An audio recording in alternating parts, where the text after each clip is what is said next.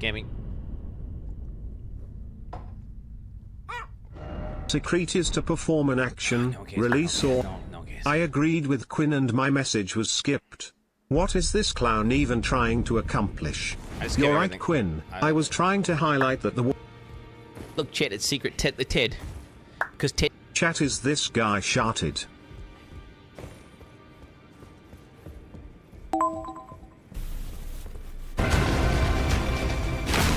What was that? This game is so bugged! Fix your game from soft!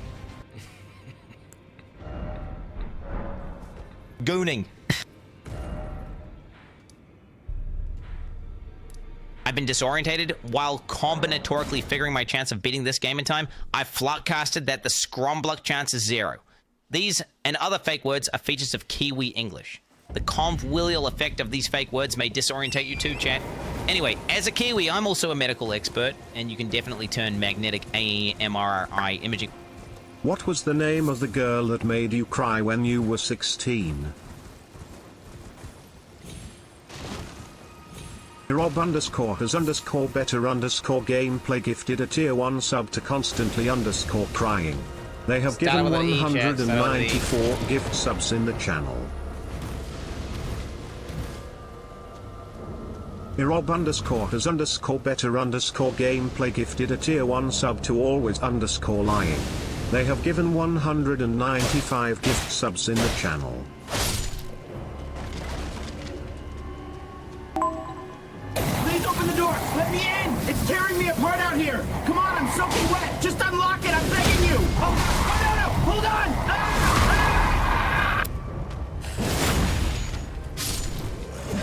Lost to Shroud again.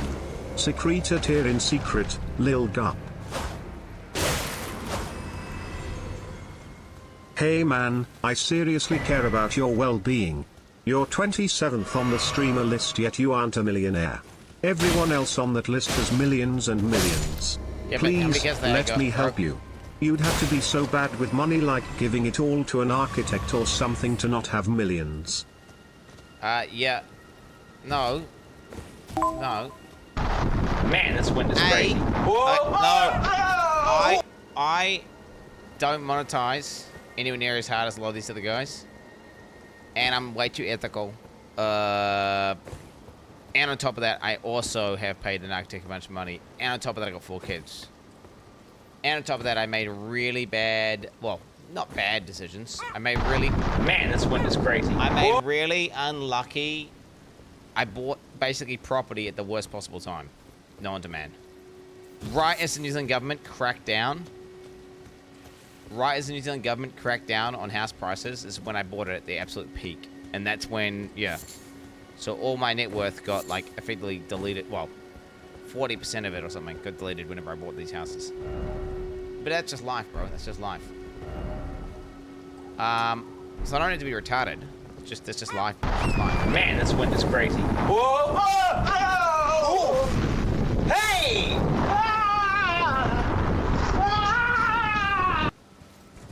It's New Zealand Wellington, bro.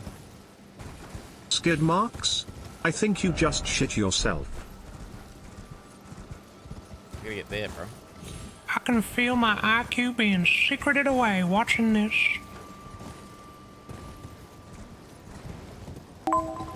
Here's a question. What emotes is chat most likely to be spamming right now? Oh, a boba. Show me a boba! Yeah! There it is! Alright, lock in. No shot. What? No, are you kidding me? This dude, ban him. Ban him. Fucking perma-ban him. Done. I'm done. Get him out. Perma-ban him. I'm leaving. Yo, true, bro, true. Why is my React gamer gaming? Secreted.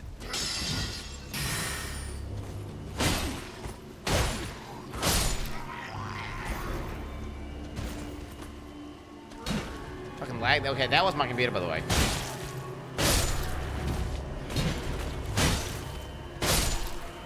Path of Exile, log the fuck in.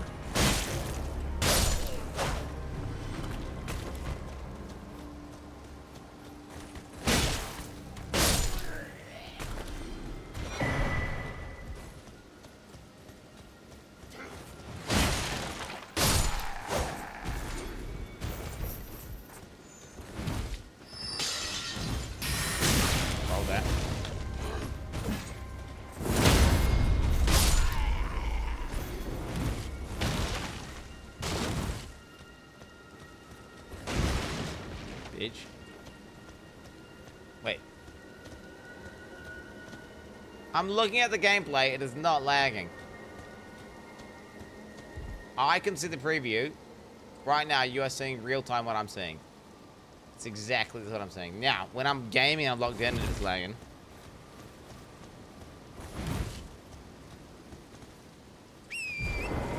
That's perfect. That's 60 FPS. Do you know what? The only thing I can think about this game that's different is that this game is logged at 60 FPS. Every other game I play is at 144 FPS.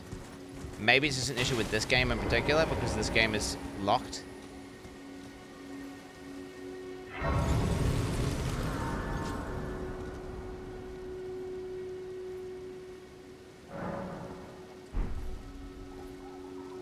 I can look up. No, I can't. You're new around here. Surprised you found me in my little I know this guy nook. named Ted. No matter. I tell him all my Your money's as secrets, good you know. as anyone else's. Secret Ted, he's like my Why best don't mate, you but that is also a take secret, look so at don't tell my anyone, world, Chet. but don't It's like secret ask shit. me how I Anyway, got my Elon. hands on them, eh? Oh my god, why'd you do it right during when I'm trying to listen to the lore, bro? Fucking me, cunt. What the hell? Astrologer staff. Kite shield. Lantern. What the hell? That's not useful. Wait, how do I attach it to my waist?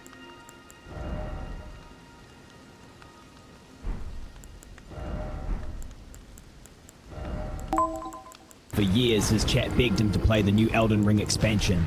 He finally said yes, but every death takes a piece of him until nothing's left. Fucking test, open a chat!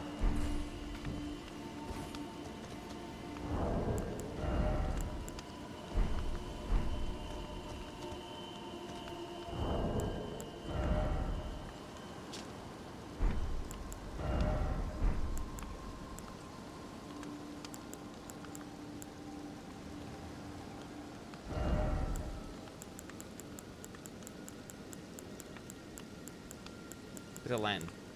So you telling me I can't use this as a keybind? Chat. I can't have a lantern as a Shut keybind. the fuck up about the finances. Yes, I turn up the ADS to 30 an hour because I am poor and made very bad money choices. I need money, chat. I have a wife and 5 kids, a dog, a kitty, goats, horses, house cleaners, brother Zach. I all support them. I do pay a lot of people. No doubt about it. I am, this is what it is. It is what it is, chat. Good news is I don't have a gambling addiction. I don't waste money on anything except Uber Eats. And, you know, well, I think I'll survive. You know, we'll be fine. Wait, I don't understand. So I have to go in here every time I want to use it. What? How come I can't bind that to a keybind?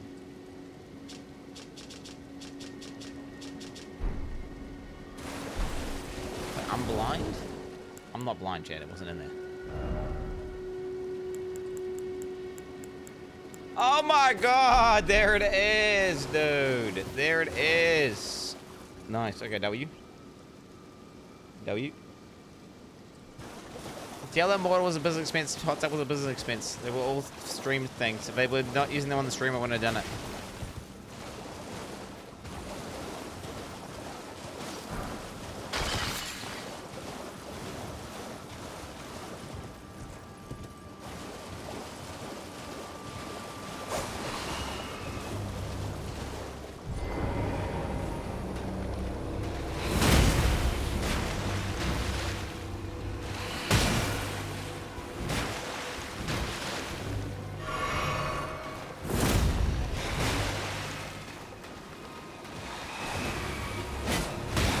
What the fuck are they meaning? Melee attacks or what?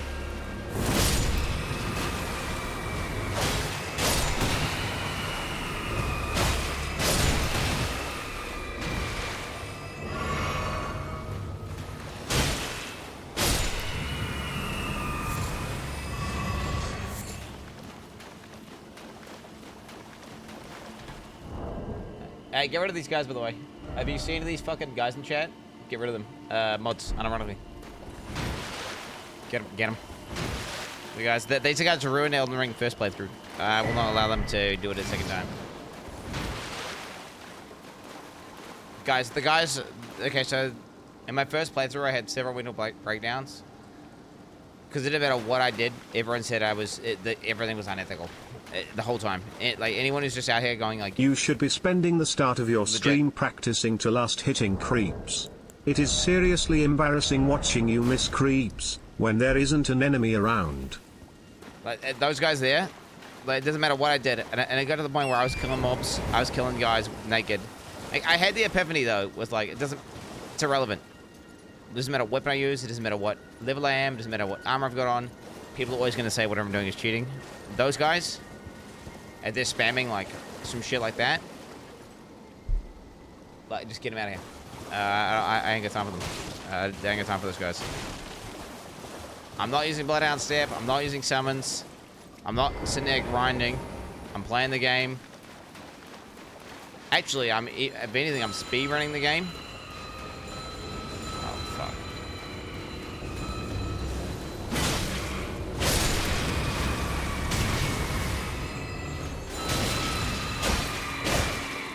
And I'm skipping stuff where I should be getting extra stuff, but I'm actually skipping.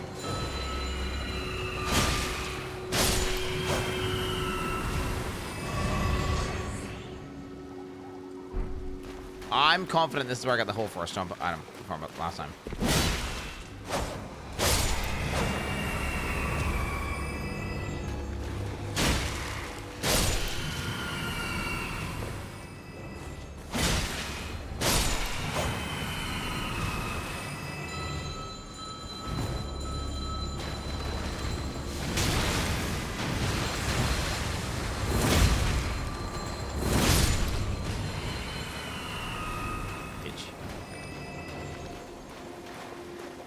At this point the regular viewers are fine with you doing unethical stuff. We just want to see the DLC aware. Oh, no, I don't care about that. I don't care about you. Like, I don't care about the guys who are... The normal viewers are normal. Unhinged. They're not cooked.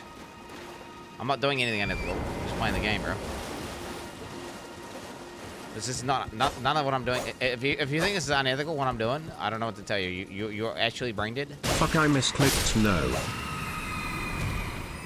But I don't want to have like the conversation dominated by like 5 autistic guys saying like, "Oh my god, he looted an item off the ground and he's using it. Oh my god, wait, he leveled up. Why did he level up? He's not allowed to spec attributes. He can't spec attributes. You need to be level 1 and fully naked wearing just a club. Also, you can only play on a fucking dance pad, and you've got to do it blindfolded. Oh my god! This is literally these guys. This is what they. This is. It doesn't matter what you do, they're always gonna complain. Fuck them. If they're in chat fucking complaining, ban them. Ban them so fast. Get rid of them. Get rid of them. Get rid of them. I ain't got time for them. On God.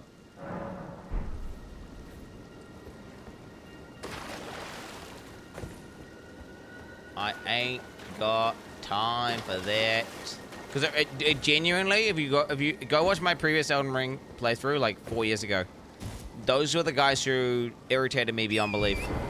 And I let it get to me like I think 3 times maybe during the playthrough, and it made me actually fucking dislike playing the game. So I don't want to have that happen again.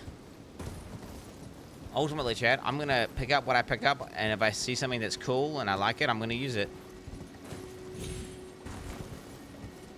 Okay, we just go this way.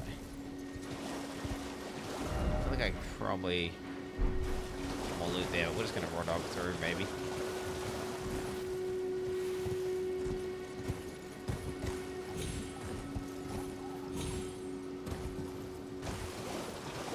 Those are the assholes that don't understand that the God Gamer thing is a meme.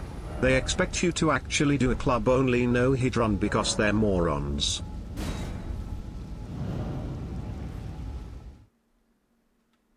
I don't know what the fuck. I am the God Gamer, so I don't know what you're talking about. What do you mean meme? What are you talking about? Huh? Huh? What the fuck? Dude, just ignore the pushers who put artificial parameters around which skills. I don't want to ignore them. Like, just delete them. Delete those guys. Delete them. I'd rather not even see them at all. I'd rather like look at chat and see some stimulating conversations, something that percolates the mind. Some interesting discourse. Something, yeah, have conversation with the game, but just like one of those things where, okay, it's like they're an LLM. Okay, look at whatever the streamer's doing, and then criticize how it's cheating, and it's unethical somehow. Like, whenever he changes gear, oh, it's now even more broken and more ridiculous, and he's cheating even some other way. Whenever I'm already playing with insane parameters, and already it is ultra ethical, and it is what it is. You're actually like a brain dead GPT. Brain dead GPT. I feel like I should go back. Can I just jump off this bridge, maybe?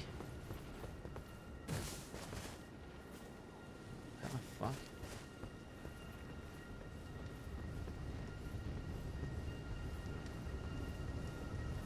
fuck? If you enter the phrase read so, well, guess what? Where are you gonna pull out the weeds, bro? Okay, that's my computer. Hello? Jesus Christ. A little bit of lag there, guys. A little bit of lag.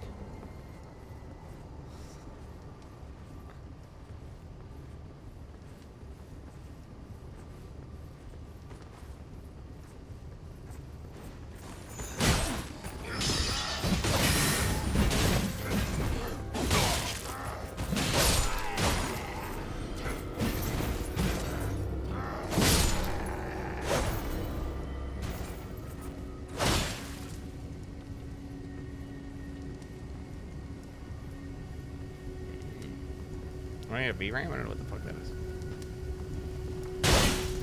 Oh no, that's a monster. I think you just get behind it and it can't hit you.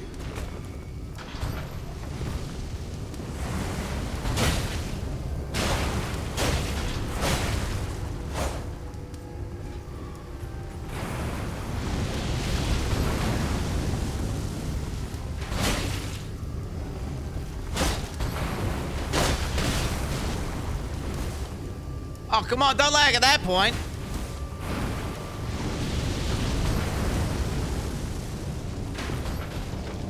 Oh, come on, bro. Come, what? It's unplayable. What's going on?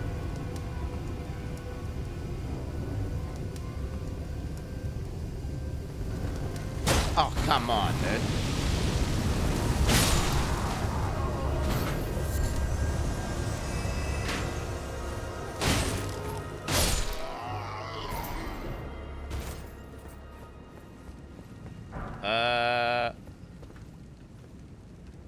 So close down the Chrome tabs? I mean, that's stupid. It's not. It's not. Dude, imagine this happens during PoE or like a launch. 38%. 48 degrees. Output's not open, nope.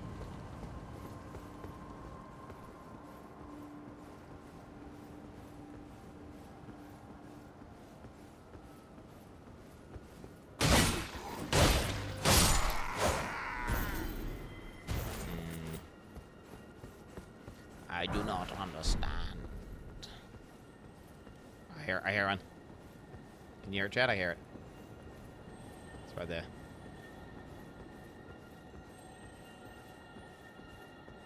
It's in the walls. Let's quickly get this guy first.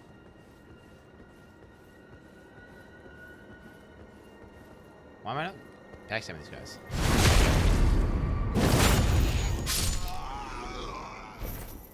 How do you die there, bro? How are people dying here?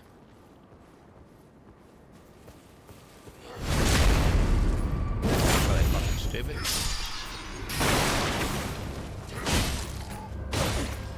Yeah, basically, my knowledge has come back to me, chat.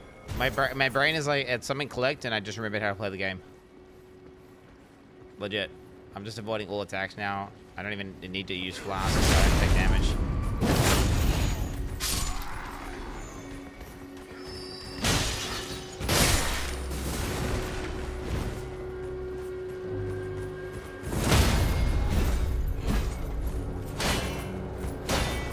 Ah, they blocked me, bro.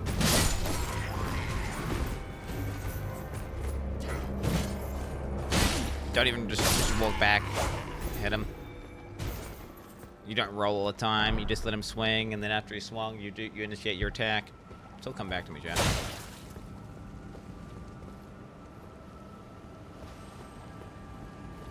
It's not Google, bro. It's lit. Jet, I have beaten Blade and Mikila every Dark Souls game, bro. Like, this game is my bitch. You understand me, Jet? This game is my bitch. Now, I don't really necessarily... I remember the Hawk Forest Stompers in this area. That's what I remember. That's what I'm coming to look for.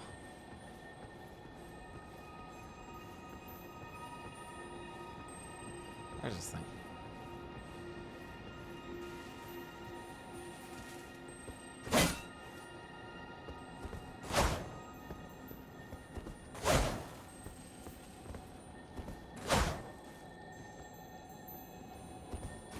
It's like there. It's like right here.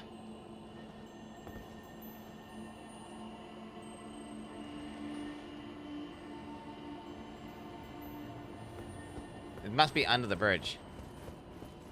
This guy's a friend, right? Hello, friend. You. Please. I can read them. Your fingers. Please, your fingers. Show hands. Oh, bless you. Oh. Mikila's favor can be yours. Slaughter. Slaughter. Slaughter. The all-hearing slaughtered. But alas, it was for naught. But all you need do is snatch it from the big pot. The big Alexander? Alexander? Pity the poor, poor fool. Imagine her breath smell, dude. You're... Oh, shit, something. Oh. What's she saying? You don't have the right. Let that be incantation. Quarters view ahead. Yeah, dude, that, bro? Holy. Okay, wasting too much time. Let's go. There's definitely... Oh, what the fuck? Big crab, big crab.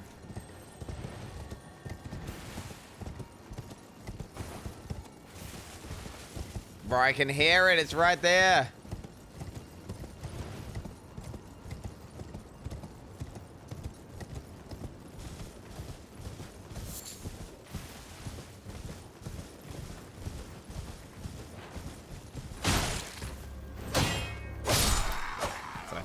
That's what I call gaming.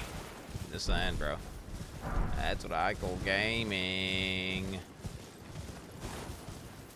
Is that where I started? That's where I started. Okay, so what the fuck?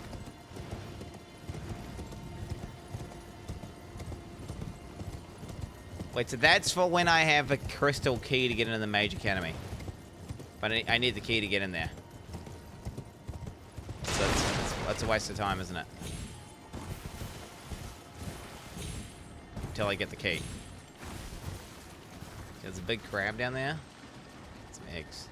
I see it! I see the thing! We're gonna do it, right? What are you typing in chat right now? What's this? I gotta kill this crab chat. 1 second.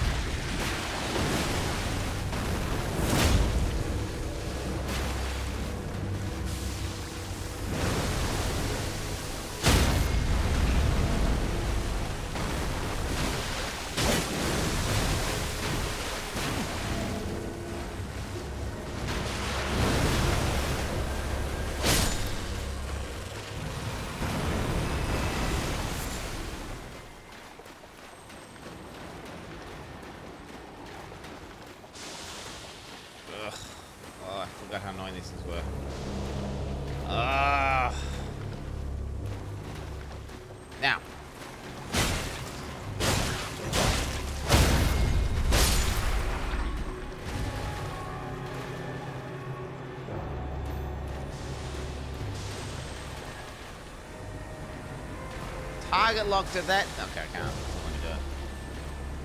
I can't. Chad, I can't target lock this because he's a hair, so I have to kill him.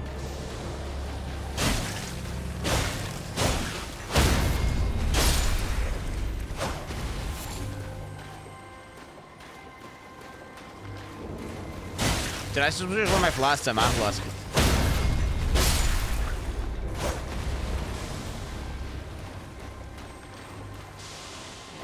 Target locked yet?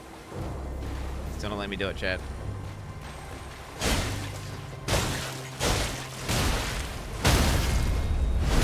Stick it in that hole.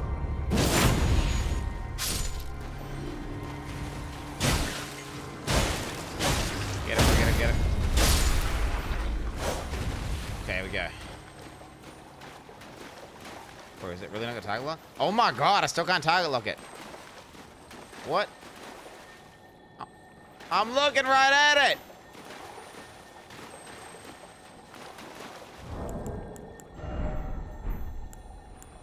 I don't have my cookery of a power anymore.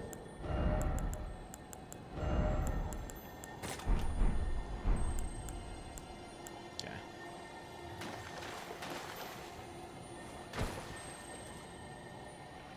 What the fuck's going on?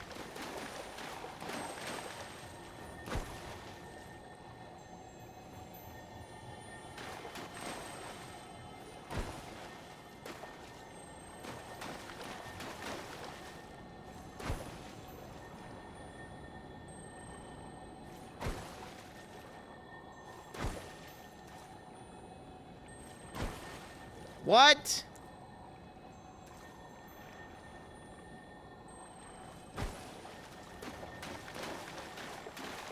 It's like not letting me aim up anymore. It's just not letting me do it. People saying I need a bow? Okay. Well, I don't have a bow.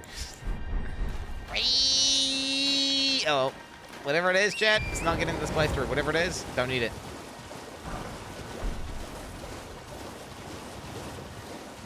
Didn't want it anyway, bro. Didn't want it anyway. What a waste of fucking time there, bro.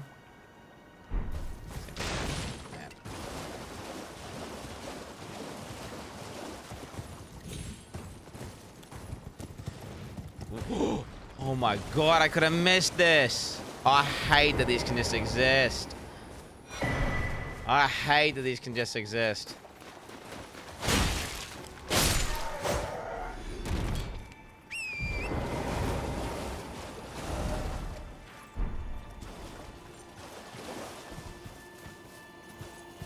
It scares me, chat. It scares me. It makes me want to explore every inch of every part of every zone.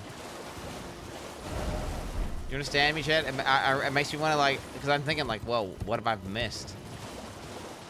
A tree. Because, like, the ones at the churches, okay, it's like, well, you can go to every church pretty reliably, right? But, you know, those trees, they could just be anywhere.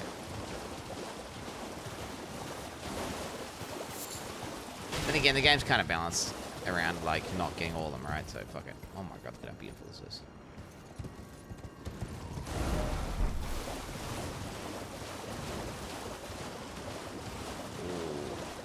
Oh, chat, when I say I hate it exists, it's like,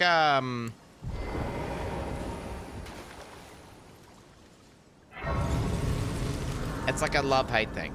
Like, I love that they exist, but I hate that they exist. It's like that whenever there's a game where there's permanent power-ups, and it's not like, oh, just get to the end of the level. It's like that. Well, no, there's permanent power-ups. If I go the right way in the game when there's permanent power-ups, it pisses me off. I'm like, no, I didn't want to go the right way. I wanted to go the other side way, get everything from the side way, get all the permanent power-ups, then come back and go the right way. So when I go the right way, I'm like, no, fuck, all the side shit I missed. It's some weird autism 100% completion thing, chat.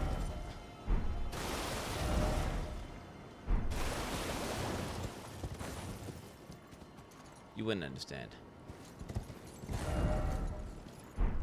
Huh? Oh my god, it was right there. Like, dude, I missed that and it was right there. I was standing right next to it. It's alarming.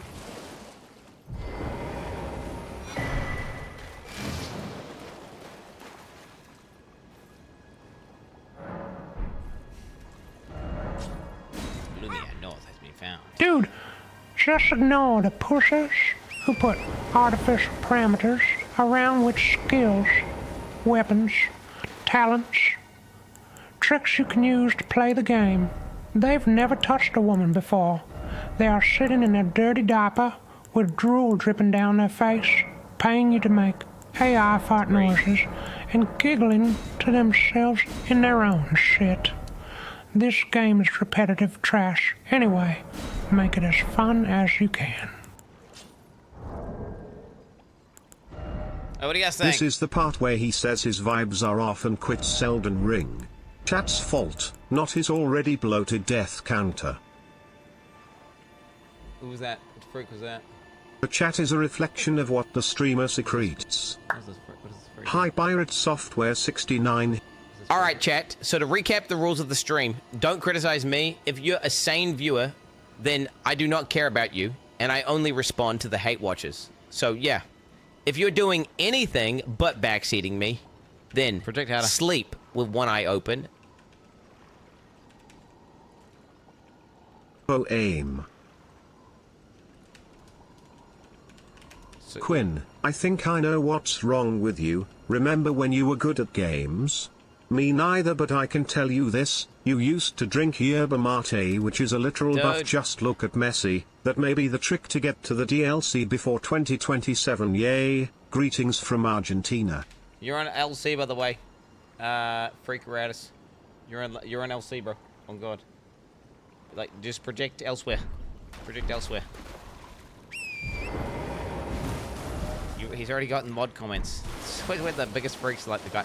You go there and they've got like multiple mod comments talking about how all this weird freak shit they've done over the past.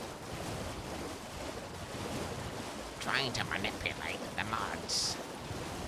Trying to manipulate. What are you doing, bro? He's LC. No, once you get LC, I've been permaing the LC guys. Once you're LC, that's it, mate. But what game was I playing where you had to like spam the sprint button to go? I keep doing this where I like keep tapping it. What game was I playing where that was a thing? 119 years Kpoggies. LC means last chance.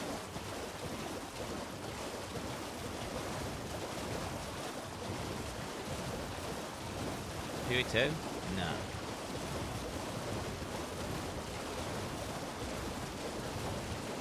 What game was I playing?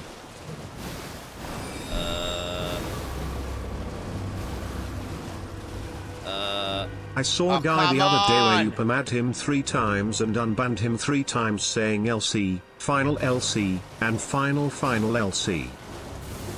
Yeah, but that, I haven't killed them.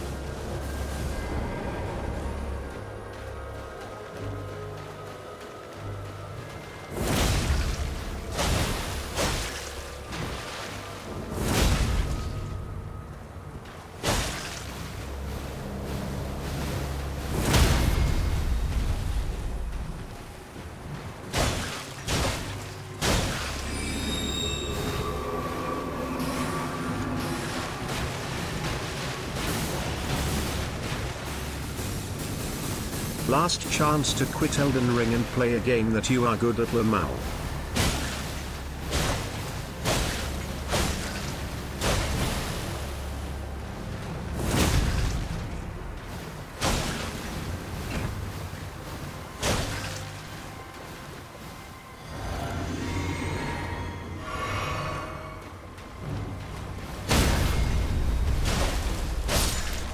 What the fuck? I guess I'm already poisoned now, so I was in it.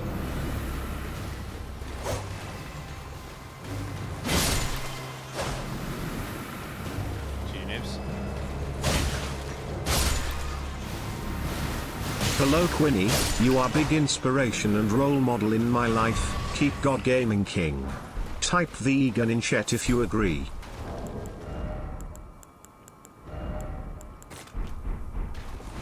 Should I put Mana Plus on a separate? I think I should put Mana Plus on the side or something.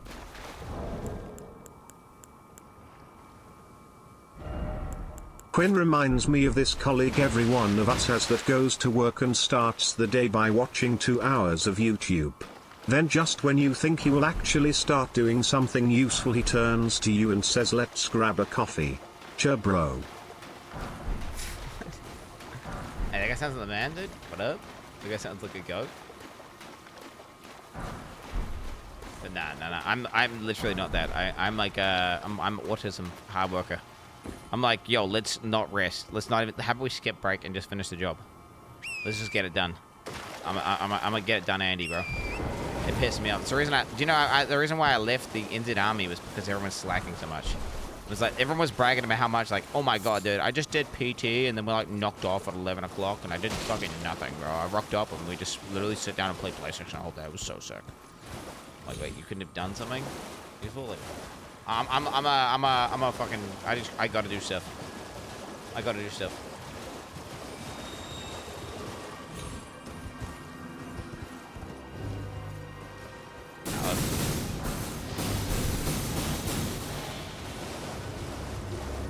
Fuck these things. There's some sort of big monsters in this area coming up that are complete cancer, and I forget what they are. It's like a big crab that shoots. Oh, come. Bro, what do I need to do? Do I need to reset my computer or what? The fuck is going on? Should I just save quit? What? Can I save quit here?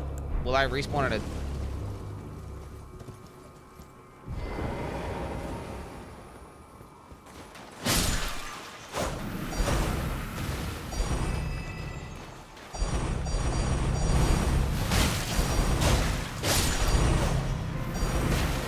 What's that noise? Sure, bro. What's that noise? What happened? Did someone just redeem Pikachu, bro? I think someone just redeemed Pikachu. Hell yeah. Why not?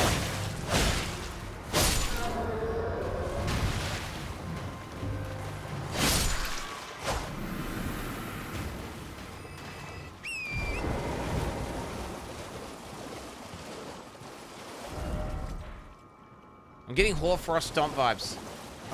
Guys. I'm getting Hoarfrost Stomp vibes. I'm getting Hoarfrost Stomp vibes.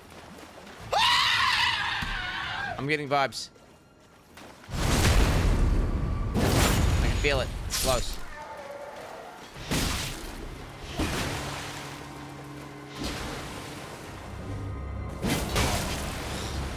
That's accurate.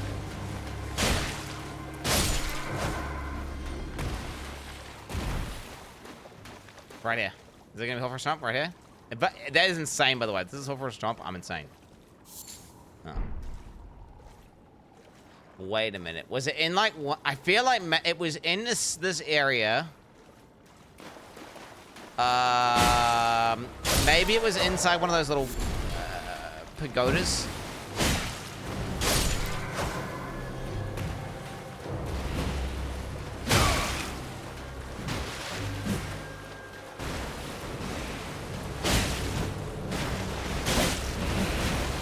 Alright, you guys are about to get fucked up.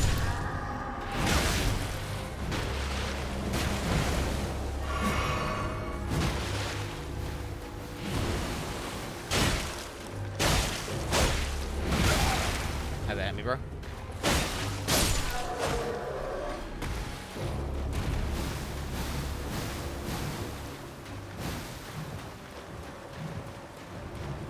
It's fucking Vile Plume.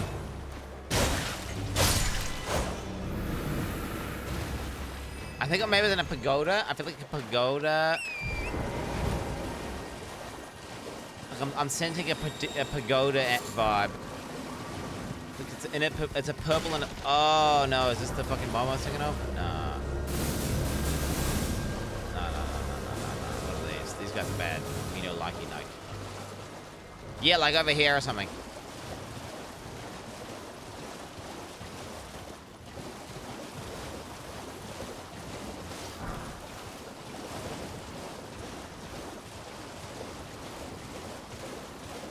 Yeah, there. Okay, I don't remember how these things work, chat. I just know they're cancer. Unless? Huh?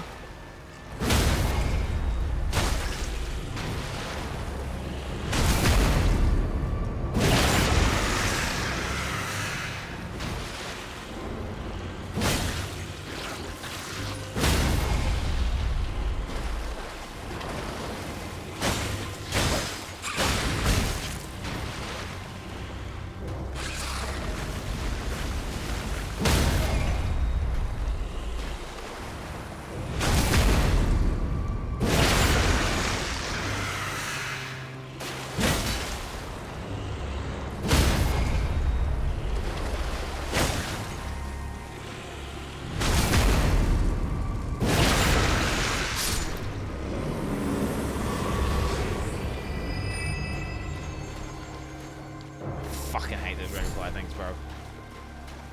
Pull for a stop, pull for a stop, pull for a stop, pull for a stop, pull for a stop, pull for a stop. Nah, it'd be purple, wouldn't it?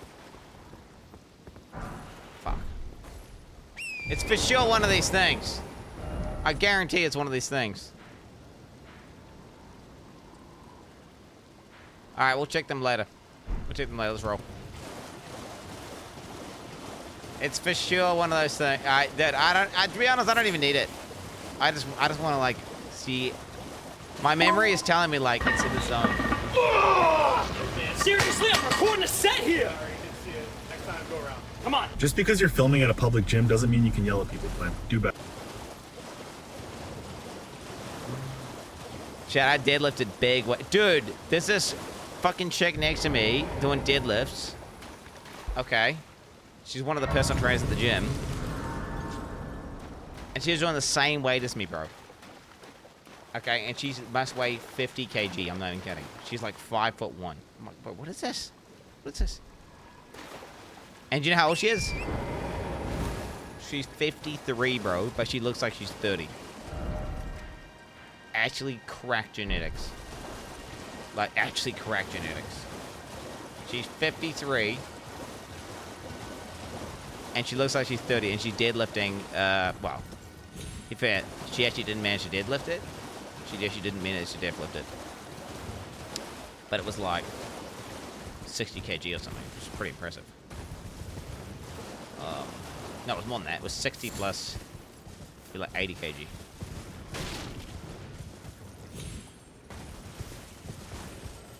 Of course I moved up, Chad. I can I don't want to brag, Chad. I don't want to brag. I was deadlifting a solid.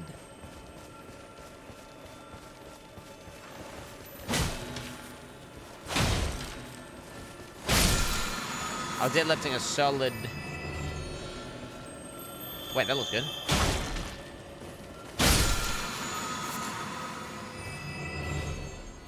What's that? I was deadlifting a solid 100 kg, but from bar. You know when you have like the support bars, not from the ground, from like a support bar number 2. Okay, pretty good though. What is this?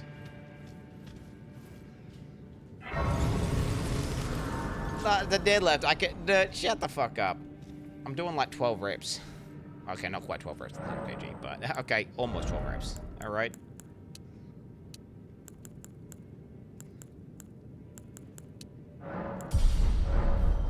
Is this place with all the magic animals inside a cave? Am I tripping?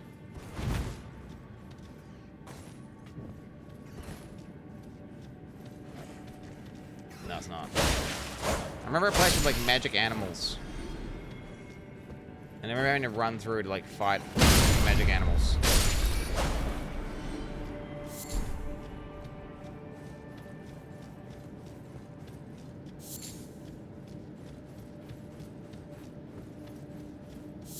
From Quin's perspective, that lady is jacked. But from the perspective of a human of a normal size, all she really did was bend down to pick up her phone. No, dude, someone who's like 53 and I legitimately thought she was in her 30s, and I'm really good at picking ages. And then she's also deadlifting. She's 50, she's half 100, right? And she's also deadlifting weight that most of chat couldn't deadlift. That's impressive. I'm sorry.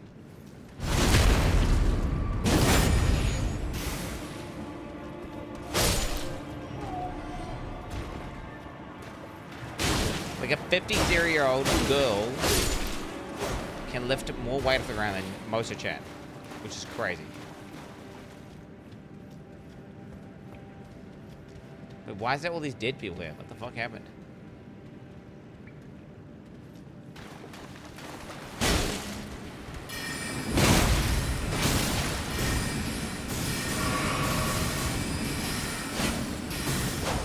Hey, the fucking shoots.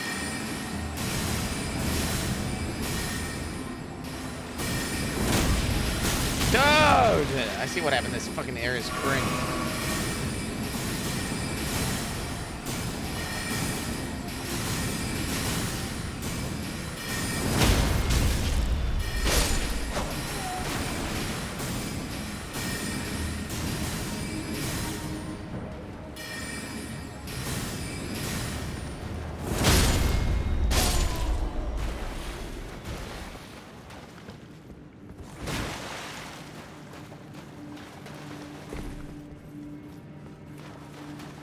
bitch.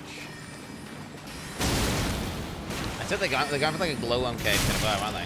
Oh my god, bro. What the fuck? The fuck is that attack?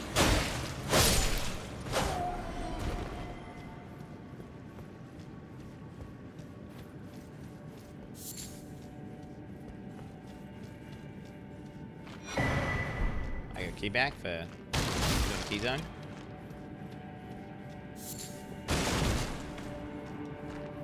Not bad. Take it.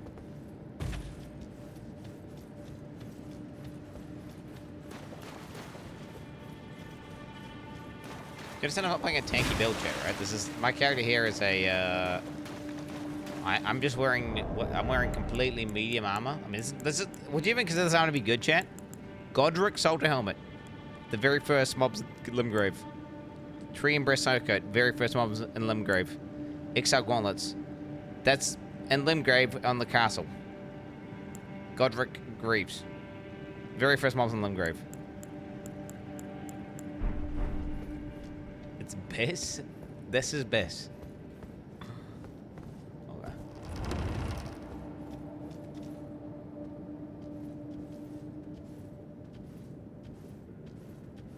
I don't know if everyone died here. This must be a rippy spot.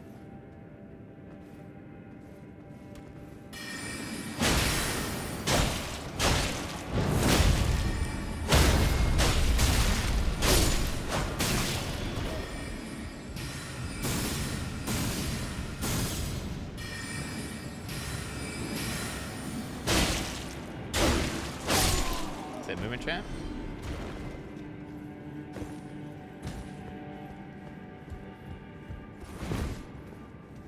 Let's wait, Mimic.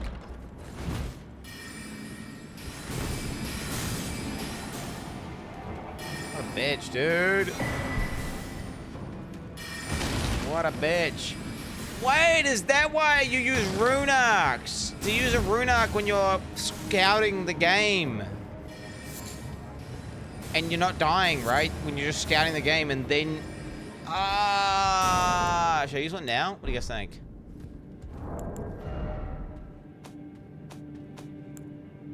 Grants the blessing of equip rune on use.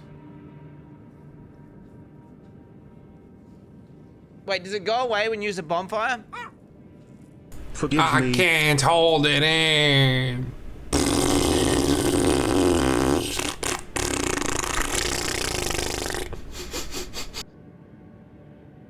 Will it go away only when I die?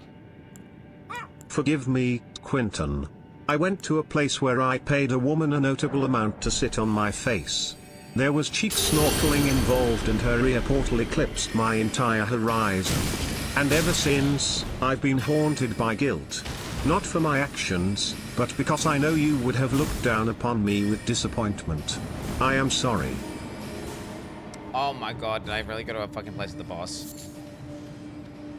Did I just engage that and then there's a guy with the boss?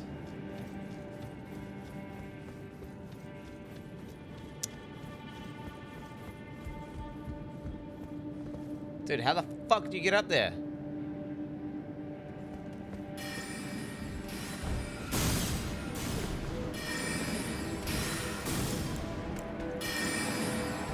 Let's go, God Gamer. Show the scrubs in chat how it's done.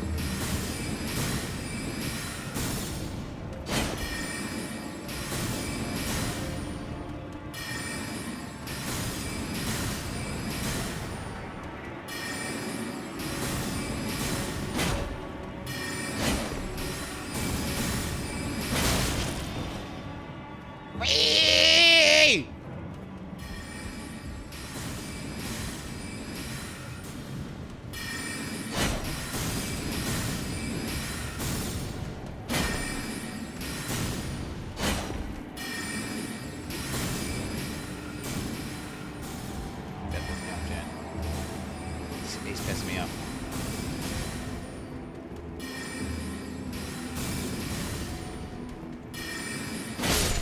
Fuck you.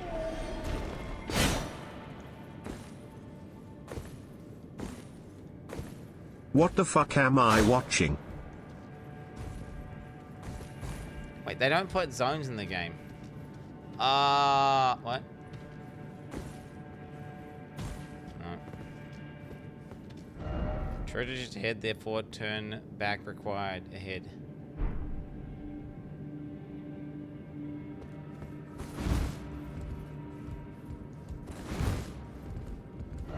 Be wary of left.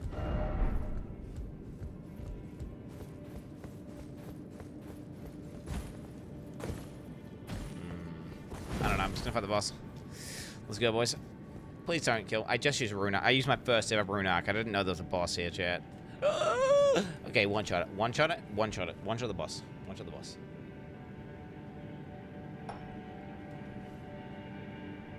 One shot the boss. One shot the boss. One shot the boss. I don't even know what it's gonna be. Let's see what we got. We got.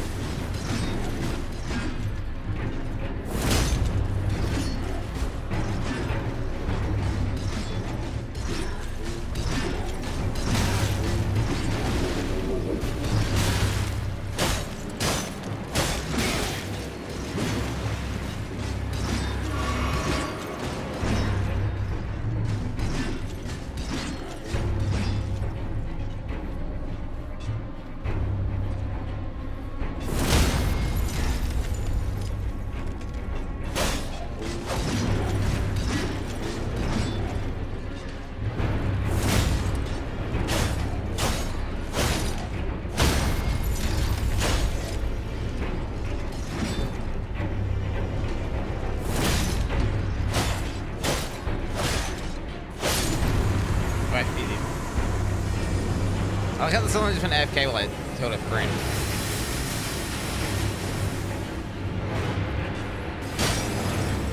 Why is that the health bar still up?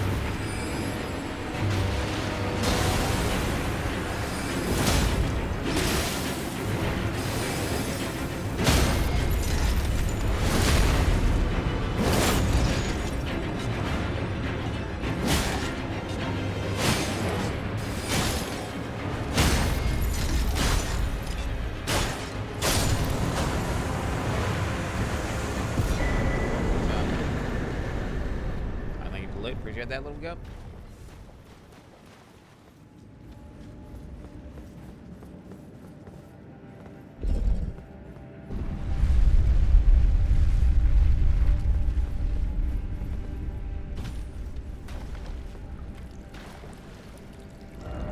Ah, tranquility.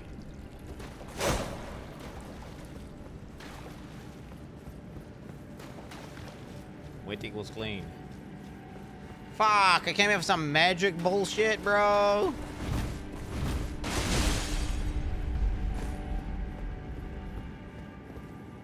Fucking game lagged right as I, like... Plus 200k, easy game. Chad, I got rune arc up, Chad. This is like... I mean, dude, that boss literally AFK while I killed her friend. I don't know what to tell you. It's fucking trivial. So you understand, Chad, I had an awakening yesterday. Like, I'm telling you, I hadn't played a Soulsborne game in years. The last time I played it was Elden Ring, like 4 years ago. It took me a while for my brain, my synapses to fire back up. They're fired back up now, Chad, and I don't know, it's like something clicked and I just remember how to roll and everything. I just remember how to move. I don't know what happened, it just came back. And now I'm just going to destroy everything with ease. You're going to watch me annihilate everything in the game, including the DLC, Chad. I'm a Soulsborne god. I'm a Soulsborne god. Oh my god, dude, my computer would allow me to play the fucking video game. Jesus. What is that? Is it a save? I should reset my computer, right? I should reset it. I've never seen that. That's crazy. If that happens during Path of Exile, I'm just dead.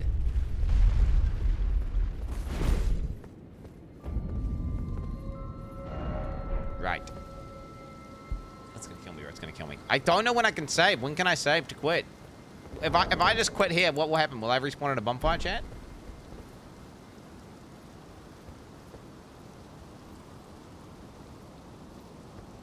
No, from here. Will I respawn at this spot here? Can I restart now? I won't restart, because it's going to get me killed. Quit the desktop. Save game, return to desktop, yes. You better not be trolling me right now, Chad, I swear to God. Let's just update. Oh, no. What the fuck's that? What's that? I need a NVIDIA update. Drivers. No, I got the latest one. Check for updates. I'm on the latest shit. I updated everything, bro. Oh, what the fuck's this, dude? What the fuck am I downloading right now, bro? On God, what is this?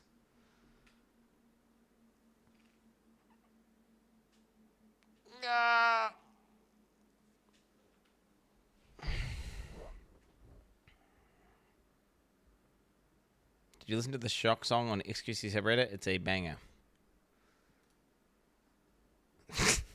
Oh, yes, XQC Reddit, where I frequent. Yes, of course I'm up to date on the XQC Shock updates.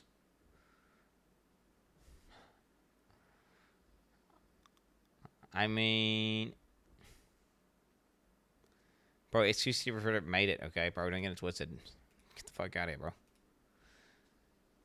I'm just restarting. Chat, it's not wrong. Hey, dude. There's nothing wrong with browsing. I just, like... I barely As a check my own Reddit. dyslexic watcher, I can confirm chat calls you the Soulsborne God all the time, as well as the God Gamer and the God Tamer. But they also keep talking about God Dicks, so that's kinda weird.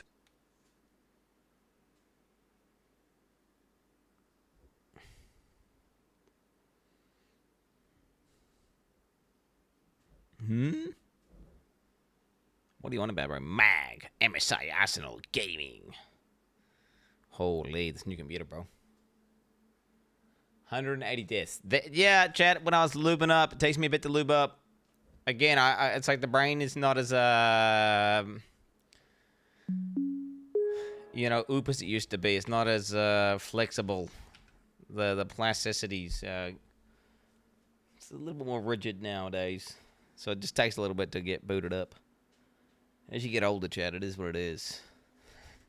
But once it comes back, bro, I still got it, bro. I still got it. Elden Ring, let's go. I'm lubing up.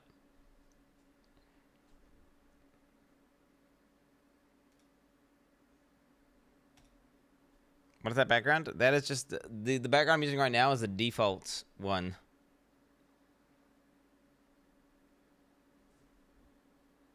It's what? Oh shit! It's off my Discord. Thing is crawling, man. I'm full throttle and it's like 2Ks an hour. Whoa, hey! Oh, come on! It's bugged. It just pulled me straight into the ditch. The road's busted. It needs a nerf. Seriously, who designed?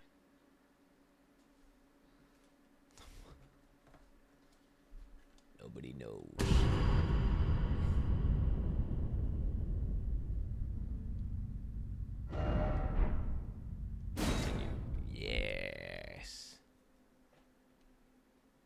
Yes, okay, better be in that same spot, chat. Okay, I'm back.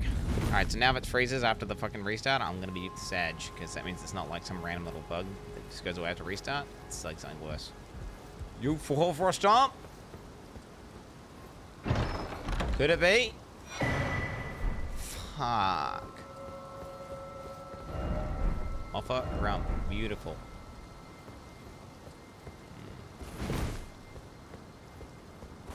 Let's go. Yeah, I don't know. I wonder if I should use magic. Should I? But I'm considering busting out some magic, chat. Just, you know. Why not, right?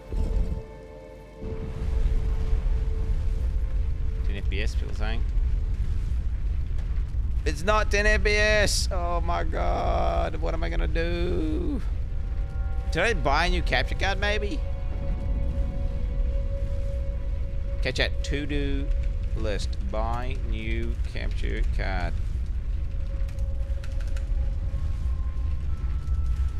What's the best capture card known to man? I bet you this one's better than Elgato, right? Elgato's just like the streamer meta one, but it's probably some like one that television companies use that is just like, it's a commercial and it's just way better. You know, it's probably something better.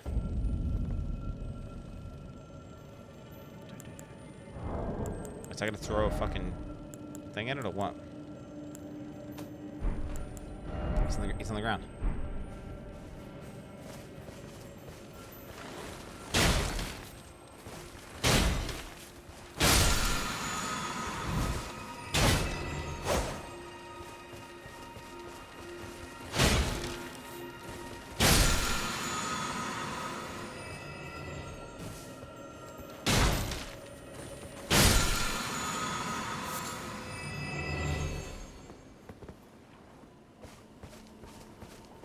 What?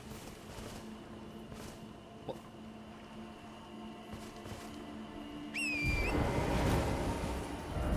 I don't understand.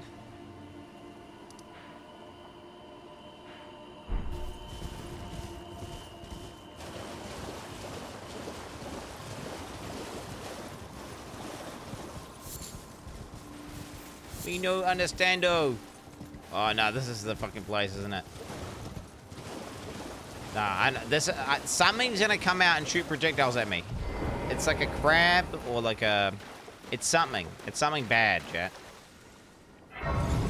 There's some sort of big monster crab thing that's not a crab, and it shoots you from like a mile away. A shrimp? A squid? It's got like a cannon. It's coming, chat. I know it. To be so.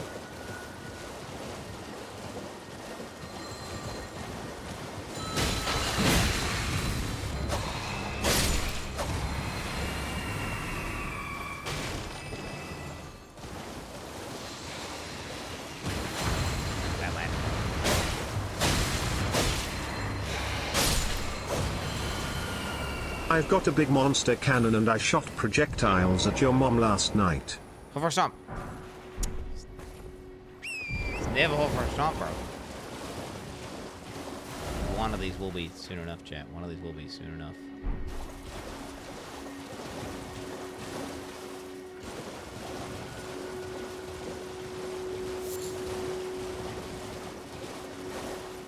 Oh, I see them. There it is.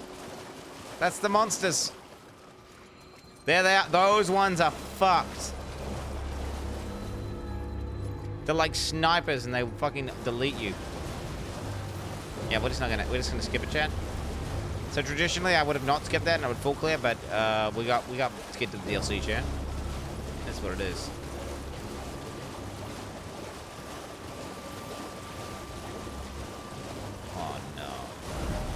Spot right here. No, I knew it. I knew it's coming. I could tell. My brain's coming back to me, bro. It's coming back to me. Nah, this fucking... You aggro more of those, more than one at once, you're just dead, bro. Bro, that is hold for a stomp, 100%.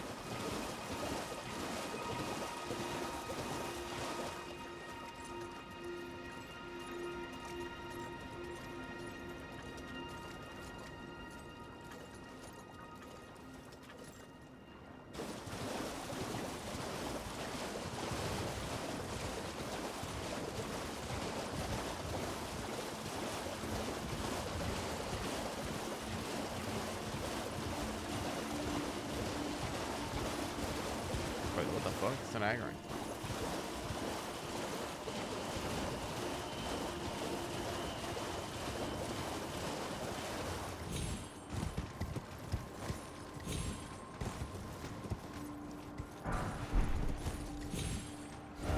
Okay, I'm through.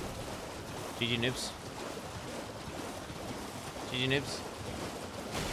GG noobs. I'm through. It's that easy.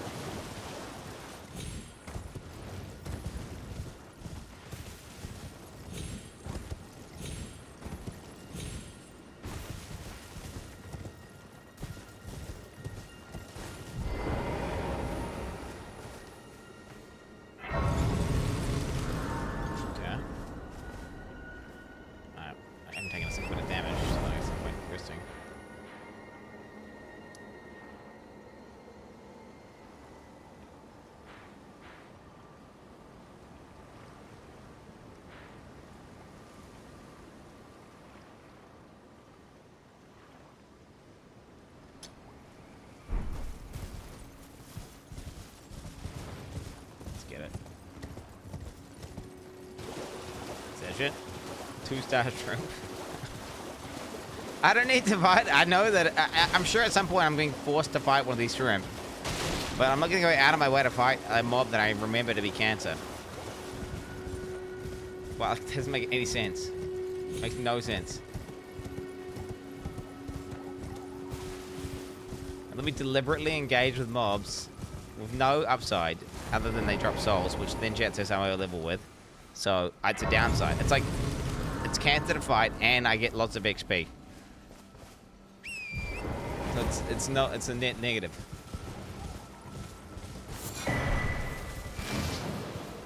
Ta-da! Look at that, boys, eh? Okay, it's saying I go here. It's easy. Let's go like... Let's go there. Huh. Church? Not church.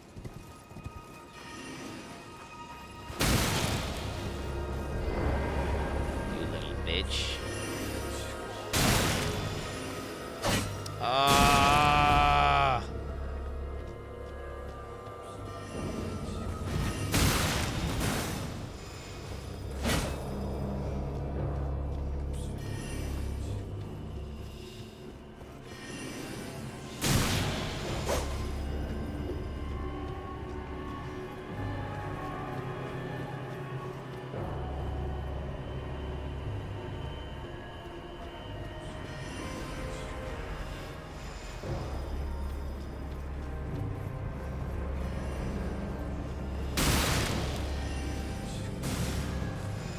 Got him.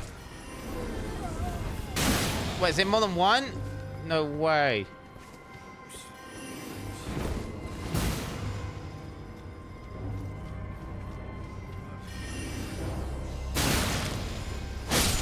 Bitch.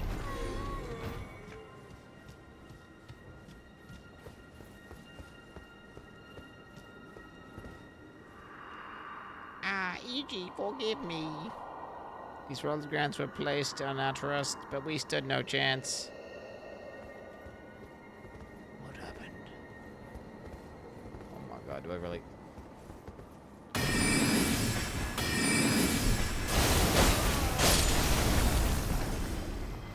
What the fuck was that? The fuck was that? Others alive. Yeah, we'll switch over in a bit here.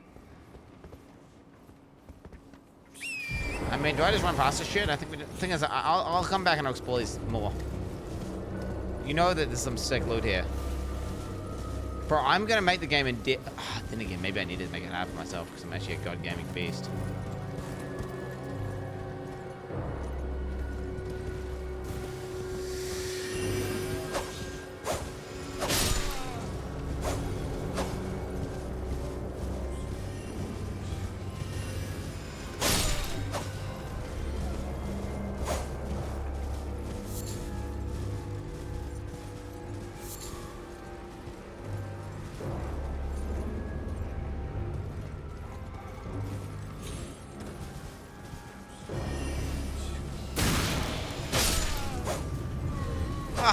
What the hell? Yo, he baited me into finding a secret wall. I was about to jump the side. I was about to jump the side. Yeah, I was about to jump the side here. That's where I was gonna go. But then I was like, I don't want to lose my rune arc, so. Oh, this guy. He's a good guy, right? Well, look at you. We don't receive many visitors. I presume you are tarnished? What brings you here? Upgrades to my weapon, bro. Oh, pardon me. It's hardly my place to ask, is it? I am E.G., a blacksmith who once served the Carian royals. An old codger who refuses to retire his rusty hammer. So here I am, still quietly plying my trade on this spot. Perhaps you'd like a display? These bones are old, but still able. Yo. Oh. Wait, infinite stones?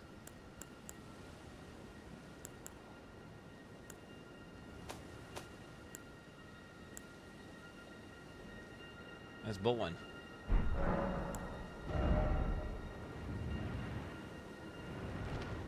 Do I upgrade this? I think I might go to a different weapon soon, chat.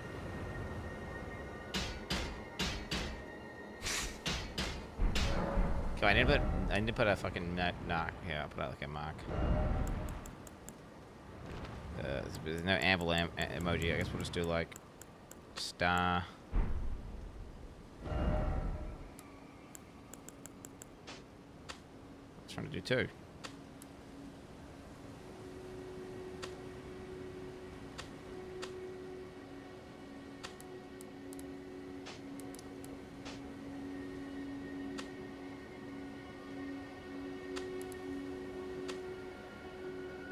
It's an arrow, chat, look. So I look at my map, I'm gonna be like, oh yeah, it's them. I'm making an arrow because I'm gonna have to come back to this guy. I remember you have to come back to this guy for upgrades and shit, right? And you buy stones, so I know, and I'll know where he's at. I'll know where he's at. Fuck.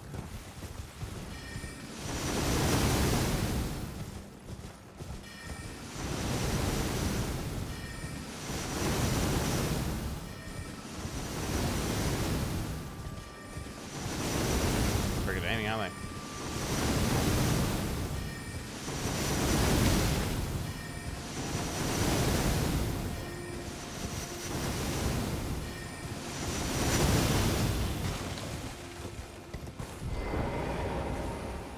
Jug. Jug.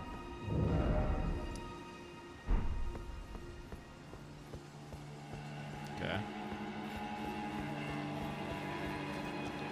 Oh no! No! No! No! No! No! No! No! No!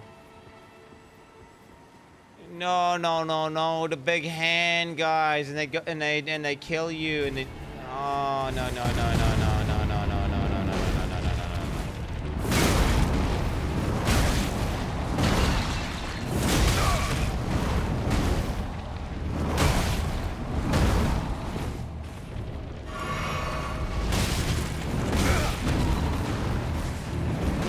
They're fucking stuck!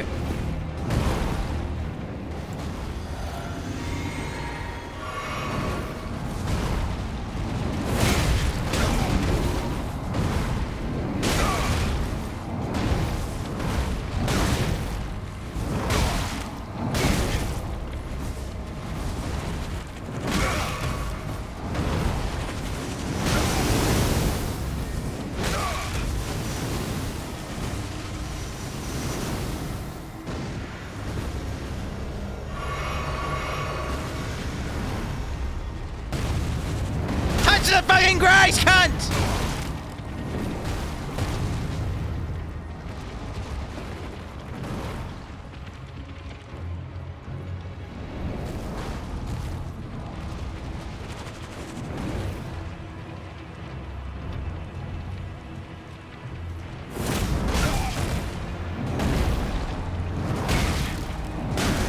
Oh my god, these mobs are so cancer, bro.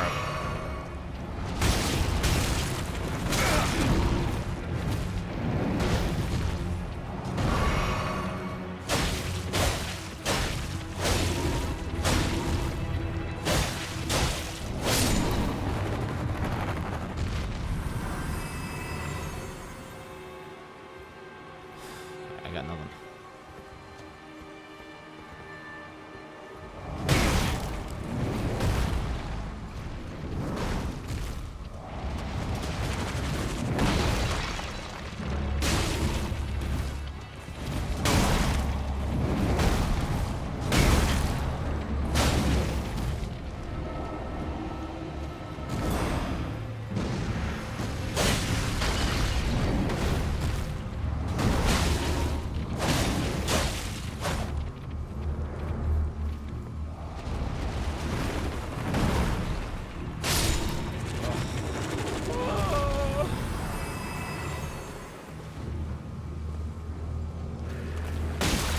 Come on, dude. We got little hand guys in here. I used every flask I had a chance. Wait, can you break these for loot or something?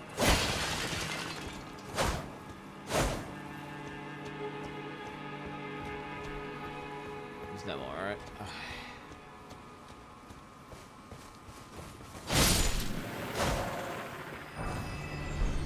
Dude, I was trying to use Grace and I just couldn't use it. Can you not use Grace? I don't get it. I use it in combat all the time.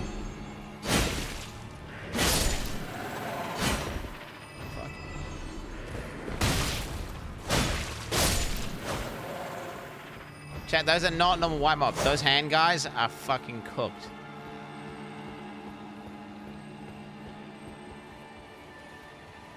The hands are on the walls, by the way. They're on the walls. They're always on the walls.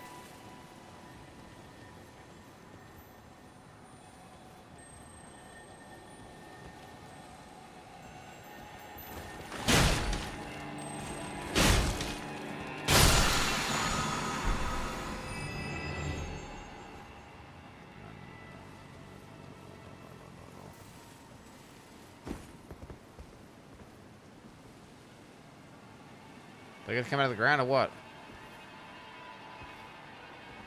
Oh, come on! What? I knew it was there!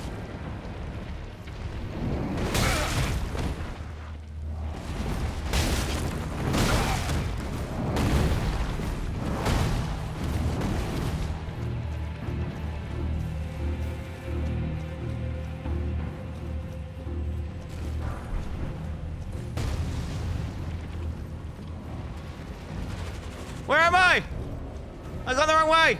Okay, we're committing for a grace. Committing for a grace. Committing for a grace.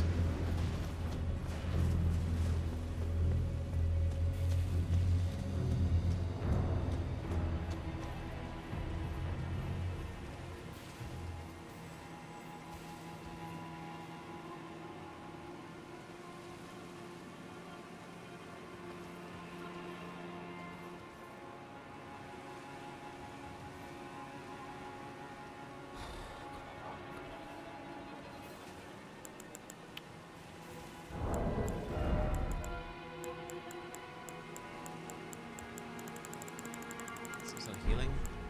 Can I create some sort of healing?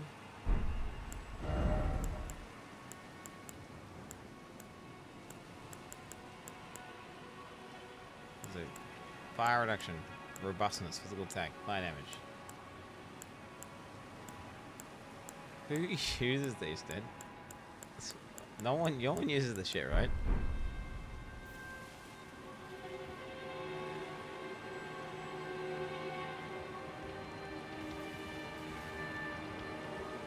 No way he sees me, right?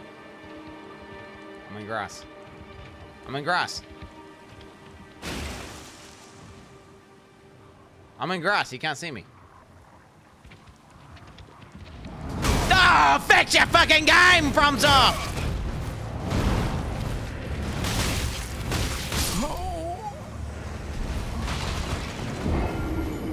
Wow, bro. Go back to your pixel games, buddy! He is so bad!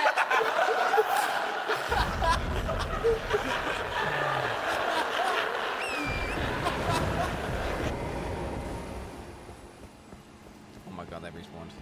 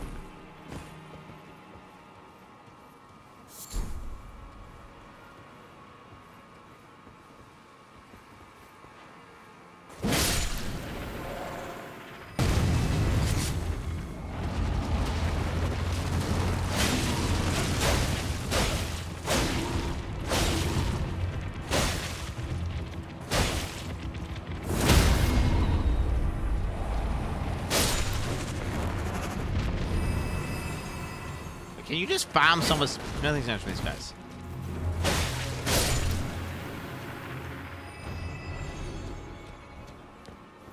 Wait, what? She just farm. Okay, chat. Remind me. Whenever I'm like, I need some of smithing stones. Be like, dude, there's that place you can find some of smithing stones.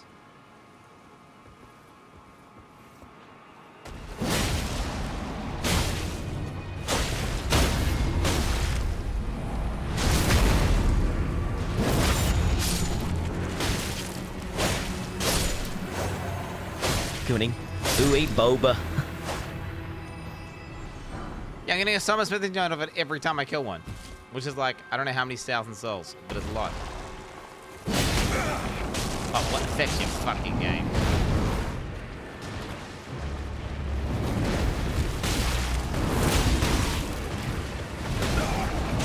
Fix your fucking game!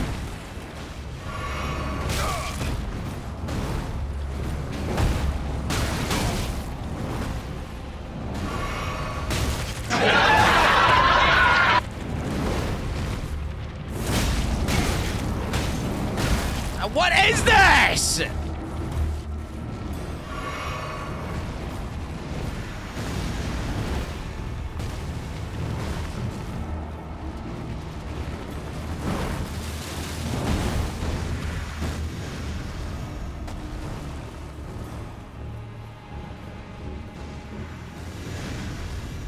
Clown69.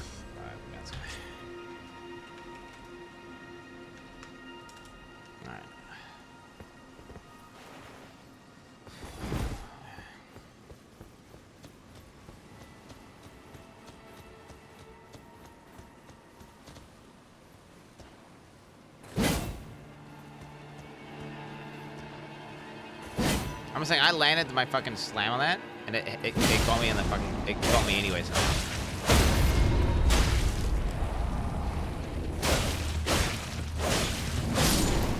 Made no sense. Did you ever notice that? Big roll. It's gold. It's gold. 5-star.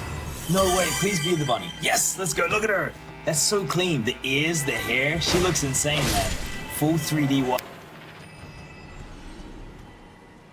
I lost like 7,000 souls or something as well.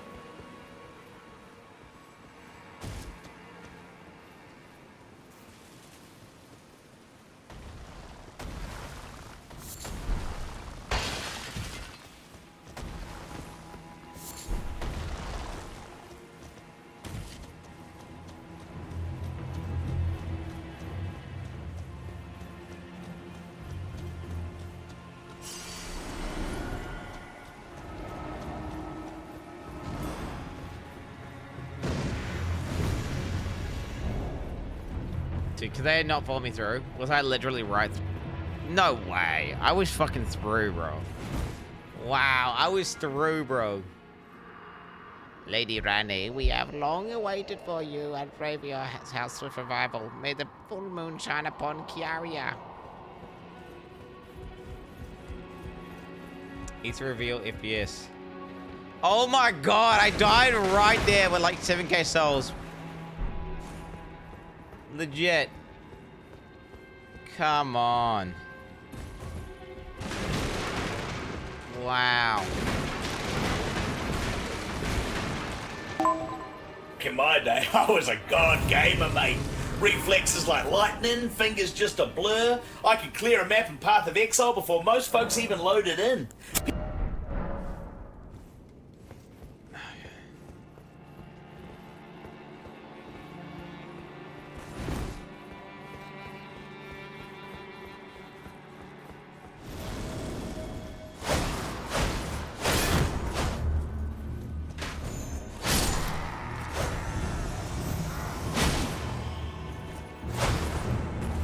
What if I get more endurance, or whatever it is?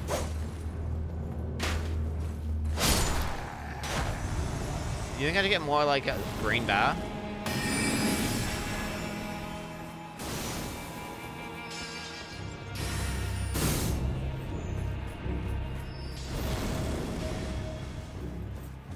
Yeah, if I have more green bar.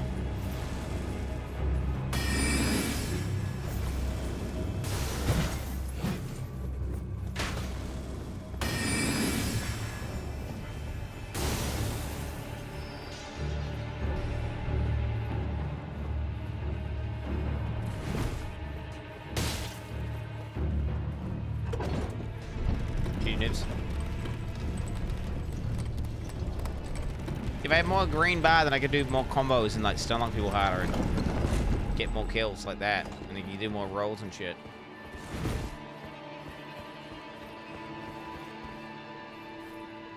Oh, you're going too slow, Quin69. You're going too fast, Quin69. You're doing, dude. How about I'm just going with however the fuck I want to go, bro? How about I'm just doing whatever the fuck I want to do? Actually skipped a legendary? I did not skip a legendary, bro.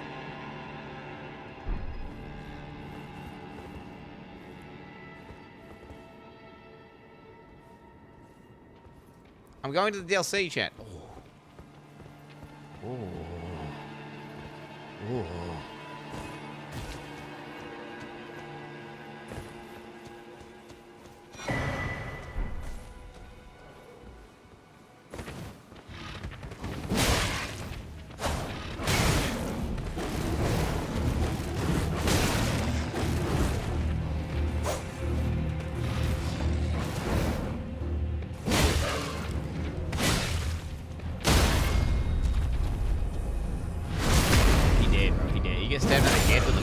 Sword, bro? I'm sorry to say. Oh, he's still alive, though.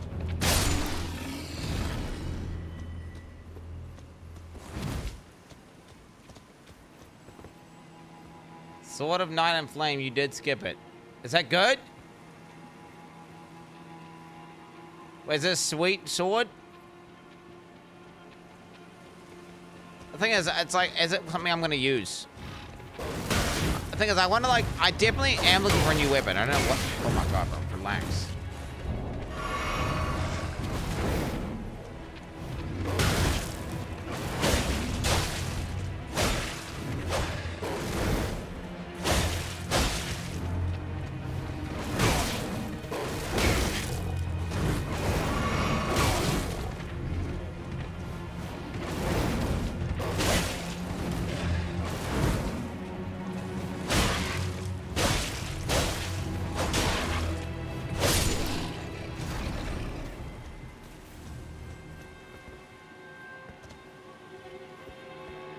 An int sword. Oh yeah, fuck that. Let's go.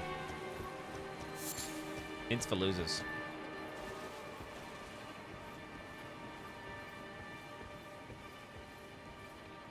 Unless you're using it to do Bloodhound Sip.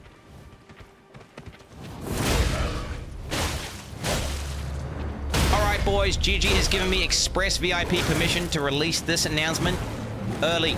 Get ready boys, big PoE announcement from yours truly. Here it comes. Here it is. Hold! In PoE 3.27, there will be a brand new Forsen class. That's it? Okay. That's cool. Wow. That's insane. What do you... I guess that means you can't, like, log out? And you gotta like always use complete dog shit gear and like trash items and do like the worst talents. And then you're like not allowed to avoid telegraph attacks.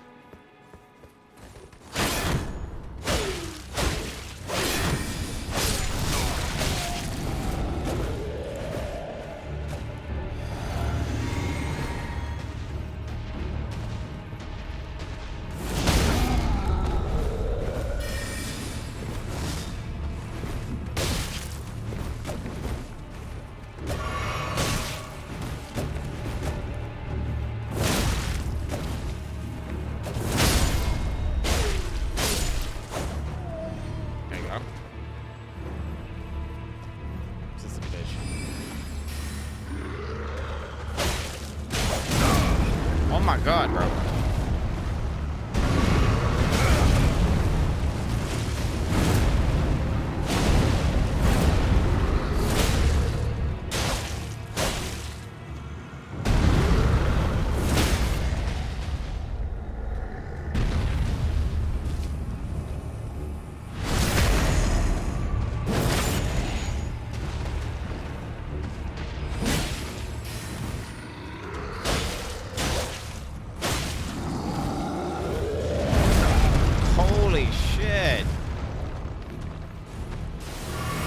What the fuck, Uncle?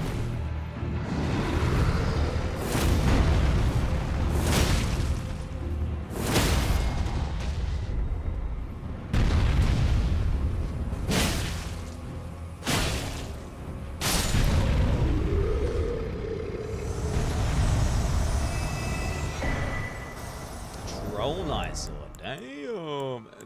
Oh, is that the one that they summon? So you can obviously summon like a great problem with the blue gunstone weapons, the trolls service and the royal. Okay, some shit about some sword. One of these super slow sword things.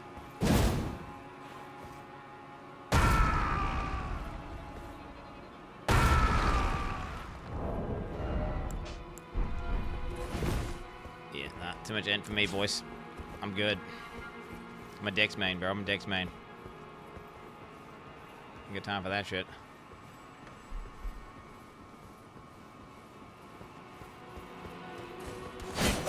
Huh? I am the one who stabs. Can you actually play with a crossbow like that? Is that actually a thing you can do? Is that a special boss thing?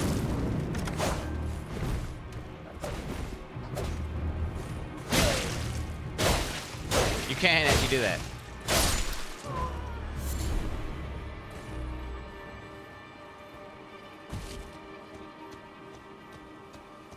And DLC. Oh. Come on. Come on, fix your coding, FromSoft.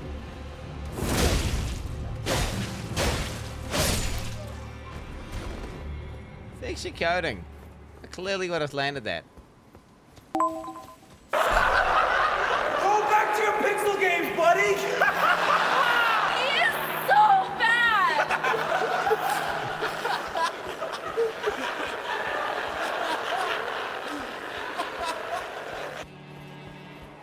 Alright, it's fucked up.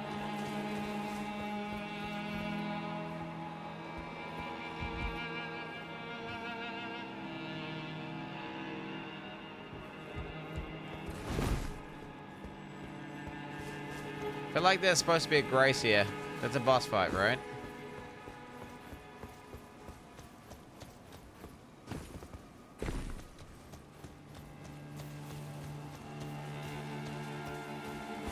This is a boss fight, isn't it?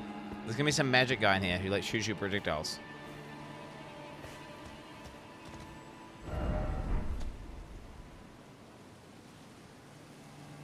Oh, he's over there. Good. Ah, oh, what the fuck?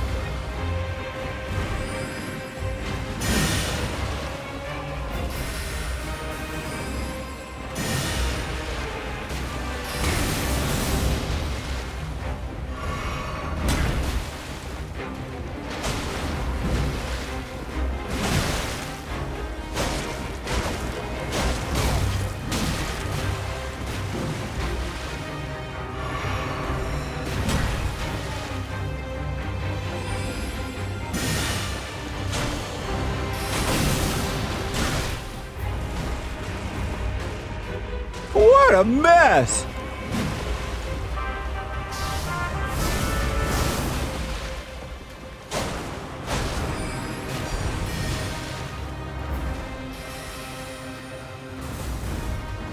Rob _ has _ better _ gameplay gifted a tier 1 sub to frame per second. They have given 196 gift subs in the channel. Okay, do not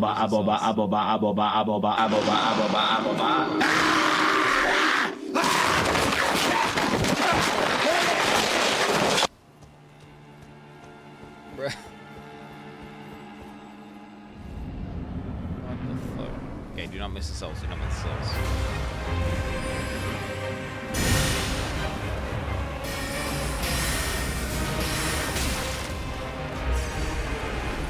Happy to die, buddy.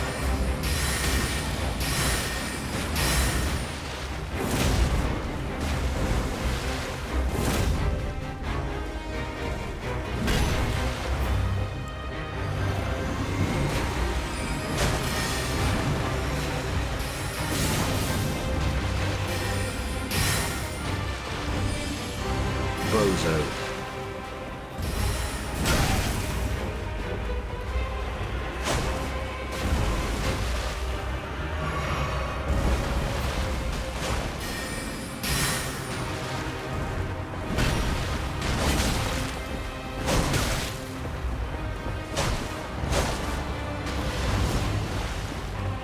2 hours later.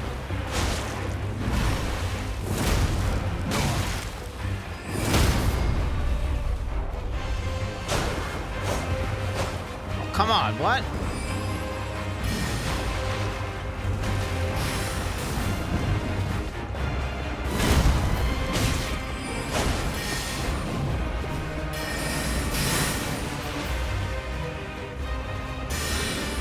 What's that? Tomatoes in it? Shit. Oh. Fucking horse kick in the head, bro. While Ilgup using a D-tier weapon.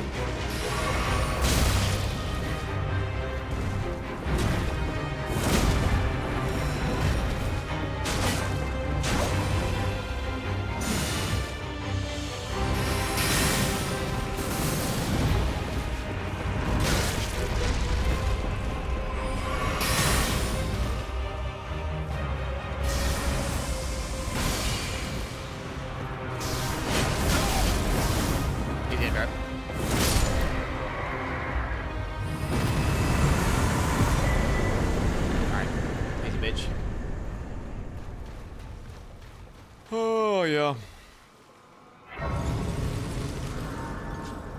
All the buffs down. It's just that easy, chance. POE announcement 30 minutes. POE announcement 30 minutes. Oh, chat. Oh. This is a good stopping point there to then look at the announcement. It's 30 minutes. Then I've got to look at some stuff. I've got to look at some shit I say. I say some POE stuff. No. 30 minutes. Okay, easy. Chat. Multiple bosses today. We're popping off. Elden Ring continues. Elden Ring continues. As you can see, I've got my wrist back. I got my, dude, I'm just destroying every single boss in the game. That's fucking easy, bro. It's come back to me. I'm shredding everything. Chat, this game is bugged! I'm not a dog tamer! A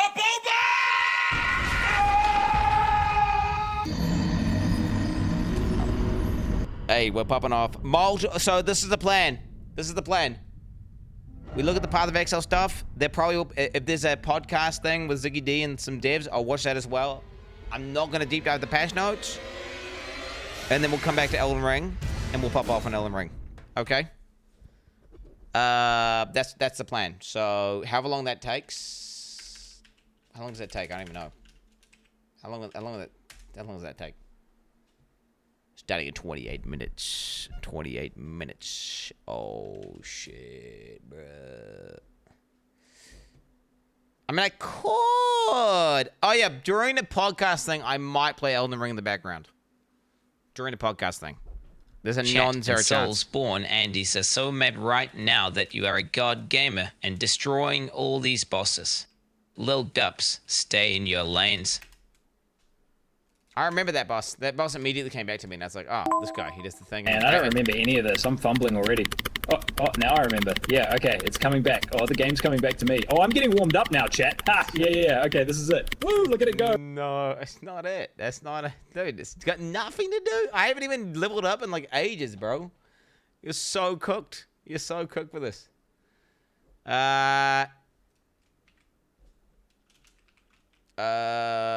What, the drops? Drops. Epic, dude. Drops. Then. Alright. Fix your game, you! God. Fix your... God or whoever the fuck. Okay. Yeah. Okay, let's go, boys. Let's go. Do you know what I could do, actually? Excuse me, Quentin. Yeah, do you know what I could do? But there's only 2 months left of this year. When is Clown Week? I have vacation time saved up and want to make sure I don't miss Clown Week. It's big, dude. Just get this big. 0 hours. Get this roll back. Oh, chat. Wait a minute. Wait. Chat. Oh. There's a game I can quickly bust out real quick. Okay. Oh, wow. Wow, what is that? All damage from hits can poison? Bro, they just giving the, what do you call that blade? What's that weapon called from Heist? That you just stack triple Ellie and then you just fucking do infinite damage. Yeah, it's like pneumatic dagger, but you can just use claws. Or whatever the fuck you, just any Ellie. You just search one-handed Ellie weapons, put 2 of them on, call it a day. Oh, I wonder what that would be like with those just unique swords, which have like tons of damage.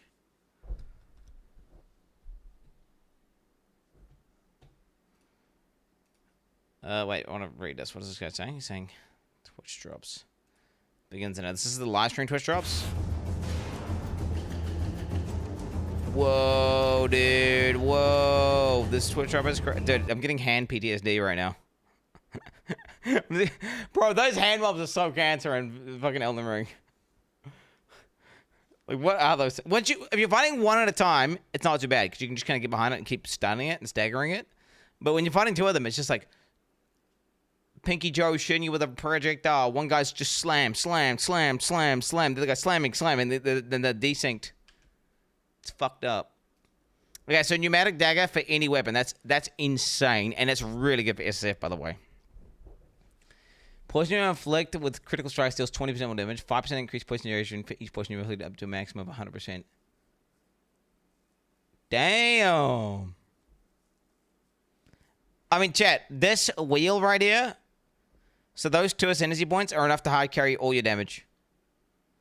And then you just go survivability. You don't need anything else. Once you have this, dude, bro, chuck this on, mate. GG. This is PoE1 announcements, chat. 40% of physical damage taken recruits life unaffected by damaging elements.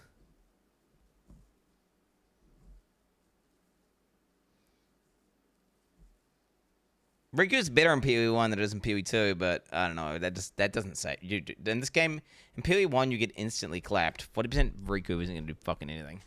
So then what? Ignite and bleed don't fucking kill you. Okay. Okay. I don't know about that. Gain elusive on critical strike. Increase 100% elusive effect. You take no extra damage from critical strikes while elusive. That's just a really strong node. And if you use a Nightblade scaling with that, GG. What do we got here? 15% chance to gain a power charge on a non-critical strike. 30% chance to gain a power charge. Oh, 15% chance to gain a power charge on a critical strike. 30% chance to gain a power charge on a non-critical strike. +1 to max power charges.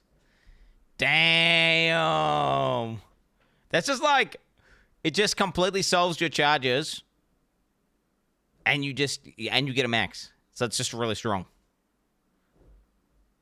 It's like infinite charges. Then again, you get power charge on critical as a support gem, and it's a very strong support gem, so it's not really that. I mean, it's just the max power charge, really, isn't it? Trigger level 30 Assassin's Mark on critical strike against rare unique enemy you have no mark against. Mark skills cost no mana. Marked enemies cannot evade attacks. Damn. 30 mark. How much base crit is that? Ooh. I'm having an issue here, chat. What do you think the issue is, though? Base spell, critical strike, chance of spells is equal to that of main hand weapon. Potent. What do you think my issue is right now, chat? It's no there's no tankiness, dude. 100% critical strike multiplier against enemies that are not on the life. 100% more critical strike enemies that are on the life. Critical strikes have killing strike. That's pretty dog shit. Gonna be honest. I think an 100% crit multi is massive. I mean, don't get me wrong. What are you fucking retarded? 100 multi is a lot. 100% more critical strike chance against enemies that are not on low life. 100% more critical strikes enemies that are on low life. I mean, do you know what? That is pretty nice. You could balance. So this is like 100% more crit. Or like for clearing, right? Because you just one-shot everything. So you basically could get 50% crit, take that node, and then you've got 100% crit, right? For clearing maps. And then when you get a boss low, well, then you have huge crits 50% of the time. I would take knife in the back. Although I wouldn't even go that, to be honest with you. Damage from your critical strikes can be reflected. 25% more damage when there is at least one rare enemy nearby. 30% less damage taken with a release. See, opportunistic is this. Suction. 2 rare unique enemies nearby. How many Uber bosses can you get 35% DR on?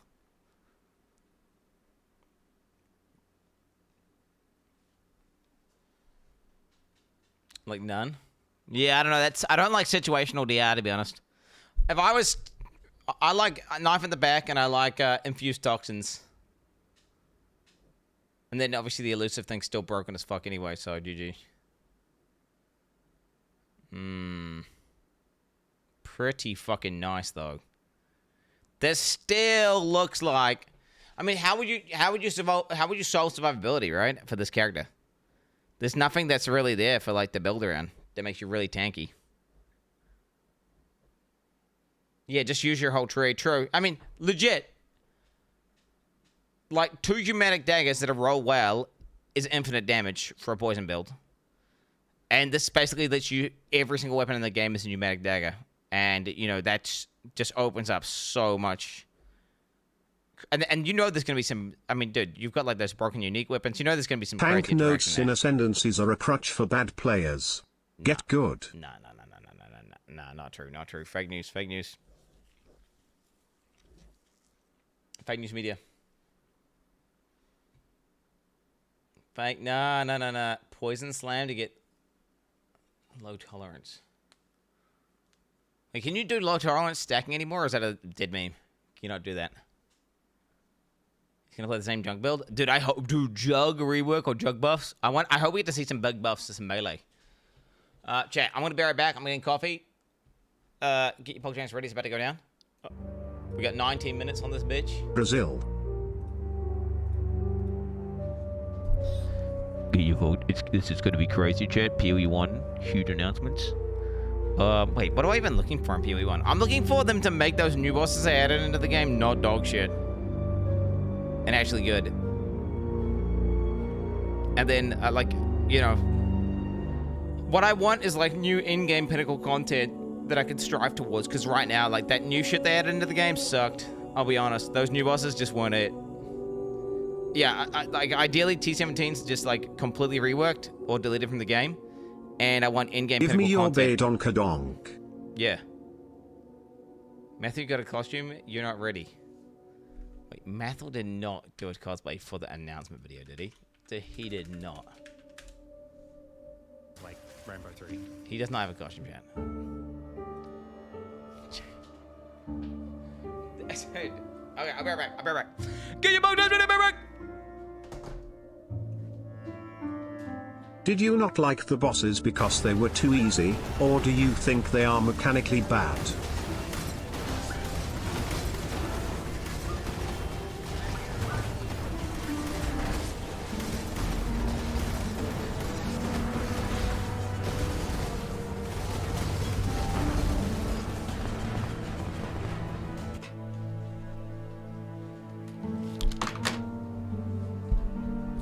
See you.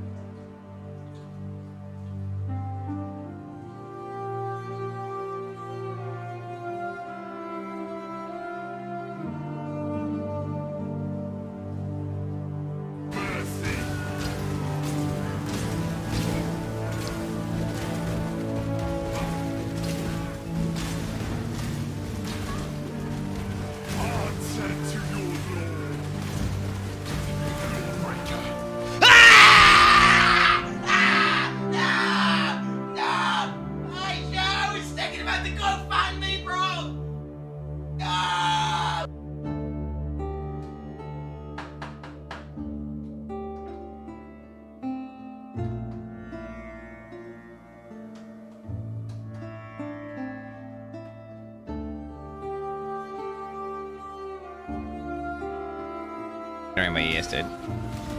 Man, how much is this hour doing to me, bro? Did it?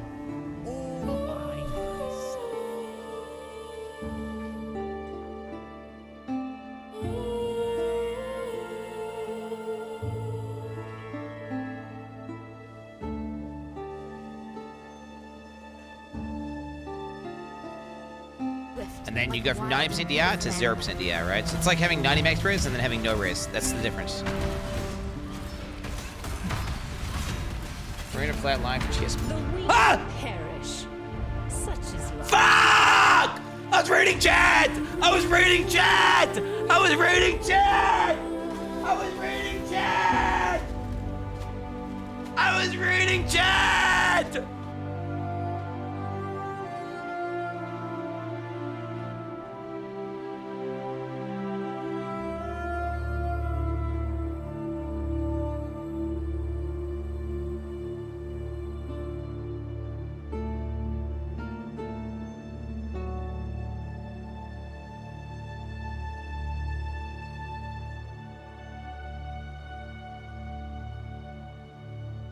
Two.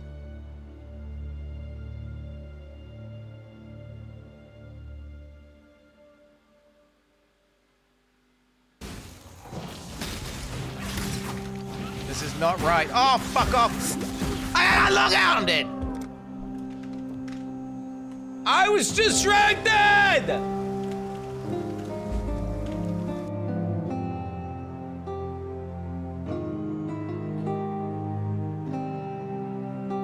What are you fucking retarded? What are you? What the fuck?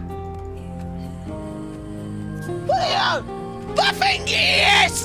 They're buffing ES! They're buffing ES and they're nerfing live! Do they not even play their own fucking game? I don't understand. Why are you serious? I was a Slayer main! Slayer's dead! Slayer's dead!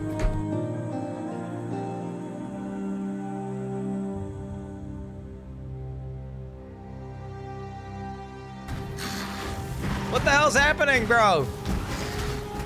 I gotta log out! Dude!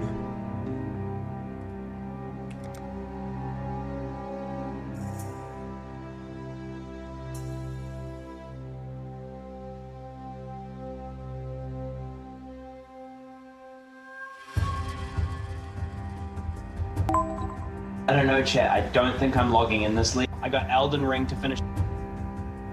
Oh, this is gonna be the best league ever! Log in, boys!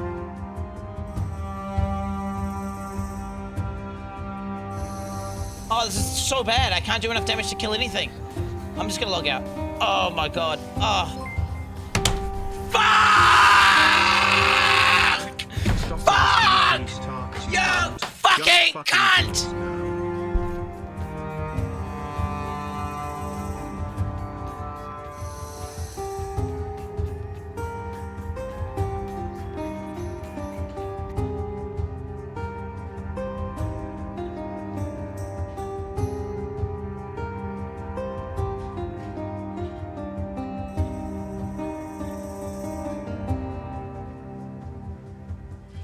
Clawn.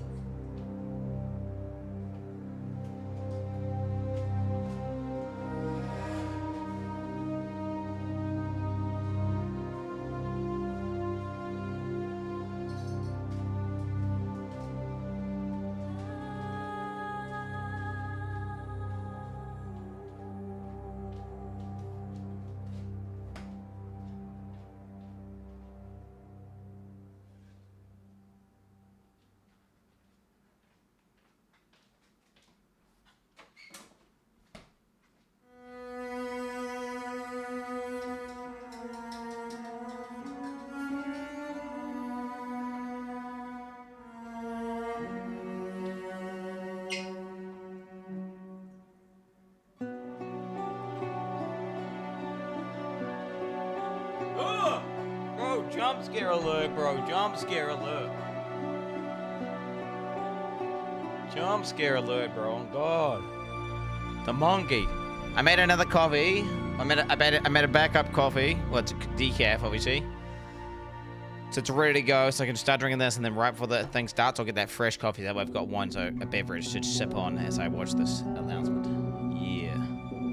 Okay. 07 when not using bugged LS fat lol. Who used LS? Why do you shave your legs? What kind of god gamer does that? I don't shave my legs. Hey, man, zoom in on my leg. Zoom in on my leg. What are you talking about?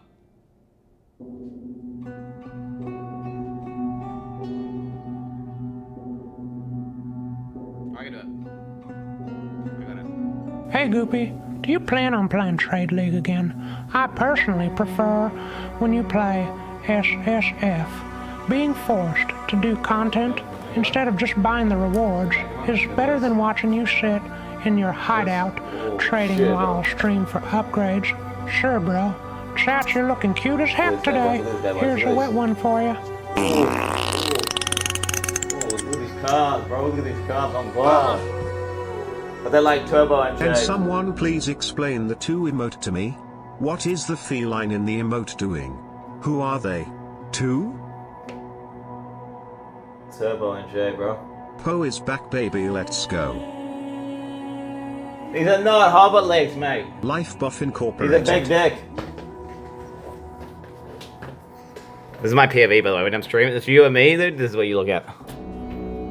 Oh my god, chat. Did you say that, chat? Oh my god, chat. Oh my god. Oh, shut off. Pressing buttons over here, bro. Buttons. Mouse. Boom. Two. Chat! Yeah, okay, anyway.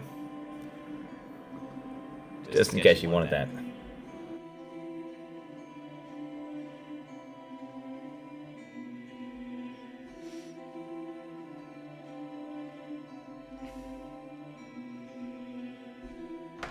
Chat, the good thing about carrying around so much weight is that your calves are bigger than your thighs.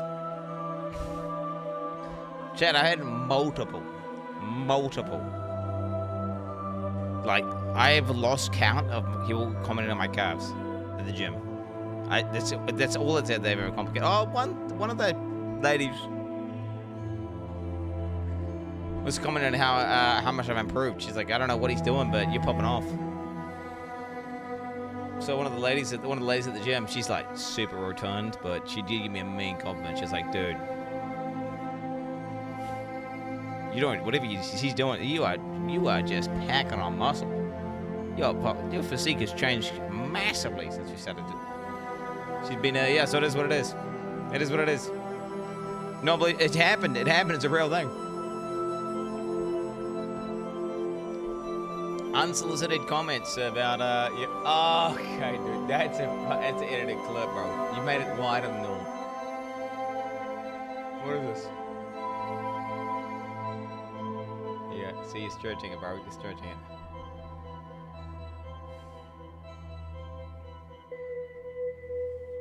How old am I? I'm 36 years of age.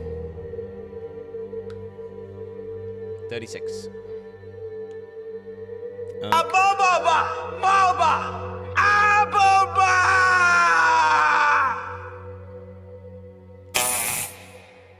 Wait, I'm 36. No, I dinged. I'm 36.1 or something. I just dinged in September. Oh, let me turn off the... Yes, turn off let's turn the shit off. Okay.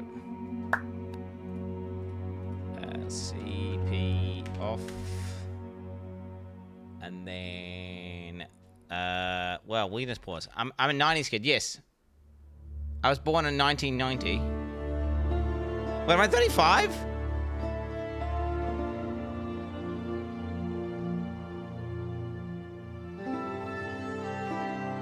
No. I've been telling everyone I'm 36. No, I was born in September 1990. Moist announcement. Oh my god! Yo, W, plus 1 year! I've been telling everyone I'm 36. Wait, are you sure? Wait. I was born at September 25th, 1990. Did I not ding 36? Wait, 25, but then wait, when I hit September... Bro, I thought I was 36. Wait, so if I'm 1990... Oh my god, bro. This is confusing, bro. Bro, what the fuck? September.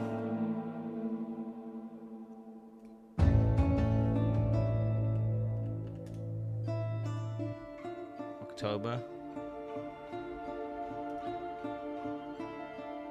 Oh my god! I'm only 35! Let's go! I thought I was 36. All my kids think I'm 36, by the way. Because I'm pretty sure Abby thinks I'm 36. I'm gonna ask Abby today, how old am I? I'm pretty sure Abby thinks I'm 36 as well. I've been gaslit and I think I'm 36, but I've just reverse dinged. I've reverse dinged, baby. Reverse ding. Holy shit. W. We had the same birthday. Well, statistically speaking, literally hundreds and hundreds of people in chat had the same birthday as me, so. W to all hey, shout out to my September 25th guys in chat. Let's go. Let's get it. Not how it works, bro. I watched a Veritas video on it. You walk into a room with like 100 people, and there's like, it's like guaranteed there's some guy's same birthday as you. I've watched a Veritas video on it, bro. Okay. It doesn't make. Don't question the mathematics. Don't question the mathematics, dude. One benefit of being a complete brain-dead retard is that you live in this whimsical reality where one day you can wake up and suddenly be 1 year younger. With a chance of 2 random people having the same birthday, not the same as yours. Can't you just go like, isn't it like this? Couldn't you just go like 12,000 or whatever, divide by 365, and then like you like 30 people have the same birthday as me? But probably lower than that, but like something like that, around that amount. Isn't it some shit like that? I mean, obviously no, but the thing is people breed at different times, right? The breeding chart probably looks like this, so there's peaks. To be honest, September is one of those peaks though, right? Don't heaps of people breed here? Like people breed at certain holidays. So like people have sex super hard at like Easter. Sup, clown. And then they have naturally babies align. Christmas and shit. Yeah, New Year's. Giga sex mode, bro. Well, Christmas or whatever the fuck. Don't ask me how the fuck it works. Chat, we need to lock in. We need to derail right now. Okay. I'm gonna turn off all TTS. Pause. I'm gonna make my camera smaller so I don't cover up shit.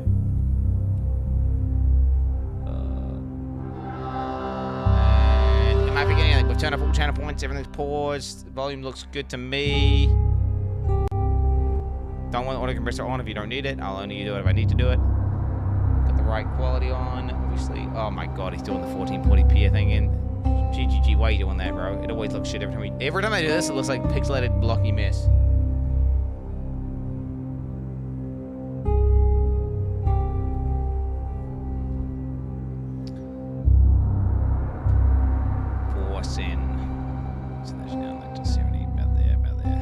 Chat, if you have the audio compressor on my stream, you need to turn it off ASAP, by the way.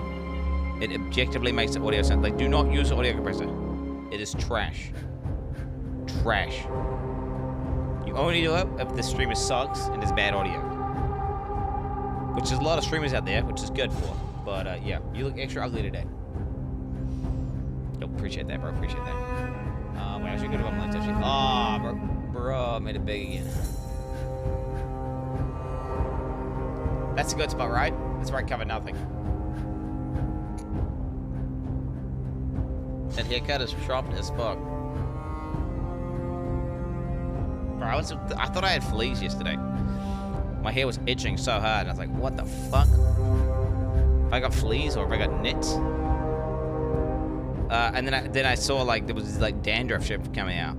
I was like, what the fuck is going on? Have I got a disease? And then I realized that it was kind of red, and I was like, oh, I went out in the sun for way too long, and I got sunburned. So I got sunburn on my head. Fucking I'm sunburned, bro. I sunburnt my head, bro. It's very what do you want to call it? It's super short right now, so then the sun gets through. Yep. It's about to be summer, chat. It's not, like, Christmas is summer for us. It's like right in the middle of Christmas. Like, Christmas is like bang on summertime. Peak. I'm not balding! And if I was balding, that'd be fine. I'd be totally okay with that. Okay, fucking chat. We don't have an ozone layer over New Zealand. For whatever reason, some shit happened, and we don't have an ozone layer over New Zealand. There is no, so we get sunburnt in like a millisecond now. Anyway, get your bog jams ready. Yes, there's a huge hole in the ozone layer over New Zealand. If you didn't know that, you can look it up later. It's cool though. If it's cool, like it's cool. Google it. But 10, 9, 8, 7, 6, 5, 4, 3, 2, 1. Hi, I'm Jonathan Rogers from Grinding Gear Games, and welcome to GGG Live. Today we're going to show you an exclusive reveal of Path of Exile, Keepers of the Flame, which is coming out 1 week from now on October the 31st. Twitch drops are enabled on today's live stream, so you'll be able to claim your Hive-born crawler pet by following the instructions below. Without further ado, let's roll the trailer for Path of Exile, Keepers of the Flame. F5 for drops. I can see them. We, the Keepers of the Flame, serve the will of the Dreamer. His instructions whispered from beyond the wall of sleep. But now, the Hiveborn are here, on Rayclast, Breach 2. And they seek to poison our world. Breach 2.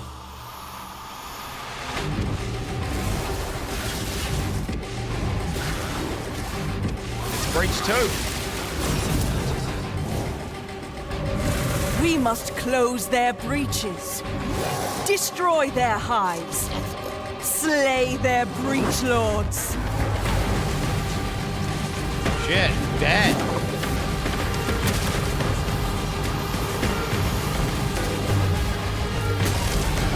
What the hell is that, bro?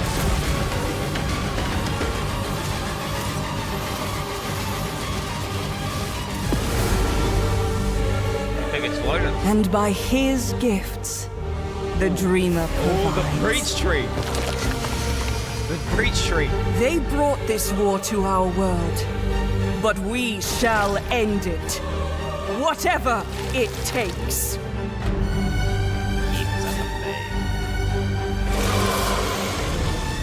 Genesis tree. Currency loan, bro. Oh, grafting. I'm Godric, baby. Dude, that looked like a new melee skill.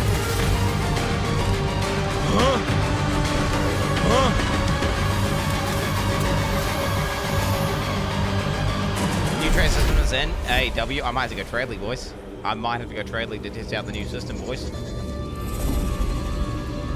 Ooh, fuck.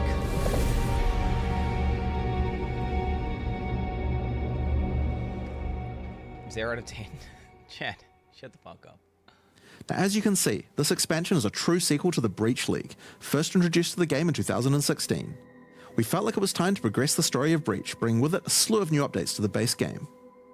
In today's stream, we'll take you on a deep dive into Path of Exile, Keepers of the Flame, beginning with the League mechanic, covering all the fearsome challenges it presents, and the new twisted ways you'll be able to empower your character. After that, we'll dive into the newest ascendancy options possible with Bloodline classes. What the 10 ascendancies? Then we'll cover the much anticipated and synchronous trade system coming to Path of Exile 1. Afterwards, move into the new Uber Pinnacle bosses. They better be redesigned. How to access them, and some new drops worthy of the added difficulty. They better be redesigned. Finally, we'll cover some notable quality of life improvements before moving on to our supporter packs and challenge rewards. We'll then have a live Q&A session where Ziggy D will ask Path of Exile's game directors Mark and myself your questions from Twitch chat. And after the live stream, we'll drop the full patch notes at 11 AM New Zealand time or 3 PM Pacific. Holy shit. So let's get started. Holy I'll hand things over to shit. Mark to introduce the new league. Hi, I'm Mark Roberts, Game Director on Path of Exile. Breach is a beloved league that has had an iconic history in PoE. We intend to honour that legacy with our first ever sequel league, Keepers of the Flame. This develops every aspect of Breach, adding new layers to discover. Richer lore, scarier bosses, and entirely new mechanics. That said, this is still Breach, so you will still be opening breaches and slaying hordes of otherworldly monsters. The Breach Lords have found the means to stabilize the connection between their realm and Rayclast. Now, with their grip tightening, we learn their true goal in our world, conquest. The threat they pose has now escalated to home soil. On the coast in Act 1, you'll encounter Aelith, the founder of the Keepers of the Flame. This is a monastic order sworn to defend Rayclast from the Breach Lords. The exit to the Mudflats has been barricaded by Hiveborn, the fuck? Breach monsters that are working to claim every inch of Rayclast. Aelith can grant you a small spark of the power of the Flame, allowing you to blast away their barricade and move onwards. Once you enter the Mudflats, you'll find it infested with Breach monsters. They appear to be constructing a kind of hive, creating strange shapes and structures that absolutely don't belong. Time to purge them with fire. Aelith needs you to protect her as she empowers the Flame to do so. Protection minigame. Hold off the assault long enough, and she'll be able to demolish the hive with cleansing flame. I hope the assault's good. In other areas, the gap between worlds is strained. Here, you'll find a more familiar encounter with a new twist. A massive breach hand sunders the space between dimensions, and touching it will open an unstable breach, causing monsters to flood in. If you can slaughter them quickly enough, you can stabilize the breach. This brazen action can draw the attention of Rune, Marshal of Zesht, who will do everything it can to stop you. Defeating this boss will permanently seal the breach, severing another connection between the Breach Lord's world and Rayclast. Atlas passive from this, I guess? These stabilized breaches are similar to what a breach once was, but with upgraded monsters, a success condition to shoot for, UI tracking to keep the player informed of their progress through the encounter, and satisfying feedback when you do manage to complete the encounter. Loot drops in one spot. We've taken all the lessons we've learned since the release of Breach 9 years ago Torchlight. and improved upon it in every way we can. However, much of the joy of Breach came from its simplicity. While we want to modernize the mechanic, we don't want to undermine the core experience. You're still mostly just slaughtering hordes of enemies in a circle. Hey, good. Me like kill my circle. Finally, in endgame areas you might run into breach constructions that have been left unopposed for too long, and have grown into their full twisted glory. Breach hives. Towering flesh-crafted cities in the sky. These are the visions of the Breach Lords made real in Rayclast, teeming with breach monsters. You must raid and destroy these cities with the help of Aelith and her flame. That was kind of cool. In some of these hives, you may even encounter some of the Breach Lords themselves, who will not be happy you're intruding on their planned conquest. Now, let's talk loot. Of course, being an exile is hard work, and you're unlikely to help entirely out of the goodness of your heart. Fortunately, Aelith has power and rewards aplenty, born of the Breach Realm itself, to offer you for your assistance. Help her, and she'll bring you to the Monastery of the Keepers, the hallowed halls of her order. Here, you'll find the Genesis Tree, the growing heart of the Keeper's power. On interacting with it, you'll find that this tree has a tree. That's right. It couldn't be Path of Exile unless the tree also had a tree. More importantly, the Genesis Tree is an engine of unholy creation, and a profitable one. As you complete breach encounters and work more with Aelith, you'll be able to grow the Genesis Tree larger and larger, sprouting additional limbs. Balls. I like the balls. Each of these limbs, you'll notice, has their own inventories. These can be used for an unusual method of crafting new items. Oh, hell yeah. With this system, you'll be able to grow currency, uniques, equipment, and a new kind of otherworldly item. Grafts. Fuck yeah. Fuck yeah. Grafts are breach hands grown directly from the Genesis Tree, born of the same flesh and sinew as the invading monsters. These fuse directly to your body, in a completely safe process. Don't worry about it.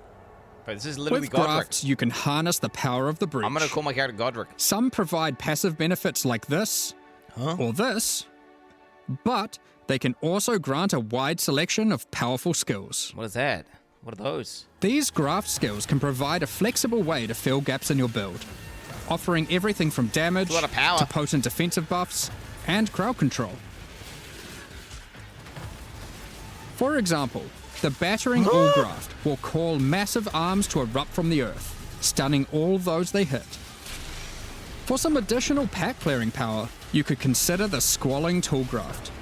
When commanded, this graft will cast Dance in the White, creating a deadly ice tornado which aggressively seeks enemies and fires off bursts of ricocheting projectiles when you critically strike with skills. For some further utility and a useful buff, try out the Storming Ash graft. This can be commanded to call down a ring of bolts from the sky that will leave behind the new Radiant Ground. Radiant Ground grants a potent damage buff to allies standing within it and makes their hit damage lucky. What? If you're simply after raw damage, look no further than the Erupting Zoth graft, which causes massive eruptions of fire where you command, which then re-erupt when you warcry. There are a total of 16 different graft types you can grow, each with their own skill. You can even unlock a second graft slot as you progress through Aelith's questline. Double graft. So feel free to mix and match Flesh Zone horrors to your heart's content. No way this is going cool, right? Now, grafts aren't just here to make you stronger. They are also your means of feeding the Genesis tree, which needs constant supplies of graft blood to grow anything useful. You can do this by defeating breach monsters, which will leave behind blood that your graft will automatically collect. When you feed this blood to the tree, your allocated passives will be put to work. This section of the Genesis tree can be used to grow new grafts for you, which the Genesis tree will then birth in a gruesome display. Basic passives on the tree might increase item rarity of birthed grafts, or the chance to birth additional grafts. What the fuck? These passives can target specific types of grafts, and this passive causes grafts to be birthed with a random amount of quality. Quality improves the amount of blood that can be stored by your grafts. This section of the Genesis tree births currency items. Basic passives can result in more or better currency. Allocate this passive to sometimes cause a shower of currency to burst forth from the flesh of the tree. Yo. Yeah, it's a bit gross, but working with the organic matter of a bunch of dead otherworldly creatures was never going to be a clean affair. Grafts themselves are born of a different world, so are unmodifiable by most currencies. However, with this passive, the Genesis tree can occasionally grow fleshy mockeries of currency orbs. These function like augmentation orbs, regal orbs, or exalted orbs, but they work on your grafts instead of normal gear. It's graft crafting. Allocating this passive can result in Foulborn currencies. This Foulborn Exalted Orb, for instance, behaves as a normal Exalted Orb, except it guarantees a higher tier modifier. By locking out a large portion of the lower rolls, a normal Exalted Orb would be able to hit. We got a PoE 2 orb. The largest section of the Genesis tree is used to grow rare equipment items. For these, you have a lot of agency to influence the type and modifiers on your grown item. For example, you can specifically target boots with a dexterity requirement, with an increased chance for speed modifiers, and reduced chance for cold modifiers. What? Or maybe you'd prefer to look for a two-handed axe with increased chance for physical modifiers. I'm gonna go SSF. This section of the tree is for growing unique items. Similar to the equipment section, there are passives that let you target growing specific types of uniques or rarer uniques. The process of growth is not always a perfect one, however, and can result in some defects. This passive can result in birth uniques becoming Foulborn, which mutates one of the existing modifiers on the item into a new one, resulting in some interesting new ways to use that unique. For example, this Foulborn Quill Rain no longer has increased projectile speed, Chris Wilson would but never. instead has increased area of effect. He would never. Another Foulborn Quill Rain could replace the mana gained on hit with the much more powerful modifier where insufficient mana doesn't prevent your bow attacks. Here are some other examples. Trade League's gonna be broken, bro. Trade League is gonna be broken. For EO. This passive even gives a rare chance for Foulborn uniques to have multiple different modifiers mutated. I'm sure you'll come up with some extremely powerful Trade uses League for is gonna these. be broken, bro. We'll leave it up to you to discover what this mysterious part of the Genesis tree can grow. Oh shit. So, ultimately, you'll be slaying masses of breach monsters, harvesting blood with the aid of your grafts, feeding that to the Genesis tree, growing some items and better grafts, and back again to the slaughter. As with all our challenge leagues, this league will come with a set of 40 challenges to pursue, and completing them will award you with the Keeper of the Flame armor set, That's a POTG, allowing bro. you to truly embrace becoming a monk and worshipping the Dreamer. Now, graph skills won't be the only new tools to play with. In 327, we're also adding a collection of new skill and support gems. Let's go over them now. Melee. Kinetic Rain is a new wand attack, which covers the ground in unstable kinetic energy. Looks like a Mathel build. These hazards collapse at the slightest touch, releasing their energies into any unfortunate soul who happens to be standing on them. With enough projectiles and area of effect, an enterprising exile could carpet the world in dangerous kinetic force. Wall of Force creates a barrier of kinetic power, causing allied projectiles to ricochet towards targets automatically. Drop one behind a boss, and redirect the bolts of your armies. I'm sure you'll find ways to break this one. That looks so broken, bro. That looks so broken. Conflagration is a new bow attack, which rains down fiery bolts from above that stick into the ground and pulse as you approach. Once you get close enough, these bolts detonate, causing ravaging ignites. These bolts chain react, allowing you to create fields of incendiary destruction. CZ Rain build?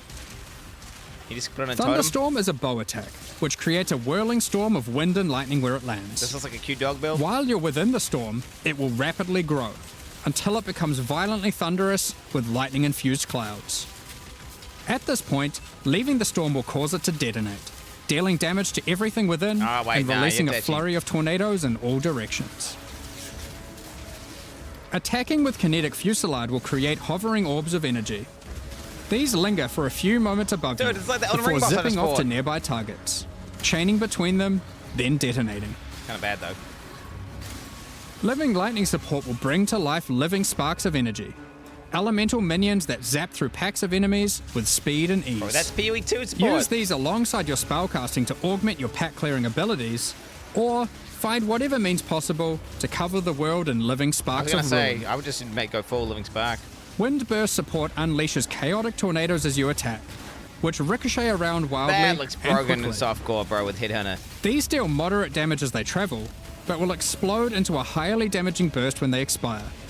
So it's a choice between scaling their duration up to get better coverage, or down to access the burst more quickly.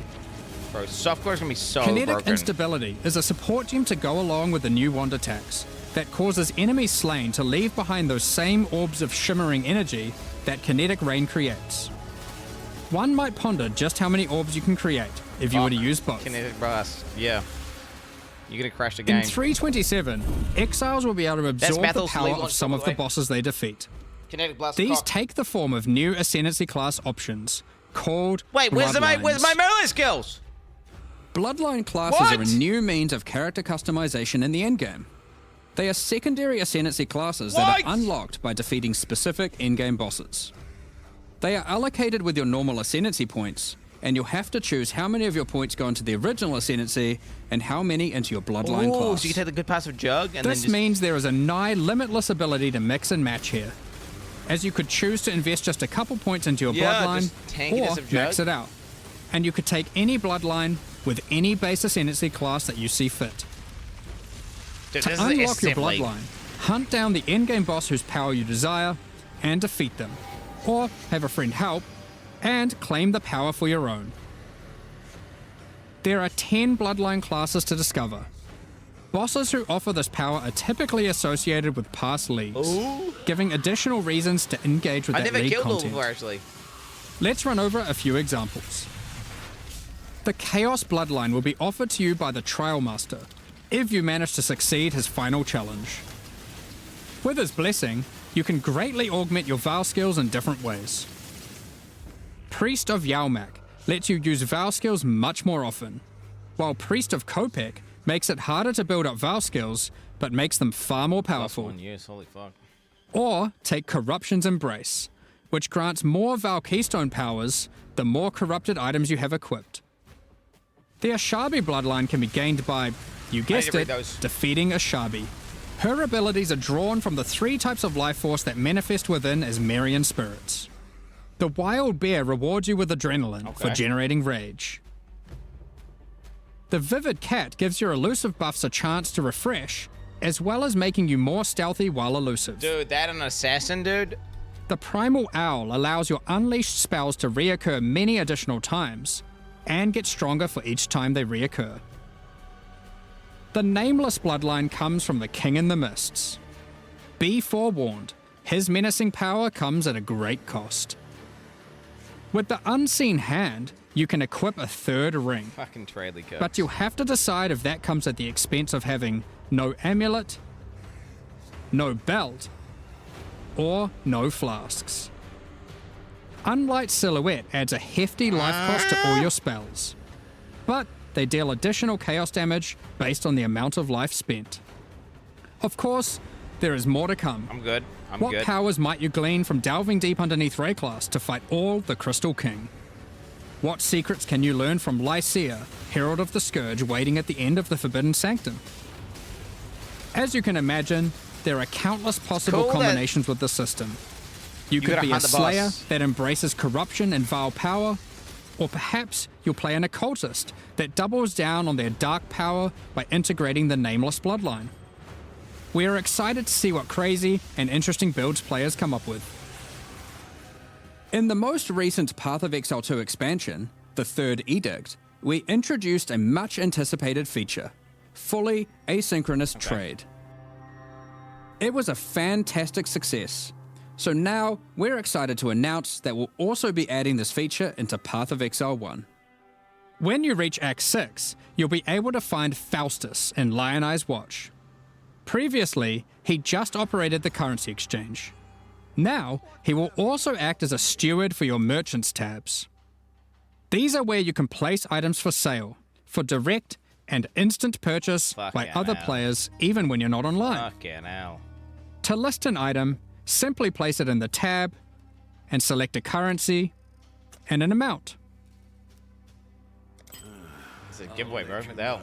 Just want a giveaway. Once listed, other players will be able to find the item by searching for it via the trade website or the new in-game market search. To purchase something for yourself, it's as easy as hitting this button, which will teleport you to the seller's hideout, where you can view their merchants tabs, buy the item, and also view the rest of their wares in case something else catches your eye. Every purchase costs a small fee of gold, this is as Faustus takes his cut.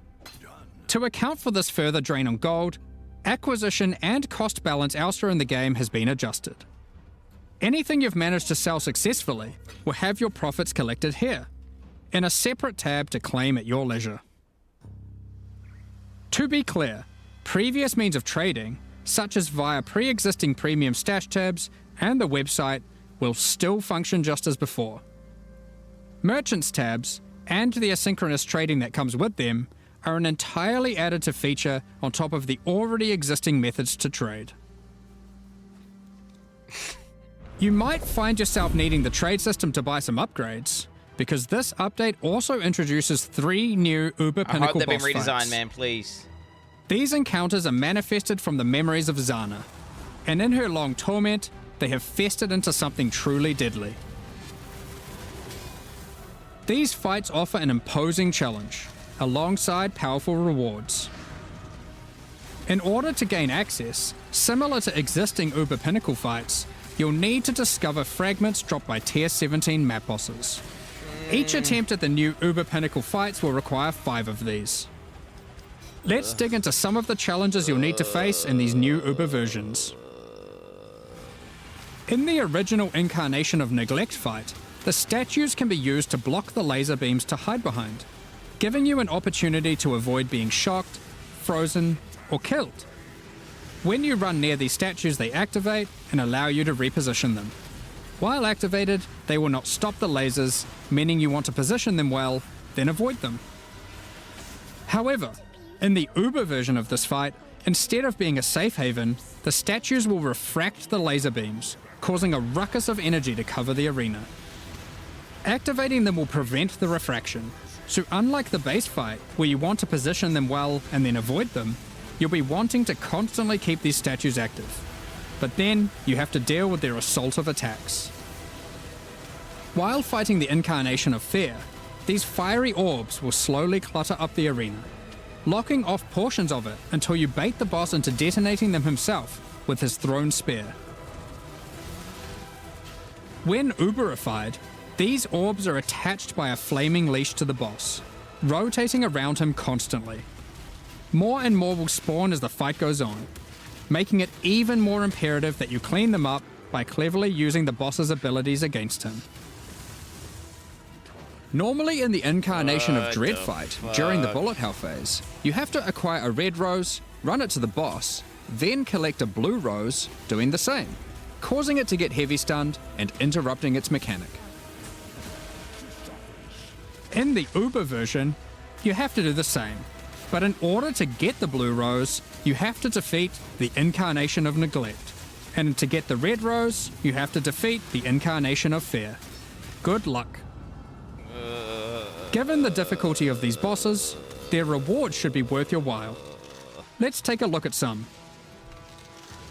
From the Uber Incarnation of Neglect fight, we have Bitter Instinct. Jesus, a retail, spiky baby. shield that turns retaliatory strikes into preemptive ones, making it just a matter of time before the long arm of justice crushes your foes. Alternatively, you might find Festering Resentment, a poisoned blade with an unending supply of toxins built into the hilt. These toxins are put to good use, causing every spell you trigger to be capable of poisoning with all damage it deals, That's a Jungle enabling Rogue a game truly dagger. crazy trigger-centric poison ruckus. And from the Uber Incarnation of Dread, the Hallowed Monarch, a counterpart to the Dark Monarch, which you don't focuses even- you more just do that heavily though, right, on with the investing into tentacles? one or a few minions, rather than growing your hordes to massive proportions. Storm Rayclast, with your chosen few at your side, minion hit stealing power from your enemies as you go. We've got a number of quality of life changes to bring to 327 as well. Many of which you may have seen already in some of our pre-livestream teasers, but for those who haven't, Heist is a mechanic which has long frustrated some players who may otherwise have been interested in the rewards it has to offer, but have no desire to grind through the early progress of finding and running low-level contracts to get all of the rogues to their maximum level. Well, starting in 327, Heist rogues will automatically begin at maximum level, so you can start your dubious criminal career without all the busy work. Points invested into your Atlas passive tree will now be refundable with gold. Just speak to Kerak to do so. We've already seen these. For players who love jumping between strategies, there's also an option to instantly refund your entire tree, which of course can now also be done with your regular passive tree as well. This is good for SSF. Now you can make all your decisions with no regrets. Well, maybe some regrets. You no longer need to purchase bestiary orbs. You can now itemize beasts for free directly from your bestiary. From late Act 1, you can now mass identify your items at an NPC in every town, and from Helena in your hideout. This does not require Scrolls of Wisdom at all. Chris Wilson's pissed. While using an Alteration Orb, you can now hold Alt to swap to using an Augmentation Orb, if one is available. Opening a Blight Chest will now open all other Blight Chests near it. Rogue's disenchanting services can now be accessed from towns and hideouts. Kerak missions now have a handy icon to show at a glance what kind of mission they are. Holding down Control and right-clicking on stacked decks will now continuously open them to your inventory, notifying you in chat what the outcome is. If you still want to open them direct to the ground, to let your loot filter provide a dose of dopamine, you can still do that too by also holding Shift. Val orbs can be used on monsters encased in essences, to the same effect that remnants of corruption have. Yep. When multiple skill gems are ready to level at the same time, you'll now be able to click this button to level them all up at once. Next up, we're going to be talking about our new League supporter packs. Bro, no hold alt, click on Today, inventory to we're lock it in launching inventory. 2 new series of supporter packs.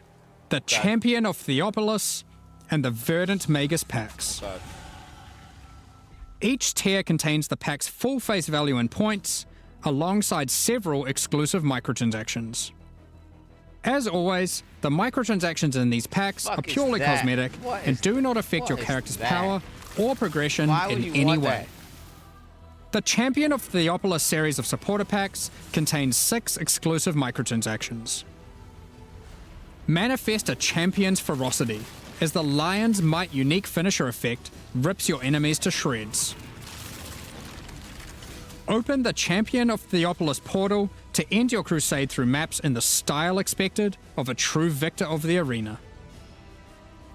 Defeat your enemies like a true gladiator, wearing the Grand Champion of Theopolis armor set. That does look pretty good. The armor awarded only to the most elite warriors of the Grand Arena. Take charge of the situation and storm into combat with the Flaming Minotaur's Quicksilver Flask effect. Oh my god. The Champion's Podium map device rises up to honor the glory you've achieved as you activate it. Ascend the stairs and stand atop the platform as you enter your maps. Each flame surrounding the platform represents a remaining use on your portal. That's a nice one. The Burden-back Billy Goat carries all the supplies necessary for a campsite as he travels behind you in battle. When placed in a hideout, instead of roaming around like your other pets, their supplies are deployed, creating a small camp where you can access your stash and providing a place to take a load off while you rest next to the campfire. Just chill you with the goat. Okay. The Verdant Magus series contains 6 exclusive microtransactions. Having Faustus sell your items on your behalf is great and all, but sometimes you just want to feel a little bit more shady about your dealings. The Back Alley Trader hideout decoration is more secretive with your trades, creating distance between you and your customers. Note that until 3.27 is released, this Back Alley Trader will only serve as your currency exchange. Once it's out, it will be updated to have the new Managed Shop option to also facilitate your trades. The Verdant Wayfinder pet is a loyal companion to any Master Magus. As you approach waypoints, it envelops them with its vines, guiding you throughout Rayclast. Control Earth and nature itself, as the Great Verdant Magus armor set envelops you in the ancient power now lost to time. There's also a matching back attachment included. Bro, pay to win? What the hell was that? Remnants of the forest ripple out from within you with the Verdant Magus level up effect equipped, restoring life to the corrupted land. Call on an ancient golem to use their power to create a safe passage for you to retreat through with the Arcane Golem portal.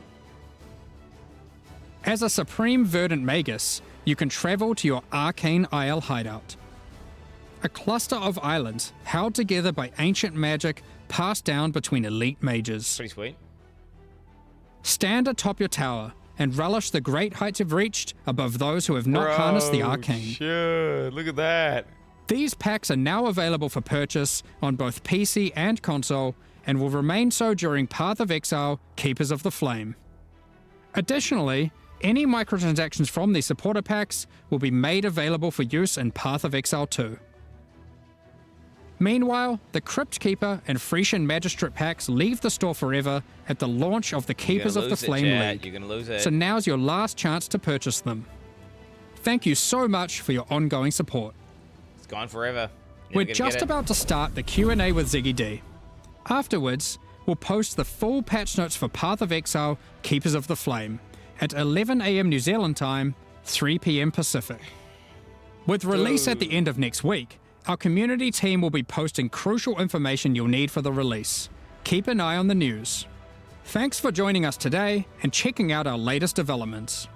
We're looking forward to holding off the Breachlord's conquest, crafting gruesome grafts, planning dozens of Bloodline-empowered builds, and filling out our trees tree.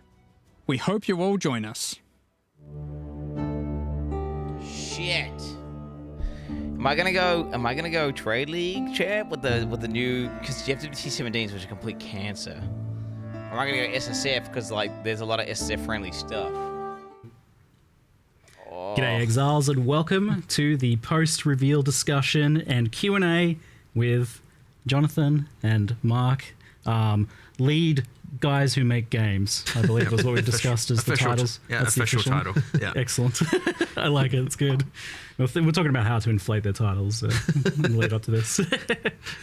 327 Keepers of the Flame, the reveal we just had there was, I think, quite a banger, but I've been even more impressed with what I've been playing here in the office with some of that, so we'll get into that in a moment. But I'm curious, this is kind of like a special kind of reveal day for PoE 1 fans, as I think it marks a return to schedule for us. You announced this plan to do the 4-month cycle for the games, two twos, and it seems to be working. Yeah, I mean, it's certainly hard, I'll tell you that, right? Like, it can be pretty brutal on some of the stuff when it's like, every 2 months you got a deadline.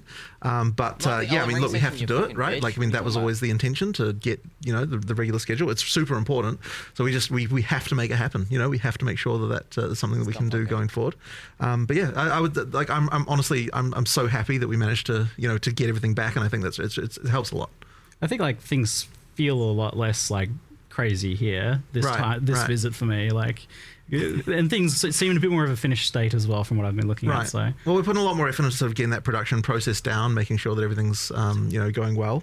Like, we're hiring producers at the moment, just by the way, in case anyone's out there is like looking for as a production job. It's something that we're really concentrating on, making sure that because when you've got a schedule like this, when it's this tight, you have to be really, really careful, because like, I would say one of the hardest things that we didn't expect, trying to make sure that we get the schedule this short, is you start to become really vulnerable to just like random things, like this person gets sick or like something like that, and that's like suddenly it's like a real challenge. So that's been real hard to adapt to. But yeah, I mean, honestly, we have to do it. Because PoE 2's 030 kind of, we missed it by a week or two as well. Normally that's okay. Yeah, you slip a week or two, but now all of a sudden you got a bit 2 week more overlap with 327. And it certainly has less room for error. But again, that's why more production staff should help, and we are just going to get better at it. But yes, we made it to 326 and now 327, mostly on schedule, give or take. One was, you could argue one's an anomaly, 2 is a pattern, so hopefully it should continue as normal, but we'll get better at it 100%, so we'll work out the kinks, but it was always going to be some growing pains to going to 6 releases a year across both Path of Exile. So. Yeah, I remember thinking when you guys were doing 4 releases a year that was crazy, so 6 is pretty wild, but it seems to be happening, so fingers crossed it keeps happening. Is the contingency just that, like, occasionally you just might delay by a few weeks here? I don't want to. I really want to be real strict about it. Like, we said we'd stick to the time and adapt the content around the time. Like, consistency is key. So hopefully we can keep doing that. That's still our current philosophy and plan. So yeah. I think you were telling me once before, Jonathan, that when you have that for a while, it kind of helps everyone get an idea of like scoping a lot better. Yeah, absolutely. I mean, look, it helps with everything, right? It helps with the players just feeling the consistency. It helps with like developers. Like it's just overall. How do they do that? How do they do that? So, Breach 2, aka Keepers of the Flame. It's the first real direct sequel league in PoE. Now, I know we're kind of sequeling with stuff in PoE 2. There's like definitely follow-ups there, but this is the actual first true sequel league, and it seems like people are pretty keen on the idea. I think the reception's been pretty good so far, first impressions. What are your guys' thoughts on doing a sequel? Were you like, it's good, anti-sequel, pro-sequel? Because I know people kind of...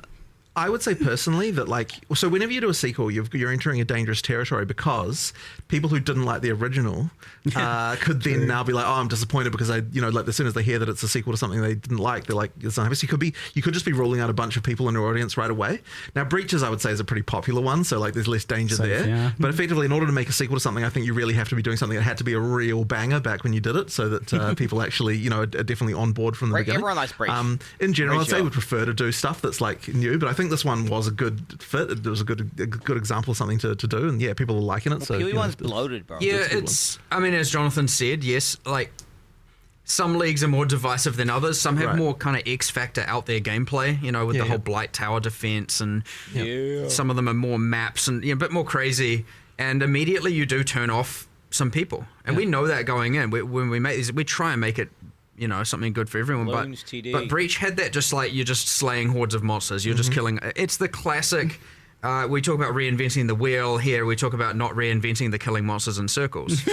And it has that. And by the way, that is a massive thing when doing the sequel, is we're like, we must keep the killing monsters in circle, because the last thing I want to do is, and this is another risk of a sequel, is take something that people love and then just ruin it. Right. So we really focused on the weaknesses of what Breach had, because it was nine years ago, almost to date. I think it was. I think it was December 9 years ago. So we're almost there. Yeah, just if you want to feel a bit old for a moment there. My back, ow.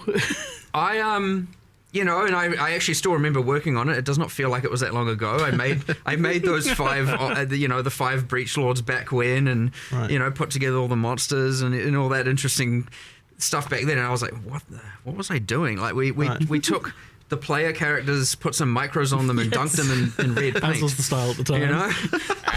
It works. So it works. It's not only been fun to come back and do a sequel, which, by the way, we've codenamed Breakquel, which is obviously a given. But important. We've coming with like 9 years of lessons learned, including with all the lessons learned from PoE 2 as well, and then coming back and being like, what do we know now that we didn't know back then? And it's like, okay, let's not sabotage the gameplay, the killing of monsters, the killing monsters in a circle, and let's focus on the weaknesses. And so then we looked at, okay, well, nowadays, if we were to do a league, it generally comes with, some character power arc. You've got some crafting system.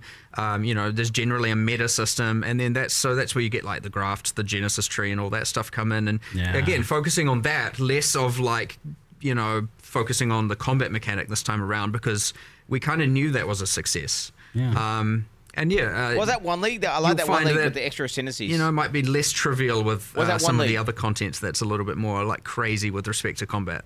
But we'll see. One league, definitely eager to dive into like basically all of the things you mentioned that there. league was good. But out of interest, what's like a league mechanic or a expansion that you either would or wouldn't want to sequel at some point? Like, what would be a bad example? Is maybe interesting. Well, I think the one that you said there with the tower defense stuff, it's just like that would be very divisive, right? Immediately, if we said doing a sequel here, there'd be immediately a bunch of people would be like, I like Blight. I know, but a lot of people don't, right? Both ends of this. I think you'll get the most passionate people. Exactly. I would love that. You get the most people that hate it on the other side. Right. For sure. Blight 2, let's go. That being said, it isn't like, oh no, that means Blight's never getting improved. Right. There's differences between overhauling and improving a league, and there's and obviously doing a narrative sequel where you kind of step away from some of it, and so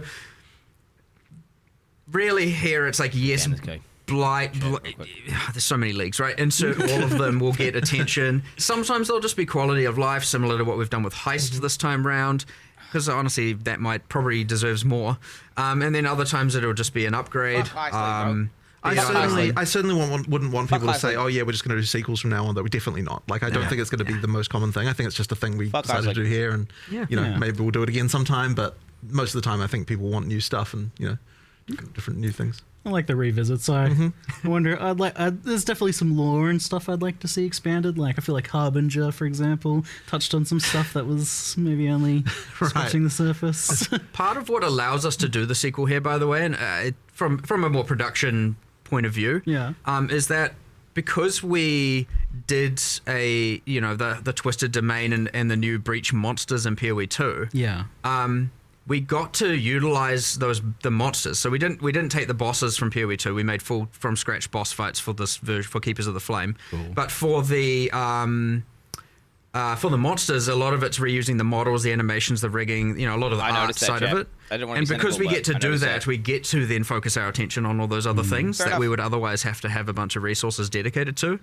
So there's a kind of two birds, one stone going on there, where we not only got to do it, we got to do it in a more cost-effective way that allowed us to focus on other features that are going in the expansion. So, win-win for players and for us in that regard. But it would be less trivial with other sequels or to other leagues where we don't necessarily have all the monsters and everything made like that. So, not to say it's impossible, but it's just an interesting factor that came up that allowed us to do more here than we might, if we don't forward think enough or forward plan enough, and I mean quite far in advance, because like making these full monsters from scratch is not a short-term process.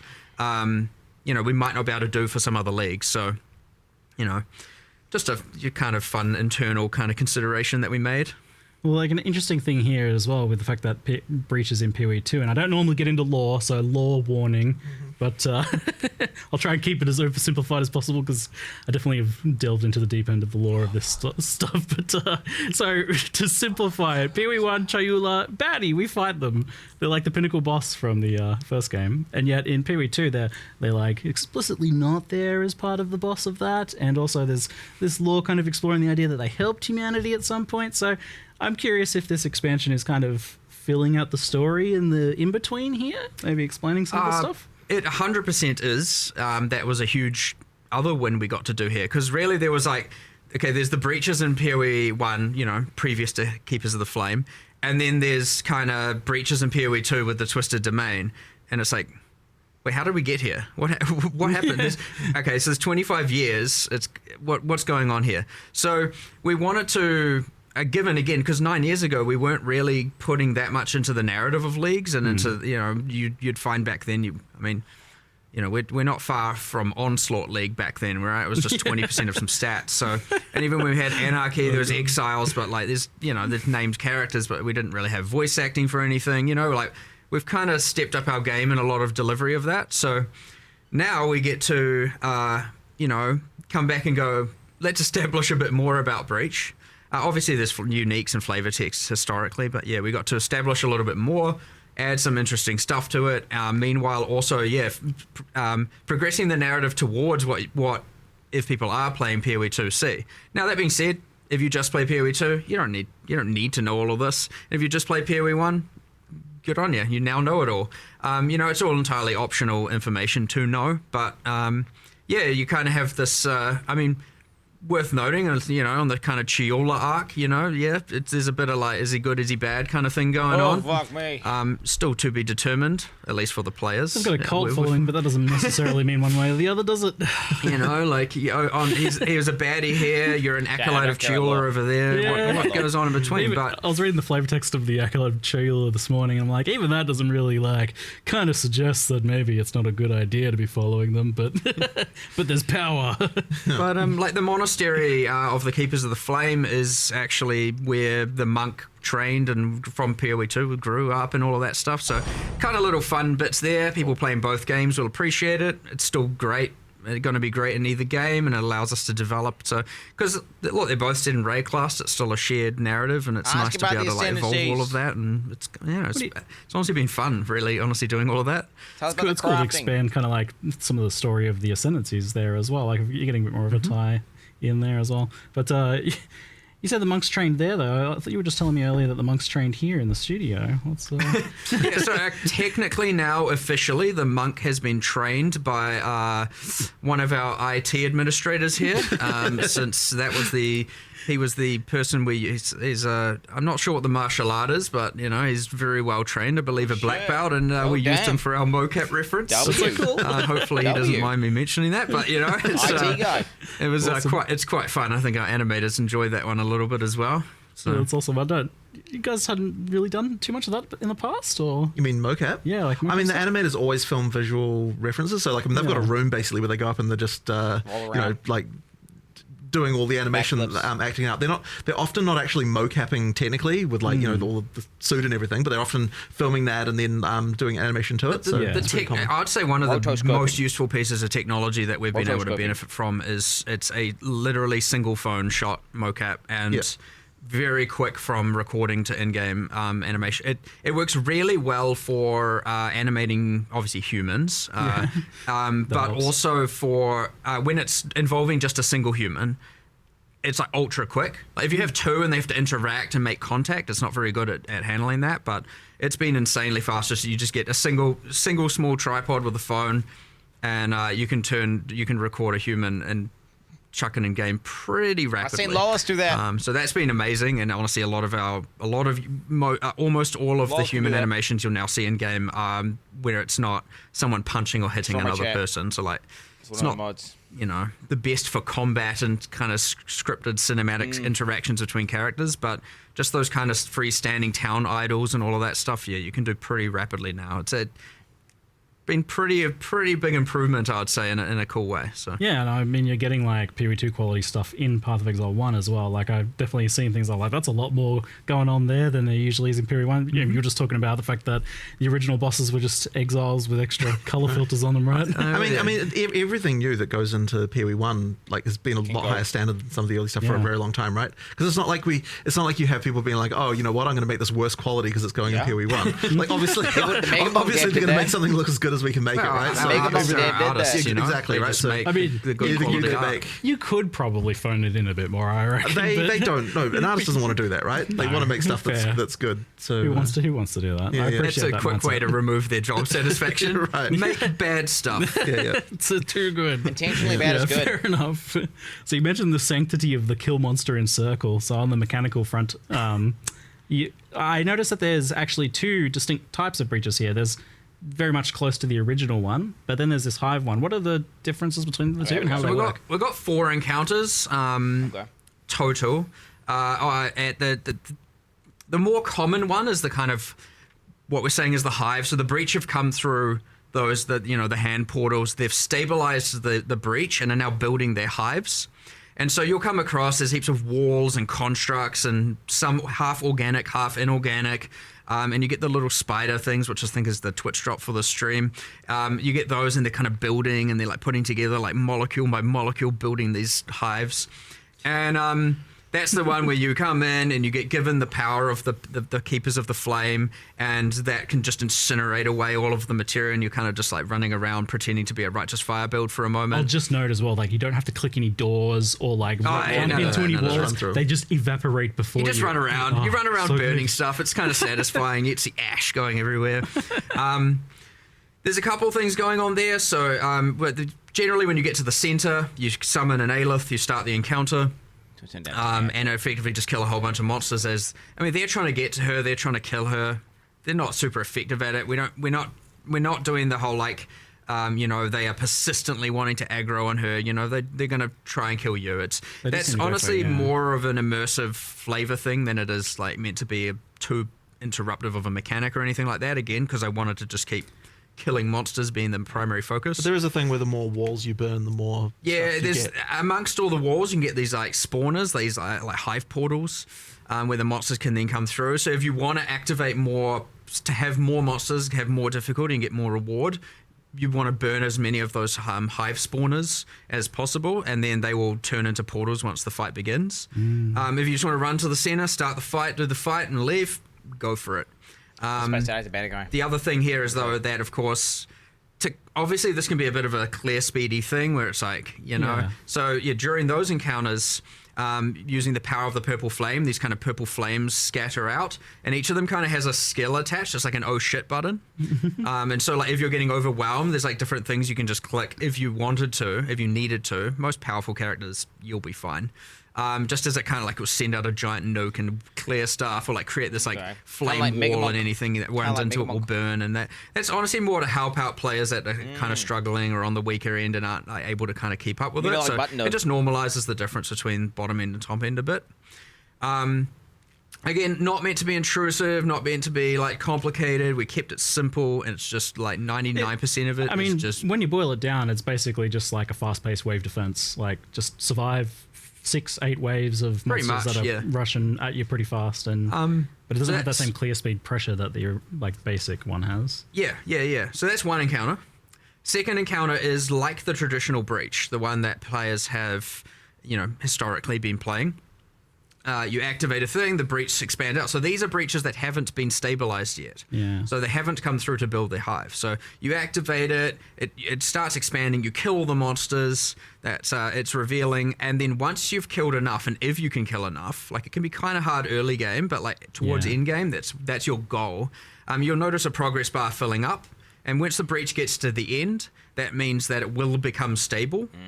And so what was going to happen is when it becomes stable, the breach are going to send through their like difficult monsters, their elites, their enforcers, you know, their front line to come through and, you know, secure the area so they can send through their like little worker spiders to start building their hives. So this is like a yet to be a hive. And so you obviously don't witness all of that. Generally what you do experience is you kill enough monsters, and then in the center the portal activates and a bunch of monsters and often a boss floods through.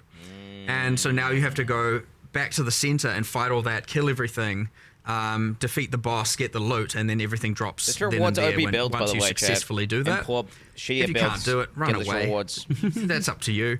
You know, you can still play it the old way if you want and like not get so much rewards. Just kill as many as you want and move on. But generally speaking, you'll want to go back to the middle. You want to kill the either waves of hordes of monsters coming through the portal or the boss that spawns. That like locks open then once you reach that stabilization point. Yeah, it locks open the time. Yeah, so that's another good thing. Yeah, so the existing breach, I mean, obviously it's pretty outdated and even imbalanced, and often people were killing the breach lords, the wild ones, in like, you know, a matter of seconds. But you know, I wanted to make sure that boss fight didn't have a time condition. So yeah, once it stabilizes, that's it. You just once you kill them, it closes. You have infinite time to kill that boss and fight those monsters. I like You're that. not just like, oh my god, I got to do it. So like it is a more substantial, and generally because you've cleared everything in that circle now, it's like almost like you created your own arena. You've got like a nice clear area where you can fight that boss and focus on killing that boss. Now he has minions in a regard, so obviously it's not just one-on-one, but you know, that mechanic's like quite cool. So that's the like Varun, the Marshal of Zesht fight. He has some specific drops. You generally want to kill him. And then, yeah, so that's encounter number 2. And then, yeah, encounter number 3. I know who's going on a bit of a thing here, but these next two are a bit quicker. Encounter number 3 is the kind of sky fortresses you saw. It's very similar to the first fight. It's kind of like, oh, we didn't stop this hive. Some of these hives have been getting built for weeks or whatever, and now they're like, you know, full giant mega structures. So you climb the beanstalk, as I called it, the breach beanstalk. Nice. You get up to the sky fortress, and honestly it's kind of just like a map of breach monsters. There's no clearing timer. through. Like no timer at this point. You can just clear the area and leave, taking your rewards with you. But in the center is like the hive encounter, the very first one, like a wave-based encounter. It's just a lot more epic, and you have to, you know, the same exact thing, except Aelith's like, yeah, it's going to take a lot more explosive power to destroy the rest of this hive and seal this portal, so you might want to get out of here. So generally speaking, yeah, once you've killed all the waves, you then have to get out of the area before Aelith burns the entire thing to the ground. Cool. Normally you can survive that, not in this case. You might want to get out of there. Once you do, you get all the loot. Sweet. You're not going to get that encounter too frequently, but, you know, it can be a little bit of fun, a little bit more action-packed when you're trying to escape. And then the fourth encounter is pretty similar to that, except it's just an area with your pinnacle boss, your in-game boss fight at the end. And you basically didn't show those in the trailer, because I did note that people were like wondering why you showed kind of so much of the Uber bosses for the regular content, but you didn't really show any of these guys. We generally avoid showing bosses for sure, especially new ones. I'll you know, you get a silhouette of it, a single emerge shot, and yeah, for sure, like for the Ubers, we're like, well, they've got like 10. 15 skills each. Let's show one mechanic we've changed of each, you know? Oh, shit. Maybe not the best option. Like, I know people like their full mystery, so like maybe lesson learned in the future might just show nothing. But yeah, we only did show one of all of their skills that have changed, you know, just so people get a general grasp of how they're changing. Yeah. But yeah, I probably, given the feedback, I'm probably just not going to show those again. So, fair enough. You know, we'll let it be a mystery. But yeah. So this skill tree, you actually did it. You made a skill tree. Well done. The tree. But this tree is quite fascinating, because it's not just a like a meta progression system for the league or something. Like, there is that, it is progressing, but it is a crafting system. It's a tree that is a crafting system. And from messing around with that, like, it feels kind of brilliant. Like, this is a really good idea. How did that come about? There's kind of a mixture from Chris Octavian and Diablo 4. I can't remember Diablo 4 made a tree. Me and him and kind of Andrew, we all kind of just came up with ideas. But I think the original tree that spawns items or grows items and then hatches items came from Octavian. And the grafts, mind you, as well. He's got a nice creative brain on that one. Down. Comes up with some cool ideas. I like that D4 kind of did the tree out there style of design, which they is made good. the same joke exactly, and 1-to-1. So eventually we took that kind of idea. I was the one who brought Breach to the table and was like, oh, we can unify these, and that came from a interesting thing where in the Twisted Domain in PoE 2 you get these you have these trees made of hands that the environment artists made. And I really love them, and I'm like, normally because you're on a timer in that area and you're going hard, you're fighting monsters, you don't really get to appreciate a lot of the art assets in there. Zoom. And I was like, wow, damn, I want to use those trees, but have them, because I think they're petrified in that version. So I was like, what does that look like when it's a bit more alive, a bit more organic, a bit more gross? We kind of came up with this tree, and tree that hatches items, and it has this fruit, and then we were like, nah, like I don't want just a tree that has fruit. It needs to be gross and dark and horror. It's like this is a gothic world, and so we obviously went a little bit more crazy with the theming on it all. But I like it, right? It is dark. It's like a little. You've got this alien-esque demon species, right? Like squeezing the items out, with a bunch of pus. It kind of came like that, and then it's like, wow, it needs a meta progression. The good thing about the tree having a passive tree is we get to reuse all the same code that our passive trees use. And then the other, it's good because then you don't have to make a completely bespoke system. And again, it's picking your battles, being able to focus more on what the nodes do as opposed to the underlying system. True. I think what's pretty interesting about it though is the way that it actually for crafting is quite interesting how it sort of encapsulates the idea that you've got various dependent choices.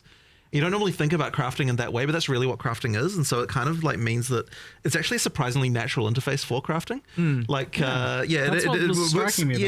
It works really well. And so that's kind of a pretty interesting one. I don't think I've ever seen it before. Someone doing anything quite like that. So I've seen some crafting trees and stuff, but they're usually separate, or there's some little bit. But yes, that's what I was thinking, because I'm thinking a lot about how do you communicate crafting, because it's a pretty complicated thing generally, even in its simplest in Path of Exile. But this does seem to have a very natural, more understandable way of communicating it, because you're allocating the nodes for the craft. You get to see the structure of your craft in a visual manner, which I'm like, it is cool. And how did we go this? So we've got multiple character trees. We've got world area trees. Is this the first crafting tree? Well, kind of. There was the one with the items. I don't even remember the name. There was the Crucible one. That was items having trees. That wasn't a tree to craft. You could kind of argue Scourge is like the whole microwave mechanic, kind of. It wasn't really a tree. It was like a grid. It was a bit different, So I don't know. It might be our first true crafting tree. I just can't help but wonder. We'll see, I guess, after a league. But I just can't help but wonder if you've accidentally stumbled upon one of the potential solutions to how do you communicate crafting to players, because it's so hard to do. It's I don't know. Maybe this has applications elsewhere. We'll see how it goes, and there's a lot to expand on here, of course. When you have these kinds of tree systems and.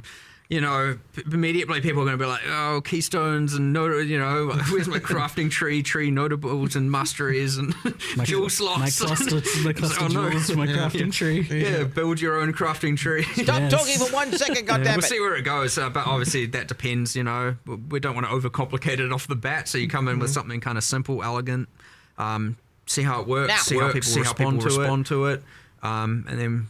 if things go core, because we always like to decide based on how the players respond, we can evaluate how we want it to be, if we want to change it, if we want to leave it as is, if we want to, so we'll do all that. But yeah, it's cool. I like a lot of the ideas coming here with that, with that and the grafts and stuff like that. There's some pretty crazy cool things. So talking about the idea of preserving some of the stuff from the old Breach or what's not being kept. So you had the old Breach Lord domains. They're effectively being replaced or removed here? So those are all... We've kept Breach 1, I don't know what you'd call it, fully intact on standard. Whereas on this league, it's the full brick wall Keepers of the Flame mechanics. So full replacement. None of that is there in the current, while playing in Keepers of the Flame.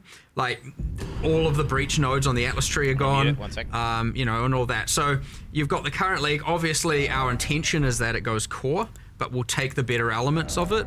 One interesting thing here is obviously we still have all the old stuff. So if we miss the mark on some things, it's still there. We can bring it back. We can integrate it. We can, you know, obviously it would suck, you know, to have to accept that we have to keep using all the old art and old mechanics and old fight to some degree. But like, if they're more fun, they're more fun.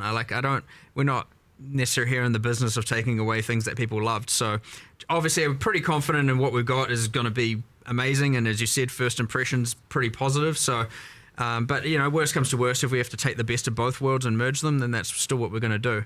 Now, that being said, so yes, you don't have breach domains in Keepers of the Flame. You've got all those new mechanics I described earlier. But that isn't to say there isn't a future where we have a prequel to the prequel, and we have, you know, or an update, you know, not necessarily another sequel. But you bring back some of those things that were good about it. So immediately I can see people coming to mind, but what about the uniques or the rewards?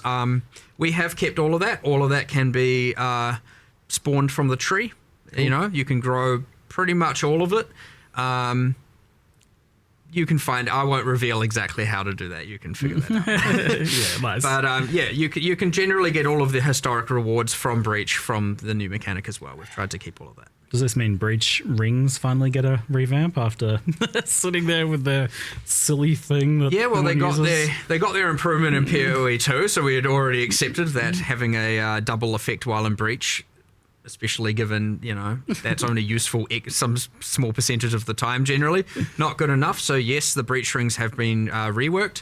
I believe the implicits are all max res of the corresponding element types. I can't remember if there's what this one is. Whatever, we'll deal with that. But I believe it also restricts or constrains the mods you can roll in it. So it's like Zoff rings, fire mods, etc., etc. Cool. Sounds rather interesting. The unique crafting as well looked pretty wild. Like, I was pretty excited to see that. I expected it to be like it would remove a modifier and then just replace it with like a random rare modifier or something. But it seems like they're actually handmade modifiers, like there's bespoke modifiers, and even multiple, like those 2 Quill Rain ones. Is this just like a long list of them? And surely you can't do 1,000 uniques worth of those. I actually don't know what number they got to, but effectively it was just like, we'll just go until we run out of time. But yeah, like there's a whole bunch of uniques. It is here's the list of mods that it can lose. Here's the list of mods it can be replaced with on a per unique basis. Yes. Right. Again, not all the uniques.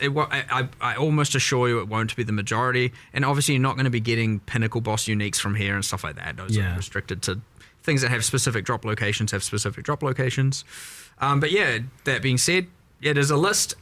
It would suck to, you know, lose the key mod on an item. So generally speaking, we don't allow like what gives that unique full identity to be removed. A lot of it can be either the fluff stats, sometimes the downsides, some stuff like that. So yeah, we'll just kind of see what happens there. If people love that, it would be the thing where we can add more and more and more and more, and then eventually we will have the entire unique pool covered.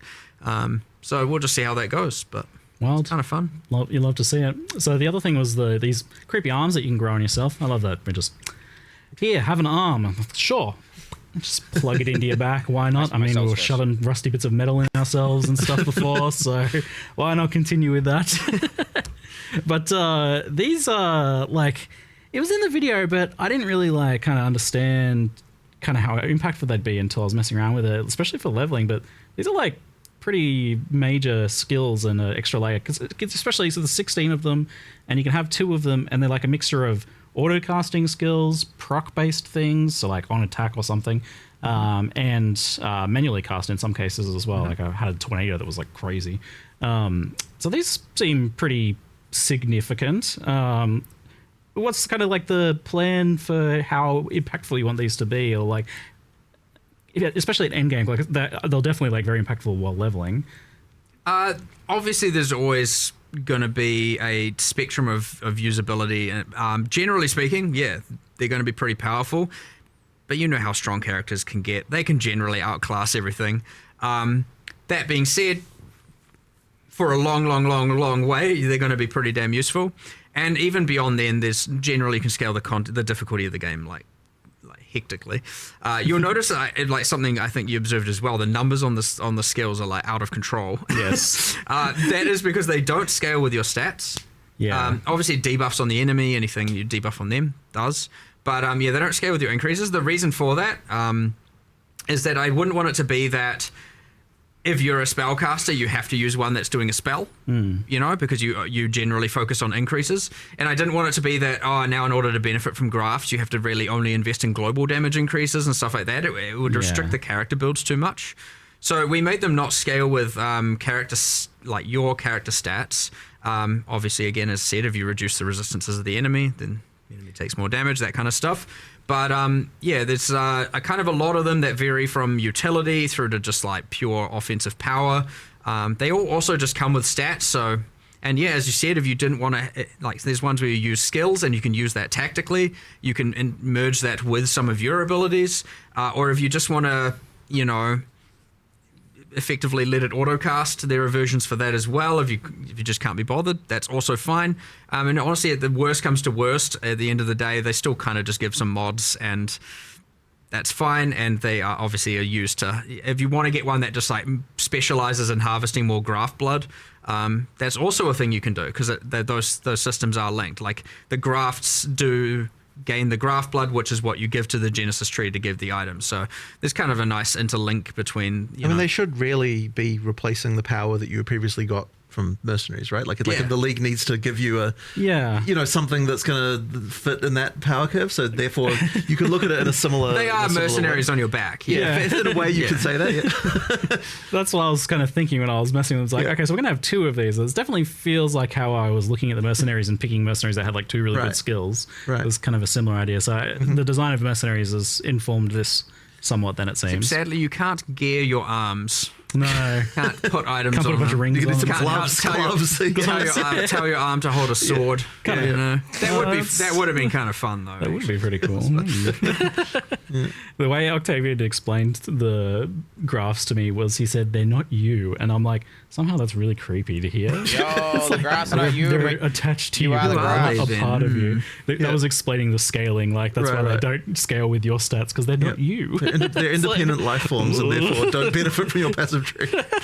We didn't do this, but we had a desire to do unique ones, which I thought was kind of going to be fun. We might do this later, like going core, we'll do it, but we're like, no, what wait, if you? And I think it was Octavian's like, what if you had a way. leg growing out of your back? What does that mean? And I was like, what if you had like a good jacked quadrilla arm or something? Because I was like, you can just have unique ones where they have like just like deformations, and you can have like random, deformed, crazy things going on, or like, I think I had a design. I was like, what if there was one that was like converted? You're like, I don't care about the league. It converts all graft blood to gold or something, and it's a kind of like cursed pirate treasure arm or something. And we'll see if that goes somewhere later. But I think that could be kind of fun to play around with. So there's definitely some sort of like biomutant kind of combining of limbs and genetics and stuff potential here, maybe. Later mechanic, right? Like nice to have these things you can expand on. So it looks like you can synergize with them, but you don't necessarily scale them directly, like you're saying. You can debuff enemies and things like that. While we hand down to some of our additional questions, I've been noticing some that get mentioned a lot in chat that we'll kind of transition over to briefly. So WASD gets mentioned a lot, like if that's something that's planned for Path of Exile 1, if it's feasible, what goes into so that? In order, it's a pretty big deal. In order for WASD to happen in PoE 1, we need to get the rigs from PoE 2. In order for that to happen, we need to finish moving all the microtransactions over, which has definitely been a bit of a slow task that we kind of need to get through. And so effectively it would be like, we do want to do that at some point, and then after that point we can make WASD for PoE 1. But yeah, it's just a question of getting through all that work, and then we can do it. We don't care like, if I'm not it looks against bad. it by any means. It's just People don't already look dog shit. I mean, I want it to happen. It's just getting all those things moved over to the new rigs is the limiting factor. Yeah, and you want it to be kind of reaching a certain threshold, it seems like, of quality. Well, I mean, so yes, you can do it. You can do it by just like where the character just rotates. But I wouldn't say that gets like that. The quality of that is really not great. Like I don't think it feels good. I kind of want to make do it with the proper rigs that we get. And look, that would be so beneficial to everything anyway. Like we're highly motivated to do that because it means that we don't have to rig a bunch of stuff for the old rigs anymore, which a bunch of artists would definitely appreciate. We will get that done, and then it's going to take a while. Like it could be quite a while. The biggest benefit from the rigs is just that we're going to then be able to actually do a lot more new skills. Animation in PoE 1 as well that actually use new animations, and it's not going to be an absolute nightmare to try and make. So that's going to be epic when we actually get to that point and can just be like, okay, floodgates open, let's go and make a whole bunch of new skills that are using new animations. Because you'll notice, even though we have a bunch of new skills in this patch, it's all using the existing animations and different means of delivering it. So generally speaking, we have kind of your spell projectile, spell AoE, spell buff. They're kind of separated into all these categories. Yep. And so when you generally do a buff, you just use the buff one, and AoE use the AoE one. But as a result, we don't have just cool bespoke things where you I don't know, do a flip while doing crazy stuff like that. We're not going to be able to really get that in PoE 1 just because the cost is insane to animating that. You've got to do that on 7 different characters, 7 different rigs. With all the different weapon sets. Yeah, with every single weapon set. And because generally PoE 1 doesn't have as much restrictions on the weapons to skill association, you'd be like, it's not great. It's really not great, and it would be the cost of doing that would mean we'd have to do so much less other stuff. Just a random tangent on why the rigs would be beneficial as well. Immediately, I'm just like, oh my god, please, I want to do new skills that are But we will do it. We will do it eventually. It's just important all this stuff. Yeah, well, it's an interesting insight that you even plan to kind of bring this PoE 2 rigging system over to PoE 1 for animations and things like that, because that indicates that the future of Path of Exile 1 is not very static visually. Obviously we're seeing new stuff getting ported back, but potentially a lot of stuff getting remade and updated, and PoE 1 is anticipated to change a lot in that regard over time. Well, I mean, yeah, it just for no other reason that it makes our lives easier, we need to do it. But yes, it will have the side effect of making the game look better too, which I guess is good. So another thing I saw mentioned in chat quite often was asking for Trial of the Ancestors and what's the plans or status of that. What? Who the fuck was that? We want to do it. That ultimately is just a resource thing again. It's it's one of those ones that it can't be one-to-one. It was too gameable, too solvable. Got to a point where I was like, this is the strat you do. We need to fix a bunch of stuff with it. It's not out of the question. It's honestly just whenever we assess the scope, it comes up all the time. And it's we could do this, or this. What do we? Fuck. And it's always going to come at a cost to something, and it just has been so far. At least 326, 327 that we've wanted to make sure that we had other priorities, I guess it's safe to say. So TBD, who knows? Every single time we don't plan too far in advance with the stuff. So generally, when we are at the next league or the next 2 leagues worth of discussions, it's we have a list of things that we could do. It's in that list. I'm sure it'll come up at some point. So we'll see. Feel free to be coy about this, but it seems like since something similar is occurring in Path of Exile 2, that might help you kind of solve some of these questions for PoE 1. Maybe that gives people an idea of the time frame. Well, as I said once, if obviously there's a could do with respect to PoE 2, but if we manage to go down that route, we get to do the exact same thing we did with Breach here, which is that if we have all the monsters made, and a lot of art made, and a lot of encounters, so even if it doesn't appear the exact same way, it'll allow us to do a massive shortcut, which would mean that all of a sudden it is way more possible to add as a feature without having to compromise too much else. So nice. Yeah, I can see that. All right, let's talk endgame, and I'm sure you're anticipating a discussion on Tier 17 modifiers, modifier design, their addition to memory strand maps, risk scarabs, and map modifier effect. So I list all these things out because they all come together to form a bit of a tangled mess of late end game, and I'm just curious, like, before we even get into like what people are asking, what people are saying about it, I'm curious what your guys' thoughts are on this topic, I guess, of tier 17 modifiers and their impact on late end game. I mean, the main thing I'd say there, like just as an overall view on it, is that like T17s, there's this tension between, like, it is not a good place to be when there's a tension between what players are enjoying and what the thing we want to try and do is. Like, that's like a problem that needs to be resolved. So effectively, it's like what T17s are supposed to do in theory is something that we want, which is to say, like, you know, that like you get something that you don't necessarily like want to have to play against, and like, you know, like you have to actually, and you have to deal with it or come up with a way to get around that. But in practice, players don't want to do that, so there's something clearly wrong here. So something does need to change, but it's a little bit tricky to come up with something that we want to, like, that both sort of satisfies our desires for, like, you know, like interesting challenges that are different each time that you play them. That like all the, you know, there's like new interesting things you encounter, but yet also something that the players actually like. So there's a problem for sure. So what is your desires for tier 17 maps? Like, what do you want? Well, as I said, I don't think it's necessarily the desire for T17s as such. It's more the desire that you have, like, you know, like interesting combinations of mods happen, and they're like, oh, this is a new challenge I have to rise to, you know, and like, how am I going to deal with this, and that kind of stuff. And like, that's something that, like, in practice, players aren't like really liking. So as I said, there's a problem here for sure. It's just a question of how we kind of 100%. They're not in the right spot. Yeah, I am of the like, we need to go back to the drawing board a little bit here, because like we, and to be fair, we are like trying to band-aid it, but we can only do that for so long. We kind of just need to reinvent something here a little bit. Like, they were intended to be the penultimate bosses that allow you to do the Ubers. But they're also now, you know, also this non-sustainable map, and where you have to, obviously a lot of people feel like they have to trade for it, and then in the other cases you've got a bunch of modifiers people hate. You've got this like thing where, because of the mods, you end up devolving down to the in-game strat becomes, as you said, stacking map mod effect and modifiers via risk. And it's like, it's not fun. It's not ideal.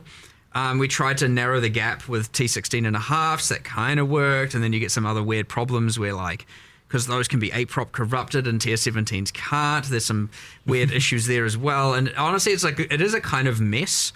And we intend to keep band-aiding it until we can drawing board, but I would expect you'd probably see a pretty... I think it needs a full redesign. Yes. It needs a full redesign to try and see if we can come up with a way to both achieve what we're hoping to achieve, but also make the players not dislike it, right? So is this maybe like separating out what you're trying to do with the tier 17 modifiers and what you're trying to do with this penultimate like boss thing that is like the lead up to the Ubers? That is a split at the very least. Okay. I don't think that we've worked out exactly how this can work, though. Like, I don't think that like the best, most rewarding content in the game should also be the tickets to the Ubers. And in that even that's like broad and sounds weird when you first say it, but it's like so hard because it's kind of, you know what I mean, where it's something's wrong. There's a fundamental tension with, you want the hardest content in the game to be the most rewarding. But like, the moment you do that, there's all sorts of incentives that come into play that mean that people don't like it when, like, there's a map now that you can't run because the mods are not good for you and that kind of stuff. And like, so then there's also, like, you know, it's a problem. It's a little bit of a mess of problems. It's a problem. Any individual part of this I look at, I'm like, well, this is actually okay in some circumstances. Right. Like, it's okay for there to be some modifiers, maybe like I'm sure, I think you guys feel the same. Where it's like, it's okay for there to be some modifiers that are like better for other builds. But in the moment that it's like, it feels like a huge economic penalty to that. So the you're immediately like, you're immediately kind of. But you get the thing right now where you stack the risk scarabs, and then it's like, okay, only Trickster and Juggernaut can play it as a way of it's perceived, and there it is. You know, it's, again, we are changing a lot of these variables, by the way. We're not just leaving it for 327. Like, we are changing risk scarab, we are changing some stuff around map mod effect, we are changing. Good, nice. You know, there are bits and pieces changing. I'm not going to stop band-aiding just because we have a grand plan for the future. Well, we have an absence of a grand plan, a desire to have a grand plan for the future. But we will. I would be very surprised. I know I shouldn't be promising content in the follow expansions because variables always change, but I'll be very surprised if we don't do a more drastic shift in 328 to solve this problem, because it's now long enough that it's not worth it. So obviously, hopefully the things, the changes we are making, improve things in a pretty meaningful way, is shake up the meta a little bit. But yeah, there's still going to be some woes, and you know, but hopefully people can be excited for, you know, the thing to whatever the thing is to come. But it shouldn't be too hard for us to come up with something. Honestly, similar to how we did 031 for PoE 2. If we can come up with something that is just like a universal success and like is blatantly a win and isn't gonna, you know, lower the value of people's economy mid-league and stuff like that, I wouldn't be, you know, against if we can come up with something, because we're obviously going to design it soon. If we can come up with something or a piece of that something to deploy to, you know, mid-league, mid-Keepers of the Flame, I will push for that. We'll just have to see if that's something we can actually do. Because often these things will mean like, oh, now all of X will become devalued. And I don't want to like ruin people's mid-league economy and wealth and just destroy it because we decided we want to make a change. Oh, and change so, it, dude. You know, there's considerations to make. Yeah, from speaking to Octavian about the tier 17 modifiers as well, I can tell they're kind of weighing on him, like he really wants to do stuff with them. I think we're all on the same page. I honestly don't even know if anyone really is disagreeing with, like maybe in little ways, but I think everyone's kind of... Okay, I gotta ask, like, is there someone who loves the 3 seconds out of every 10 seconds you can't deal damage modifier? No one. I like it. Okay, tell me why. But I play support characters. I don't deal damage. Okay. All right, you're going to jump on this grenade. Okay. How does that modifier come into being? No, I mean, to be fair, I like things that are just a bit more... I'm a bit more masochistic in that regard. I'm not attempting to put my masochistic views on the player base. I understand that, generally speaking, people aren't for that kind of thing. But you know, I also like trying those things, seeing how it is, and you know, there are things where these can exist. Like if this was behind a couple more layers of some sort of more niche corruption mechanic where players, or you know, some crafting system over here where players can kind of choose to do it but don't feel forced to do it. You know, those things can exist, and I want to make sure we keep that kind of stuff. But in the broad mod pool, some of these mods are, they're not really working. It was evidently that one, and the like action speed reduction from using your skills, and I think there was the petrification statues that get mentioned a lot as well. It's the drowning orbs plus it's just like, okay, thanks for making it slow. I mean, the thing about slowness is you do feel it, hence why. Whereas like often you can just be like, I'm just gonna ignore that. That's a nothing mod. Physically painful sometimes. So you know, but it's a bit overboard right now. Yeah, it's like I see the problem here. Like I'm so torn on this because I want these sorts of. I get the idea of these modifiers being like things that you can feel, like that they have a bit of an impact, and they're not just like. Well, I don't want everything to just be another multiplier making the monster get closer to one-shotting you. You know what I mean? Mechanics to happen. Yeah, you want something, but there are some that are okay, and there are some that are not, and we just haven't. You know, there's an analogy about this, which is like, you know, how do you feel about immunities in D2? It's another sort of similar situation, right? Where it's like it forces you to change something about what you're doing, and a lot of people just really hate that. Yeah, and it's kind of like a similar sort of situation, I think. Yeah, I'm the same. Like I like the idea, but I don't like the execution of that at all. Yeah. Right. Or the and I think we're actually sort of running into a similar situation with this. This is it is kind of your. I mean, what would White Chain do? You know, we've danced with this a few times in the past. For sure. We had some immunities on some pinnacle bosses and stuff like that. That's what we talked about it in previous chats a long time ago. But so it sounds like some of those modifiers are changing then, if nothing else, maybe as the band-aids in the sure. I mean, there's band-aids like that, but there is something like wrong here though to solve. That's all. I don't know if I can say more than that, really. Yeah. With the map mod effect and the Atlas tree in particular, I'd rather there was like 15 different ways to scale Dude, what's going difficulty and reward, as opposed to just like, here's the stat I stack, and it's just like straight multiplicative. Right. Is affecting the leagues and the content. I want more than just map mod effect to be the way that you can multiply. And so it's like, do I want to focus on this or do I want to focus on that? And there's like different builds within the like making things more harder and more rewarding. But yeah, right now it's just like, well, obviously I just stack all of that. Like quantifiably, it's obviously better, you know. And like there's I don't know, it's a little bit lame, honestly. It's kind of just a boring thing right now, and you know. I don't know. This, again, drawing board, 100%, back to it, revisit it. I'd be surprised if we're not doing something for 328 as much as I told myself I wasn't going to promise following expansion content, but there's some patch notes coming out later today.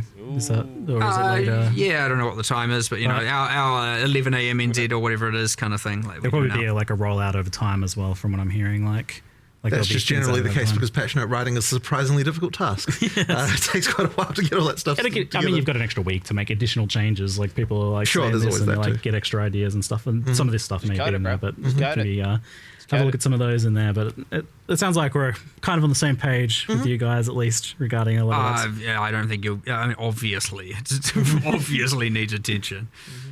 So yeah. All right, it's cool. So on Endgame though, in like a longer term, from a longer term perspective, we have a pretty good Atlas Endgame system right now. Like I think it's pretty well liked, apart from this issue that we just talked about. Like overall, the core of it seems great. Like I can sing many praises about it. But previously, like historically, you've done a lot of complete endgame overhauls, and to the point that it was definitely a trend. Like it seemed to be like the way that you guys would go about it. Like every so often, there'd be a major endgame overhaul. Is that still the case? Like have you achieved something that you kind of want to keep and maybe change instead? I don't think that we would want to not overhaul the endgame again. Like the reason that it's not like we're like, oh, this is what we're set on, we're now just going to keep this forever. Certainly not.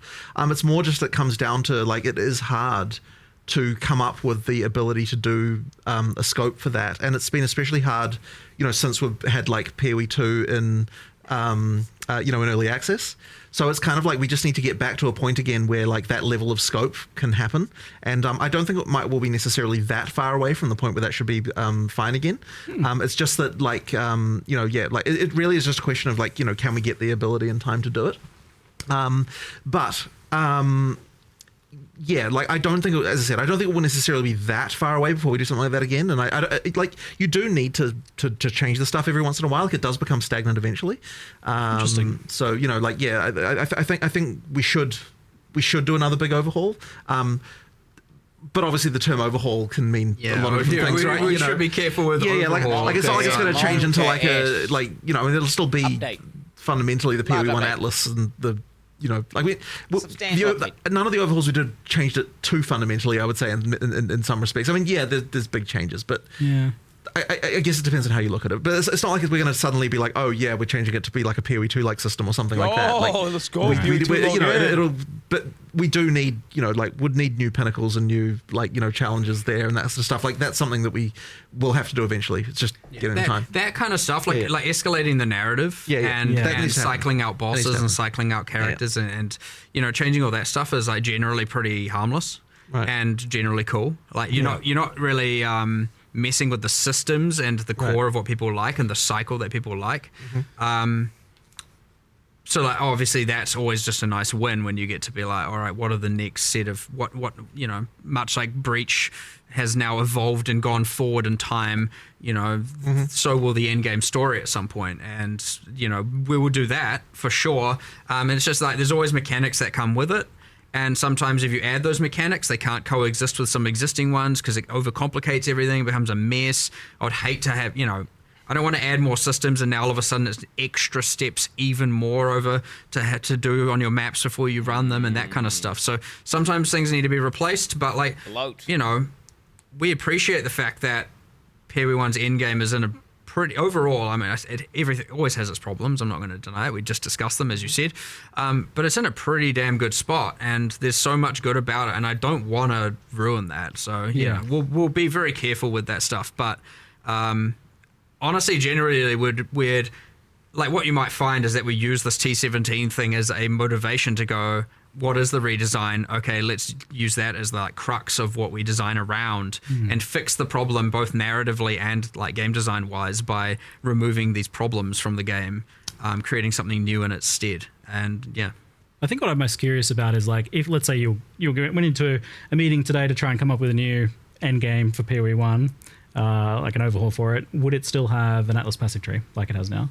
Yes. Yeah. Yes. There's no way you'd get rid of that. I already know. Too good, right? I already know what it is, so I already have it in my mind. Oh, okay. You were saying before last time that's deep in my mind. You've got a story arc planned. Well, the Secrets of the Atlas was intended to be part one of a multi-part, right? So I've got the other parts, or at least most of it. And yes, the tree is still there. And honestly, I don't think anything is fundamentally in my plan in my head is changing enough to cause any concern. So, I mean, all right, great. It's all for the better. I'm pretty confident of that as well. Great. And now everyone will have to just wait to see what those ideas are for an undetermined amount of time. I assume we'll get a follow-up to the story, maybe next expansion, perhaps, of following along what's happened to that. It was pretty interesting last one. We'll see, yeah. So let's talk a little bit about balance. There wasn't too much revealed about balance in the reveal trailer stuff itself, but I know it was mentioned that there would be a bit of balance stuff going on here, and I've had a chat to a few people and scoped out some things. Like, for example, there is the unplayed assassin that gets asked about a lot, and it seems like something's happening for assassin. Yeah, that actually came kind of recently.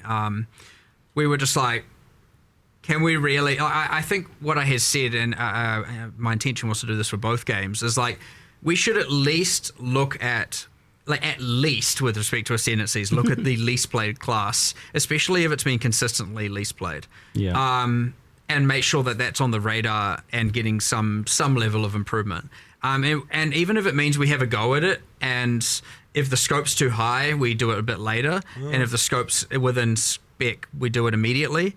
In this case, we looked at the assassin. It was like 40% lower, at least on the primary leagues, it was like much lower usage than even the next class. And then, so it wasn't doing very well. And it's been the case for a little while. So we were like, look, let's just do something. Like, it's better than doing nothing.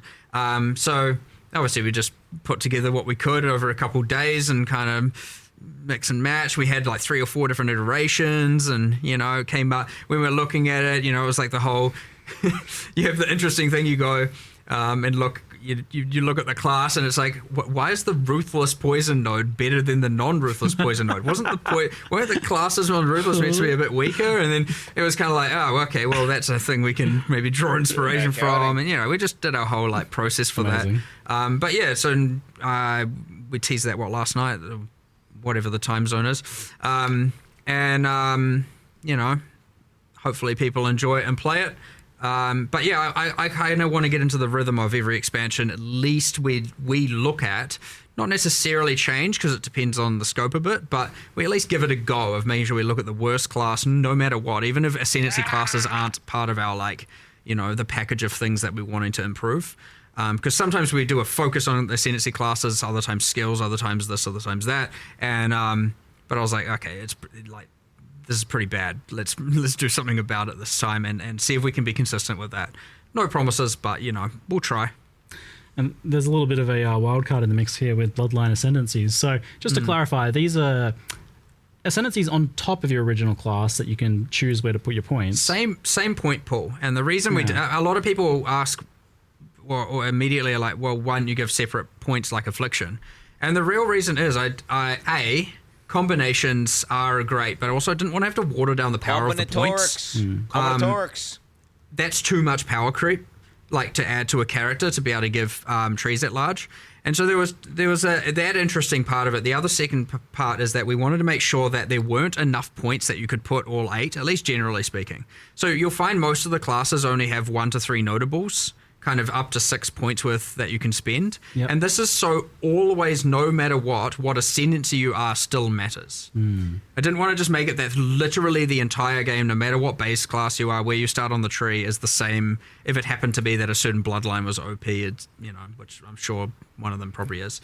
And all of a sudden now every single person is just this one thing. It wanted to be like, nah, I think we want to do a feature that adds as much anywhere. I was like, in-game build permutations as possible. Yeah. And also what's cooler than just being able to take the powers or learn the powers of your favorite boss for the purpose of a fantasy. Let's mix and match these things. And now you get this cool, okay, I'm a Templar. I'm all about, holy powers, but I'm also going to embrace my dark side over here, or maybe the ways of the Asmiri, and you get like a Shabi Guardian thing or something. Oh, sorry, I've got support classes on my brain all the time. So, you know, you have your Slayer something, you know. So, you know, the permutations honestly are endless. Melee updates, bro. And obviously metas are found and builds are created and all of that. But what we obviously find is that, well, there's a few awesome perks here that I kind of like, is that we can add motivation to doing certain content that otherwise you wouldn't normally do. I like that. That's I do great. Like that. We can add this for future content very easily, right? There's probably other bosses that you're like, oh, we can do this and this and this. Like, it's very easy to expand this and take it away.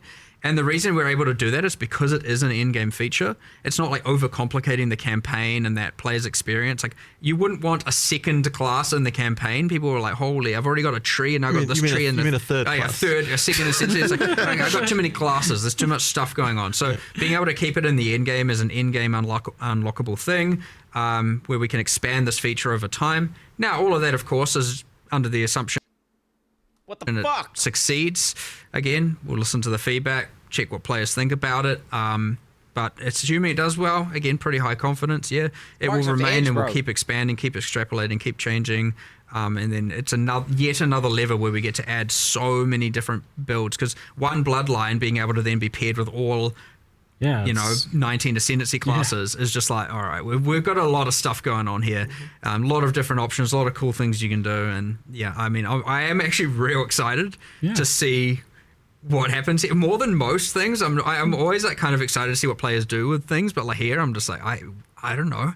Let's see what happens. Like, it's gonna be real cool, and I suspect you'll get, like, for quite a while, people narrowing down on exactly what the perfect combinations are for different things. And, Well, it definitely seems like one of those things where you just design something cool and we'll see what players do with it, because there's too many permutations there, right? Like, I don't even know what the math on that is, but it's affects your game. Pretty crazy, the amount of new nodes. Number.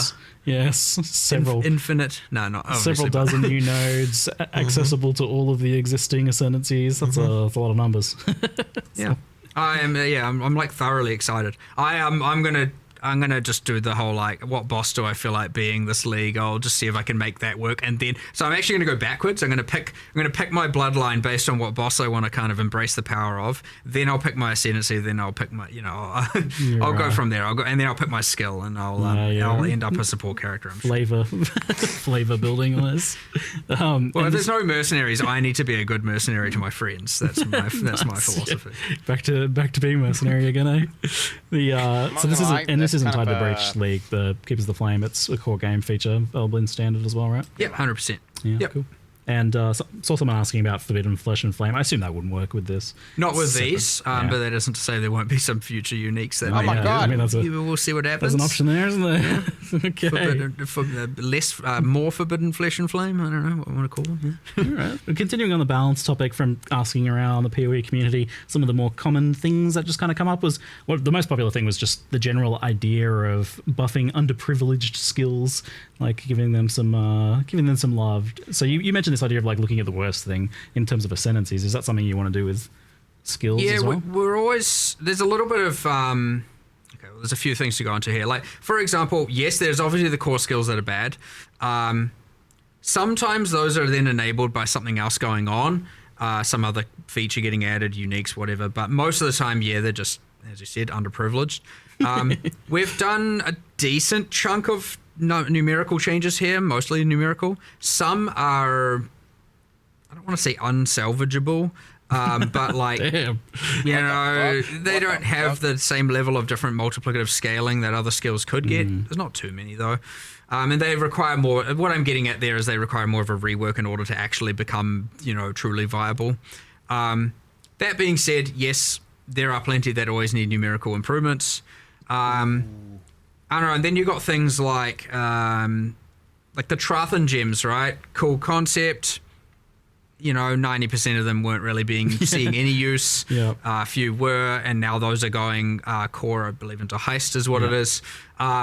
but as meanwhile also full balance pass. So hopefully some more come to the foreground there, and so on. So like, but like honestly, this is like a kind of endless task. It's like almost like you could just never stop. So like we like to just do batches at a time and send it, and we try and do as many as we can. But like each require discussions. They can be quite time consuming. Some are more obvious, where it's like, okay, obvious increase, and others are like, do we want to do this or do we want to rework it? And then you get lost in a rework discussion. It's important to like cut the time. And it's like, actually, look, for now, buff it. We'll come back to it later. But yeah, like we get through as many as we can. We've done a bunch. I could always say, ideally we'd do more, but like I don't think, again, there's no real end point to that. So yes, sure. I wanted this patch to be very class centric in terms of balance, and like we did.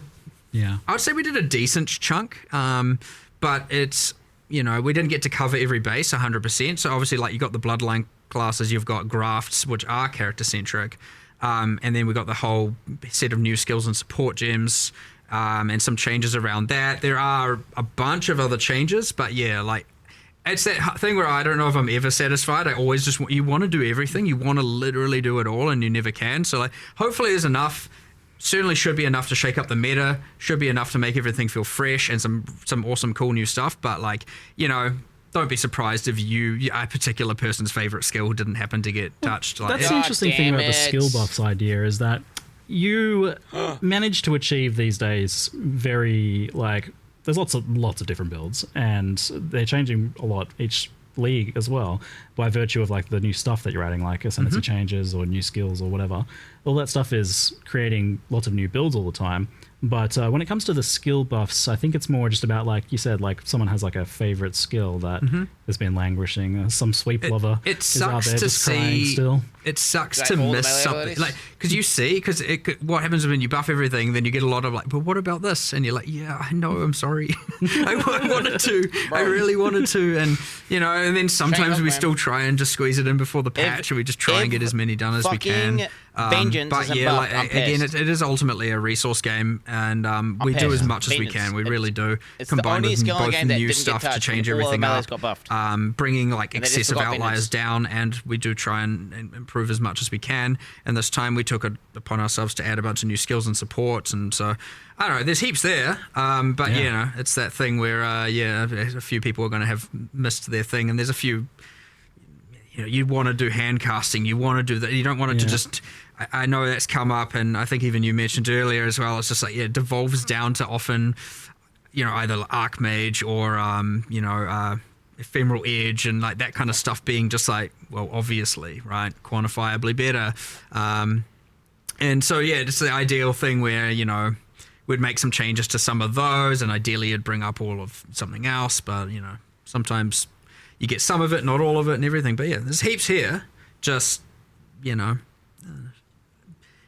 never quite catch everything, but there will be new metas, there will be new builds, and probably a lot of existing stuff will still be, pretty decent. But yeah, there's a bit of nerfs, bit of buffs, bit of, it's how it goes with all of this balanced stuff, really. It's a bit chaotic, but, there's something satisfying to it. But, as I said, you never really fully get everything, and thus you never fully feel satisfied. You kind of answered my question a bit, because like one of the popular archetypes that's come up as being a bit problematic is hand casting, self-casting spells, and usually I think what gets brought up with that is like slow base cast speed, and that in turn making things like echo feel bad, and mana costs being I don't think we've done that enough justice, for sure. Yeah. But it's certainly on the hit list. Yeah. So we'll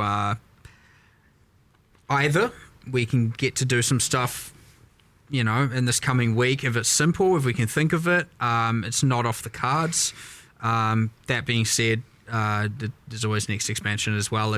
But honestly, you never know, because often these external variables, like the new classes and stuff like that, can really change these things up, without you really predicting it as well. So, I can't speak to what we'll do in 3.28 with respect to all of this, because we have to observe what happens in this patch first, given how many variables we've added. And like we said, we've added a nearly infinite number of permutations of builds with the new bloodline classes and stuff like that. So, we'll see how all that goes. And then, but we'll just keep doing it. It never stops, never ends. It literally is an infinite task. You never run out of stuff to do here. So we'll just keep doing it every single patch as best as we can. One that comes up a lot is the kind of dominance of ES stacking and kind of stacking builds in general, but ES probably has been getting mentioned a lot more. Forbidden Ride, Ephemeral Edge, things like that, but also just ES compared to Life as well. Yeah, it does happen. Classic. You know, there are Band-Aid fixes and stuff like that we always like to do, whether or not you can consider them Band-Aids or just like, you know, you just change some numbers here and there. Sometimes in the case of like Ephemeral Edge, it can be a matter of like, yeah, that's an acceptable thing to do. It just shouldn't be so easy to do.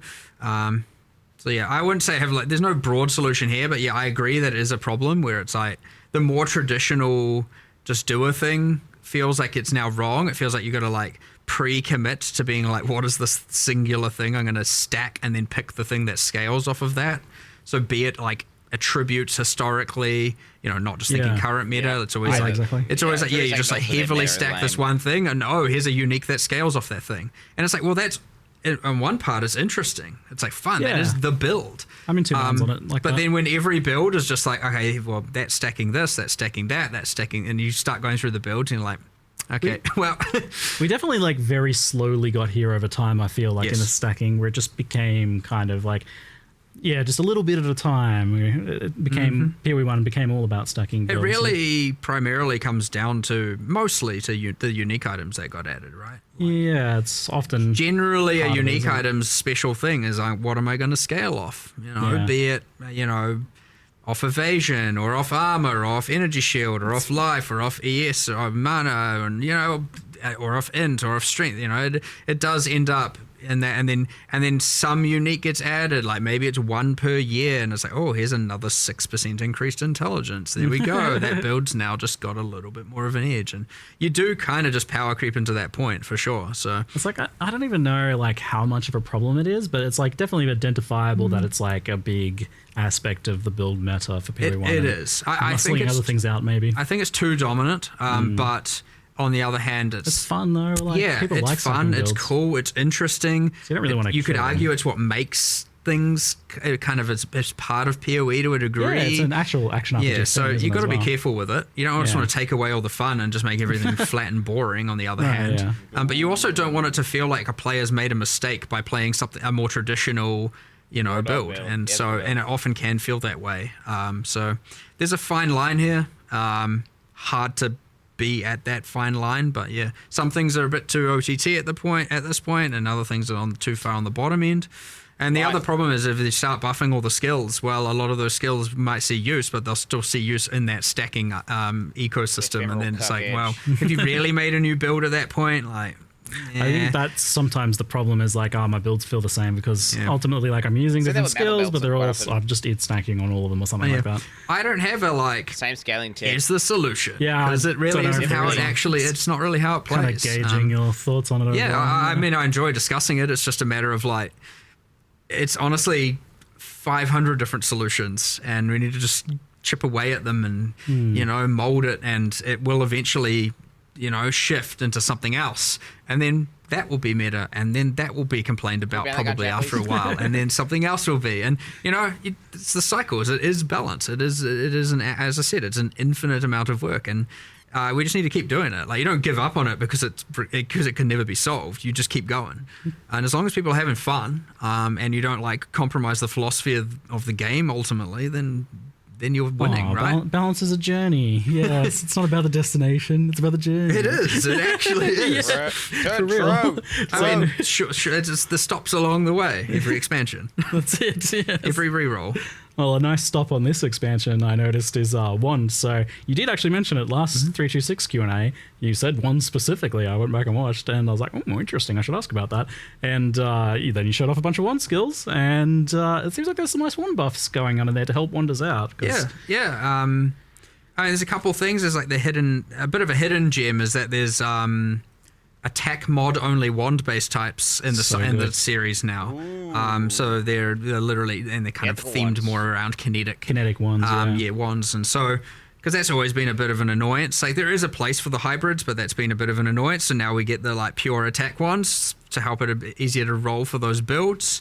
You got way more of a skill set to pick from now. And then, I mean, generally speaking, the skills they can be pretty hectic. You know, they can scale pretty well. Kinetic round is very hectic. But yeah, I don't know. It's kind of a cool theme, just like that general kind of like, you know, physical kinetic energy kind of thing going on. We had a little bit of it with kinetic bolt, kinetic blast. So we just extrapolated on that theme, and you know, you got your wanders and it's the thing, and then we also added a little bit of like kind of wind magic, some tornado stuff. It's like a force wall that you can. Yeah, the kind of force wall. You've got like a little bit of inspired by Huntress from PoE 2 a little bit with some of the, you know. I walked upstairs the other day and saw some QA playing, and I'm like, oh, someone's embracing the tornadoes, and he's like, that's not even half the tornadoes you can make. And I was like, all right, sweet, all right. I was like, yeah, that's PoE 1, and I walked out of the room. I was like, all right. I blasted like Act 1 through 4 yesterday on a wander, and I was just like, man, this is so good. I was having the time of my life. Like, oh my lord, the new skills and the wands.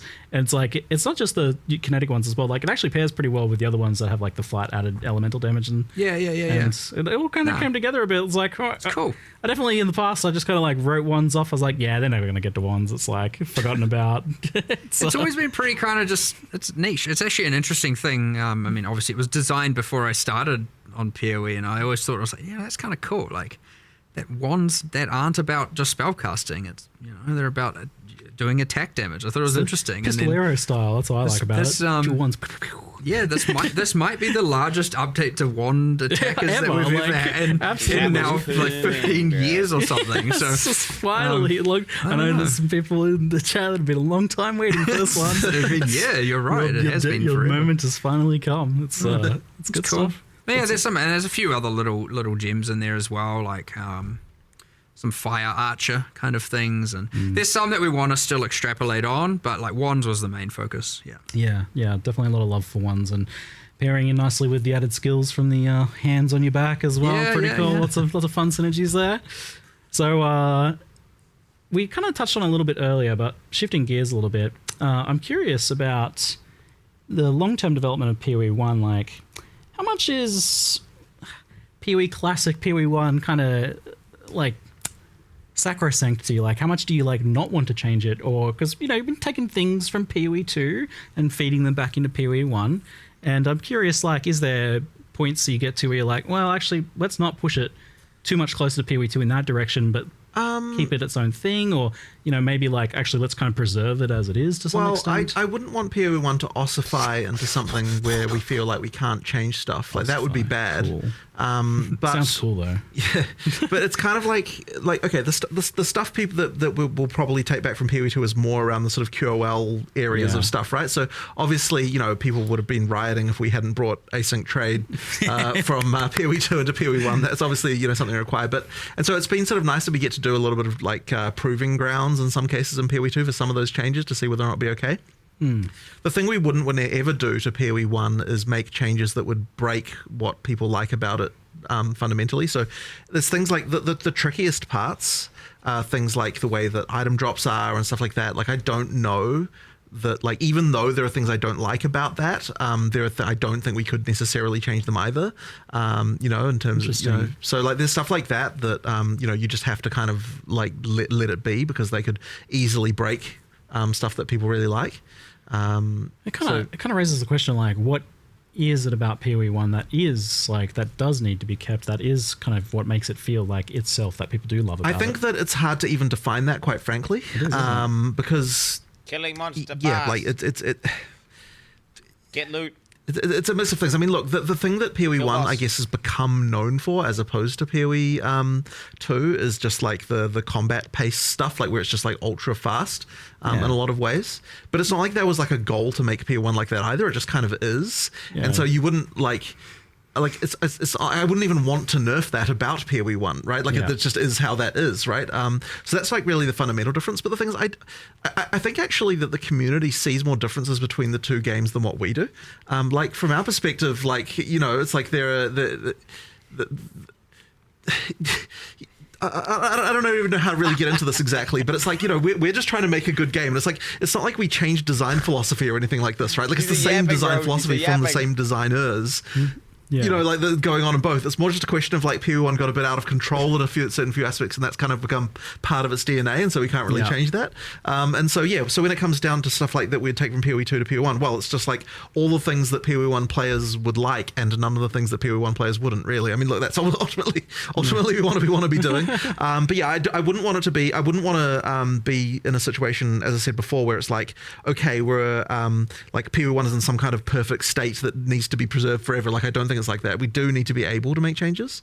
So yeah, it's just a question of. I think a pivot with PoE2 out, and this isn't obviously black or white, but PoE1 is. We always had and this is still true. We still want to bring in new players. But I would say PoE1 now, it's more important to us to keep the PoE1 player base, the fans of the game, the long-term players, the people who love PoE1 happy, as opposed to going, we need more new players, we bring people in. Whereas obviously PoE2 is still now a growing game. There's a new audience available, that kind of thing. So obviously we still want people who love PoE1 to love PoE2. That's the ideal world. But that being said, when we're looking at PoE1, we're not going to try and do anything that's going to compromise what the fans love about it in order to bring in a new set of players at this point. I would say that's going to be pretty rare. So it's about making sure that the people who do love the game continue to love the game. And that's why you're probably going to see less in the way of some grand structural change to all kinds of stuff. Because, if that change would bring in a bunch of new players. I think making sure you have a good, popular game that people love will inherently bring people in, because people will see that positivity and be like, I'm going to give this game a try. Less focus on bringing in new, more focus on keeping the existing fan base happy. Whereas obviously with PoE2, it's a bit of a different story where we really did think we want to, there's a new room for a new audience here, there's room for a different audience, we want to make sure we get as many of those players as possible. What would it take to do so? But ultimately, at the end of the day, what that then ended up boiling down to, aside from obviously modernizing graphics, changing the feel of combat, the biggest change is just balance. I don't necessarily even think about it, I think, in the same ways. I'm not thinking I'm making changes to bring in new players. I'm thinking what are the things that I want to improve that I think that we can't change about PoE1, because they are somewhat would be impossible to change just due to the game field changing so much. And so really for me, it's I'm on a 20-year quest to make the perfect ARPG, right? That's my sort of design thing. And it's like nothing actually changed between PoE1 and 2 philosophically, other than just learning about some things and deciding, I want to improve things in certain ways. I do think there is a little bit of an assumption that a lot of philosophical discussions occur with respect to, outside of talking about dexterity and stuff like that. Honestly, most of it is just we're just kind of get real passionate and just start coming up with real cool ideas of shit that sounds cool that we want to deliver. We're not really having discussions about hey, okay, today, Jonathan, let's have a discussion about how many new players we can bring in. We don't do that. It's about I'm trying to boil down what we are. I'm trying to turn it into a philosophy, but the reality is the process is just how can we make cool shit? That's it. Cool shit that's fun, that doesn't compromise things in too thing of a way. Things people will love, things people will enjoy. That is the ultimate goal at the end of the day. As I said, making whatever the visions are of this infinite quest of making the perfect ARPG. It's always interesting trying to be how can what are the rules? What are we going to change? At the end of the day, it's just well, I don't know, we'll just continue to make cool shit. And that's just generally what we're going to do. And so, I don't know. It's actually a little bit hard to try and decipher that down into a set of rules or something, It's I don't know. If it's cool, if it's fun, if people love it, then it's a win. And it's good that both games have a bit of room to breathe on their own then, because you can preserve the things that do make PoE1 its DNA, but are objectively limits to what sort of improvements you can make to the game. But I do have an important question for you both. What bonus should dexterity give you? Oh, jeez. You got a few hours? See, I know this is every time I come over here, I feel like this comes up. It's been going for a while, hasn't it? Mm-hmm. Oh, for dexterity. sure. What do you get for dexterity? Yeah, still haven't solved that one, huh? I just feel like nothing. Just nothing. Nothing. Just vibes. We just call it we rename it to green attribute. It just does nothing. It's an organic attribute. Like, very nice. All right, so still not solved there. So you did mention that asynchronous has come over to PoE 1. Mm-hmm. It's like, initially I was like, there's almost not a question about that because it went into PoE 2. It worked. Was there any problems in bringing it over to PoE 1? Not really, to be honest. Like, I think it basically. I mean, the fact that PoE 1 got the gold already kind of meant that it can kind of work. But the gold is a thing though. Like it is because of the fact that the gold is more scarce in PoE 1 more valuable for other things. Used. More used for other things. Yes. Yeah. So we had to do a little bit of balance around that. Obviously, but also like we do have to go through and assign gold prices to everything in the game, and obviously because PoE 1 has a lot more different items and stuff going on, we did have to go through and do all of that. So yeah, it wasn't just like immediate. We had to consider, hold on, the gold balance already was kind of like tight, like so. It's in that spot of like some people are like, I want more, and you do want people wanting more, and so now all of a sudden there's this extra thing. That's a cost, so we have to obviously account for that. What else was there, though? I mean, ultimately, it's mostly just, I guess the console. Yeah, so, there's like the thing. So console previously had a kind of like trade board thing, which is made pretty much entirely redundant by this. So that old trade board is getting ported over into this system now. So that's... we're actually deploying that, just a fun fact. We're going to make a post about it, but we're deploying that the removal of that a bit early because we need...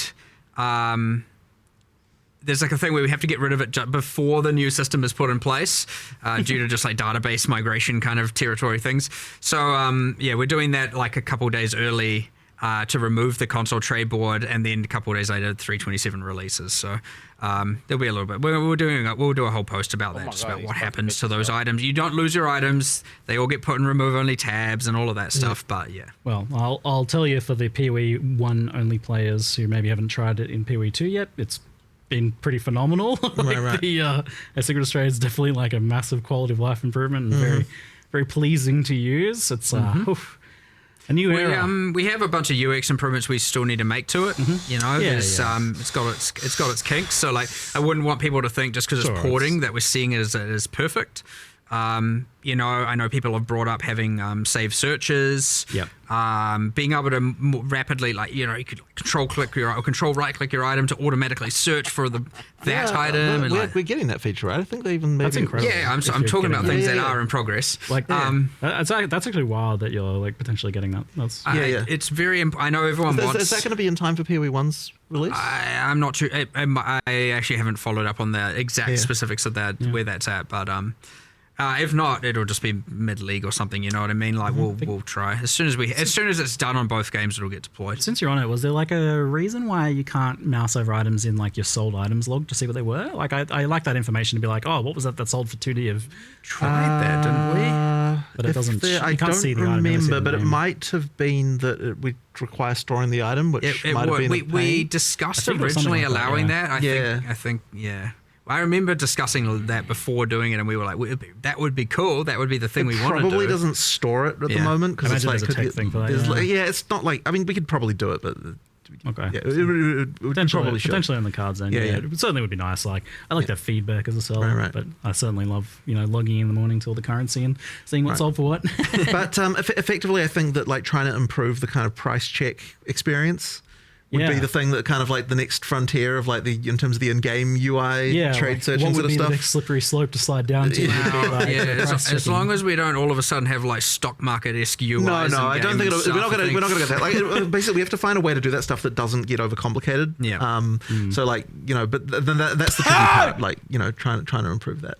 Yeah, I know we've talked about that in the past, like how far you would potentially want to push that, and like I think there is like an interesting like opportunity you guys have to be able to help make that like much more sane for players compared to what it is now to price check an item. These fucking a very bots complex were affair so quickly. So cancer. but it's interesting that that's on the cards. That's something you're exploring, pushing further, not just kind of leaving. But yeah, but I don't think that's going to come all in one grand moment. Like I think it'll be, you know, so this time it might be just, you know, being able to, I can't remember what the modifier keys you have to hold is, but there's some modifier keys you can do to like effectively search for the item that you've got under your cursor, and open up the board and see it. Nice.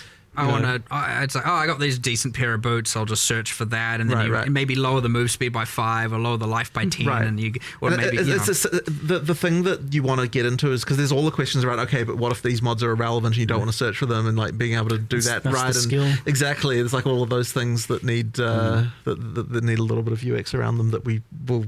Yeah, slowly improve. That's what I'm excited about, because with the right UX, you could really communicate that skill in a nice visual, physical way to players, which is kind of exciting. Anyway, slightly getting off topic there, but trade is like, it was obviously a big thing, and like for a very long time, you guys were rightfully afraid of like what would be the economic implications of this? How would it affect gearing and progression? And like, I guess like firstly, what has been kind of the use rate of asynchronous trade? Like, how have people been using it? So we were checking on this recently. I think that you got them to look up the numbers on that, and it ended up being around 50-50. Just under half were using the new system in PoE 2 so far. I expect that to go up over time. Yep. Is this like compared to the existing stuff? Or? Well, it's just compared to people using normal trades. You know, from one person to the other. Okay, but there was a little bit of filtering, like, okay, if it's like with your friend, do we count that or not? And like that kind of thing. Like there was a few things like that we would need to sort of look at to see, like, you know, questions around that. But yeah, I mean, look, it's people who are using it seem to like it. I mean, the buyer experience is obviously way better. We generally found, like, I don't know if it's still the case now, but like for a while, like the new trade system, the items were a little bit more expensive. So then there were people who were like, settling in. I'll deal with the old one because I want a thing a bit cheaper. But then the reason why they're more expensive is because of the fact it's easier to buy them. So therefore people are willing to pay more. And then so most people are like, I'm just going to pay the extra cost because I can't be bothered with it. Exactly. I like it. I agree. I'm one of them. Right. Cost of money, yep. Yeah. But yeah, and it's important to note as well, and I just want to always verify this. If you are a PoE 2 player and you do have your merchants tabs, you have them in PoE 1 already. You don't need to buy new ones. It's good. They are shared, just to reiterate. So what do you think has been the effect on economy and gearing, and like, is it as, you know, I guess as bad as you feel? I honestly want to look a lot more into this, and I sort of suspect that the damage, as it were, that it causes is like quite subtle and harder to appreciate. Yeah. I don't think there's no damage. I think it does matter, and like the things we were concerned about are real. It's just that like it's really hard to kind of quantify that. And I sort of suspect that at the end of the day, the benefits just outweigh that by much higher degree, to the point where like it honestly, you know, like just should have just done it. Was the cost that needed to be paid. But the thing that you were just saying, right, is that like those kind of like mid items are like now worthless kind of thing, and that is exactly the fear that we had, right? Like that's the concern. Yes, Jonathan was asking me before this, like what has been my feeling of like how it's affected my experience, and like I was saying, I'm the player who lives in that 5 to 10 C sale range, like selling those items for 5 to 10 chaos. And that is exactly the fear that like introducing fast trade does kill the values there. And that I mean that's a problem. Yeah. But the only thing that's going to change that is if we increase gold prices. Now, there's going to be an interesting dynamic with the gold and PoE 1, and like we'll sort of be interested to see there. But it's like we'll have to keep an eye on that one for sure. Yeah. But it's just sort of also hard to know exactly what's going to happen with PoE 1 as well, just because there's so many more items. Like there's so much more going on. So like maybe the breadth of the economy will kind of change the dynamics a little bit there. But it's hard to say. It's really hard to say. Well, like it's an interesting mixture of phenomena. Like you get the ability to obtain like your starter endgame gear for 5 exalts total. Like you can buy a set of gear basically for 1 exalt each. Right. Like that's obviously, there's a big impact there. That, for sure. I mean that's like, that once again, that is the fear, right? It's just the like the standard now, the bar for like the quality of our gear is raised to a certain point. Yep, and then I guess that has follow-up questions like, you know, as to how powerful crafting is, how powerful like item drops are when you first get to early end game, like how difficult the content is. Obviously, there's like there's a whole like follow up here. I mean, we're going to have to effectively look at what all of that and adjust. And the thing is that effectively by making trade easier, it's meant that the difference between SSF and not is effectively increased. and that kind of thing as well. Like, yeah, I mean, there's some stuff there. But I mean, going back to PoE 1, I suppose, like, even though we've got this experience now with PoE 2, we're just going to really just have to see what happens in the PoE 1 economy. And there, you might have to be some adjustments, but it's going to come down to the individual. I mean, either way, though, like the amount of people I saw just being like, please just deploy a league. I don't care if there's nothing in it. Yeah, as long as the trade system's but this is the thing, right? Yeah. Like it just kind of has to happen. Like it doesn't even matter. Like there can be problems and we'll adjust for them, but we still have to do it anyway. But of course, so that's such an improvement. Yeah, I'm loving it. I'm excited. It's good. It's so good. It's very, very good. But yeah, it's still going to be interesting to explore this. Like maybe like even next Q&A, like how it looks like if we start to see things over time. That would be cool. But yeah, it's crazy to think about, like 10 years ago, 15 years ago, we're talking about releasing Breach 9 years ago. Now who would have ever thought we'd have gold and asynchronous trade and a currency market and like, holy, we're not actually are we the same people back then to say. We are, but I know. I'm not. It's a good thing. It is. It's healthy evolution. It's good. Yeah. Okay. So moving on to some kind of mixed questions. Mercenaries was mentioned to be likely returning after rebalance redesign in some cases. I'm just curious, like, does that mean that like some sort of horrible mercenaries are planned to come back, or is it more just about like having the duels there with the gambling or something like that? The intentions they come back, there's just a little bit of figuring. I mean, like with all these things, we have to figure out exactly it's very hard to develop. We like to see how players think about it, find the bad things, find the good things and all that. And it's very hard to develop how it goes into core straight away. Because then you'd be working on that and some things might change and then you end up wasting a bunch of time. It's way, way, way, way easier to let it end, be able to process everything all in one collective and then make the changes and bring it back together. But like, what is it like? It's a great new player tool. It's great, like, less skilled players tool. But like, what does it look like when it's not the active league? Like, I don't want a mercenary in every area, and there's all these kinds of like things you got to mess around with and change about how they appear. Is it on the Atlas tree? Are there scarabs for it? Like, what does that even mean? I don't know. And then all the way through to, were we happy with how they were itemized? Like, I thought it was too free to just put all the uniques on them without really caring about the downside. Like they would, there's like they weren't balanced quite right. There were some that were terrible, some that were not so terrible, and so there's just heaps of stuff to change. It's really hard to do that when you're in the middle of the league and where you're gathering all that information. So. Generally, and this is what you find with a lot of leagues, you get the league, you get a break, and then it comes back 1 or 2 leagues later because it's given us enough time to work out all those kinks and put it in game. Fundamentally, though, so I quite liked Mercenaries, but I also see it as like the sort of thing that I don't know if I want it to always always have to hire a mercenary. I agree. It would be mandatory, right? And that would be and then this is the thing with additive power like that as well. Is like the moment you've got that, well, what's the reason why you don't do it? Yeah, and that's answering that question. I think is like so that's part of the trying to figure out. Then you'd have to have a reason. If you had a permanent mercenary and then permanent grafts and exactly. we now have to start watering down the power systems. Exactly right. There's questions there. But I think there should be a way to bring them back, and you just need to find the right way to do it that doesn't involve everyone has a mercenary all the time now, which is fine in a league, but I don't think fine for just the game overall. So I imagine it. When it comes back, it'll be some sort of more like limited or maybe. Honestly, it's hard to say. It's hard to say at this point. Yeah, like I imagine there's like a lot of different ways you could go with that. Whether it's like they're tied to a skill gem or they're tied to a certain ascendancy or something like that. Right. But I mean, it's a cool design. Like it would be cool to have them back in some capacity. Yeah, no, for sure. I'm sure they will come back eventually. It's just how. Yeah, we already said they were, so they are. Yeah, you promised when you said mercenaries and then the graphs, and I was like, what's that game with the giant rolling ball that just sucks up all the entire city? Like I was like imagining Exile. Speaking of giant rolling balls, would have just turned the game into just like everyone's an auto bomber. With all their just like league mechanics just killing everything for them, Katamari, thanks, Chad. That's the one. Yes, giant Katamari ball exiles. So we did touch on gold. That was good. Heist is mentioned as getting the Trathan gems added to it to give it a little bit more. It got some nice quality of life improvements. But something that I saw that was an interesting question was So at one point, Heist had these like extra modifiers you could get on contracts to like make them more interesting, and they don't really have anything like that. And I would go so far as to say right now, Heist doesn't really have any decision making. How do you guys feel about the state of Heist overall? It's not good enough. And this is the part of the problem is we were having. It's like, we want to do this kind of like mid to grand rework for it, like make it better and change this and change that. And then that was honestly what was holding up that QOL change, where it's just like, because we also were like, we'll design it out such that the rogues don't have the levels, and it was waiting on that, and I was like, okay, look, at this point, it's been too long. We don't know when we're going to be able to do this. We can't say with certainty, because again, the same resourcing limits, the same argument as Trial of the Answers, the same as everything. We have to pick our battles. There's more battles than can be fought, and so and the same thing. It was like, okay, well, look.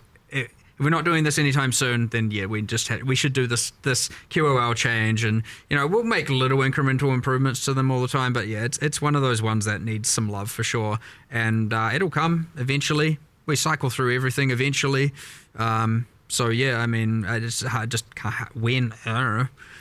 You never know. You never know with these things, because we assess the battles every time, and we try and pick the best fought ones. And I know there'll be some people who are like, Heist should be your number one priority battle, but like I don't think that's the majority vote right now. So we try and make sure not even one guy. Maybe Heist is a tricky one, because like I think it always suffered a bit of an identity and mechanics issue as to like, what is it supposed to be? Is it a stealth thing? Is it a just run through as fast as you can? What's the decision making? For sure. Wow. But it's also like simultaneously, it is quite well loved by the people who like it, and it had like a lot of flavor and cool characters and stuff in it. Like that. So it seems worth salvaging. It's definitely rich of character involvement, NPCs and lore and stuff like that. So it's nice, and it. I named my daughter after one of the characters, so you better save the mechanic, please. Just saying. Who was that? Was it Talina? I was going to say. I was going to suggest one of the crazy character. That would be an interesting name for my daughter. Well, I don't know why you named her that. That's your choice. I'm a fan, okay. It comes up every now and then, of course. Campaign and leveling. At one point, I think like Path of Exile 2 was kind of like the thing that people were looking for to help save kind of the campaign experience for PoE1. But obviously it's a separate game now. So. Yeah. But you've done some nice improvements, like adding new things and doing a few little streamlinings of earlier acts. Is this something that you're still looking to continue, especially with the context of you're saying that you're like not really beholden to trying to seek out new players now, so it might not be as important as it once was, but I would argue it's more important. Interesting. Because those campaign changes are what helps it keep fresh for people who are replaying the game. True. It's actually it's way more important for the existing players. So yeah, it is something I do want to keep doing for sure. Great. I liked the adding things, like different things happening, different zones, and you can kind of restructure some of the areas a little bit and add a little thing here and there. I like doing all that for sure. So yeah, I would expect to continue seeing things. I don't think we have anything particular in 327 for that, but it will, at some point we'll certainly be doing another set of things, and we'll try and keep that up pretty consistently. If not on a patch by patch basis, at least like, every year you get a certain set of them and stuff like that, just to help it feel a bit fresh. I also like the things you just get to integrate some other random league into the campaign somewhere in a few areas. It's like, these areas are being overrun by X or something. It helps it feel a little bit cool, and the world is changing, and it's not just this static thing all of the time. So yeah, I like the deeper integration of league mechanics into the campaign that you've been doing in PoE2 and to a lesser extent in PoE1. It's cool. That's good. It's a good way to introduce that stuff to people over time as well. Did you ever have like a crazy fever dream where you like dreamt having like a league where you have some alternate leveling experience besides the campaign? I know that's never been. That would be a bit of a tricky one to do, honestly. Yes, I know. Never. Yeah, I don't know. Don't do it. I think I'm pretty sure that has been something we've discussed for a very short amount of time, a long time ago, but Should have shut that down. Don't know if we could really. I've had some fever dreams about it, but I was just trying to remember what it was, but it couldn't work. I just remember. Because I know, like, people ask about it every time, and I'm like, I guess I'll ask in a creative way this classic question of another way to level for the people who just don't like the campaign. Like I know that they want it, but they don't you actually just want want to it. make the campaign as good as possible. Like the answer is always, we'll make the campaign better. Yeah. But then I thought, yeah, like a league as a throwaway thing wouldn't be that permanent problem that you have there. I don't know about that one. Fuck, is this a character? Interesting. That's why you don't want to give something that's the problem is they'll like directly compete and one will clearly be better and then everyone will just do that. You just make it really awful and then they'll be like, oh, you're great, right. yeah, great plan. Let's just make some terrible content. No one will ask for it ever again. Cool. What is it? Incompetence. Intentionally bad. Yes. I like it. That's smart. It's No, not. I do want to keep making it fresh and again integrating. I want the leagues to integrate into the campaign better and feel unique. Like I don't know if you've noticed. It is a thing in PoE 2, and we're going to start doing it in PoE 1. Every single area for Rise of the Abyssal has a guaranteed drop that drops from the chest. Yeah, it's great. And I don't know how many people actually know this. I know it's not a secret. The racers know. Yeah, and then like I think like for example, the Molten Vault in Act 3 has a guaranteed unique drop for the first time you do an Abyss there. Yep. And so you get to do that thing where you get to like, and I want to make sure we're going to do this system in PoE 1 by the way with Keepers of the Flame, where you get like a kind of extra handcrafted guaranteed drop that we pick. Cool. For each area in the campaign. So there's a little bit of like, what's it going to be in this area and this area? And so, it'll help ideally if we do our job right, not just like be like, I'm going to skip every single area, get to endgame and then care about it, which is still a fine strategy, by the way. Go for it if you want. But I don't know, maybe you'll second guess some of it now and you work out what areas you want to do. I like that, but I want to make the active league feel more important in the campaign as well. So as much as we can do to strive towards having that be the case is always fun. I obviously understand though that like when you're insanely an accelerant player, you don't need it, right? You can just get to endgame and then deal with it. You might not want to sink the time, but like a lot of people do want to engage with it. A lot of people want to play the new league in the campaign, and so we should take every motivation we can to try and make that happen. And that way, the campaign can feel more enjoyable. Not just be seen as a thing I need to get through, but there'll always be a bit of that, and there's not really much you can do about it. So it's really the fight to keep it as feeling as fresh as possible, and with heaps of stuff going on. But it's part of that is the motivation of why we do leagues in the first place, right? Like you want to come back and have this new thing going on in the world. Imagine if you came back and there wasn't even a league. Imagine you came back and it's like, okay, there's some balance changes, but like what else is going on? So. Like it even we understand that you must have the league in order for the campaign to not just feel the same every single time. So. Yeah, true. Yeah. And I think like the ones that have had less impact on the campaign have certainly been a little bit less exciting for that for sure. initial leveling experience. Yeah, for sure, because it's just the same as before, except kind of honestly maybe worse. And then you really want to feel like the world is different, something's going on, something you're engaging with you didn't before, and Anyway, I'm a campaign enjoyer. Sorry, I like it, but I got to rep the diverse opinions out there for that one. For sure, it's commonly brought up. It's always worth discussing. 100%. It's a classic. We compromise on gold. We compromise on trade. It's always good for people to ask what else I like to check in and see where you guys have shifted. See where we are and what like nothing's set in stone forever. Maybe this one is, but we'll see. Maybe next Q&A. Add an RMT. We'll see. Get and pay to win. So a question that I saw that was interesting was how does GGG track bugs? What's the best way to report them? And the example was like they had a specific transfigured skill gem as like an ice golem that doesn't work with support gems and hasn't since launched. So just kind of like stuff getting kind of lost in the woodwork. Unfortunately, one of the realities of live service development is, okay, so if we're going to make a league by a certain deadline, every time we're looking at each issue and being like, okay, is this more important than getting this league finished? And it's really, really hard to prioritize some of those things in some cases. Like, they should get attention eventually, but it's like, we have I have no idea how many open issues there are in our bug tracker. It could easily be tens of thousands. It will be. Yeah, it will be. And this is one of those things where games. we have this thing where it's like, okay, here's something that might affect 0.1% of players, and like it's really, really hard to prioritize that over like, you know, here's the new content that everyone's going to be playing. So people do get slack time where they can just kind of work on random things like that, but like it can be hard to get some of them. You might find something as simple as like this skill doesn't get affected by support gems, could take 5 seconds and hasn't really been observed or prioritized. That is an option.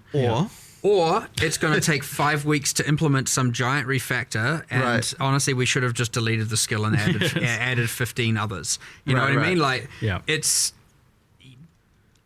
honestly kind of hard to know, and it's easy to go look at that single thing after this because you happen to bring it up and like we'll see what the problem really is. But sometimes the simplest things boil down to like, oh, we have to refactor this and about how damage is dealt and how, you know, something with conversion and dexterity and, you know, not dexterity, and it boils down to this like giant refactor of how all this code works, and then it's like, now we can do this thing. Okay, what else did it get us? Just kind of just that. And you get issues stuck in this hell effectively of like, you know, someone like read it, they put it in the issue tracker, someone looked into it, they realized there was some annoying detail of it that would require some larger change, and then someone was like, oh well, we don't have time for that, we're doing some other thing, and then it kind of gets put into some like hell of like unversion this, like, you know, when we get time thing, and then it just kind of dies, and that's kind of an unfortunate situation that I have several thousand assigned to me in a version called unscheduled.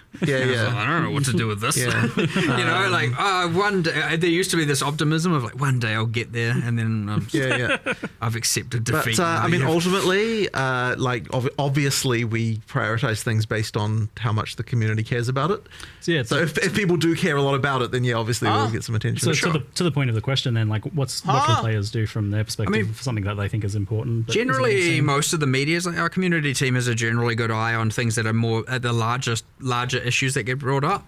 They do get noted down. They do generally get forwarded to us or the relevant people. For the fine detail bug reports, our QA team, it is part of their routine to go through the bug reports forums, and the forum seems to be the most pertinent place. That is part of the day-to-day routine of the QA team.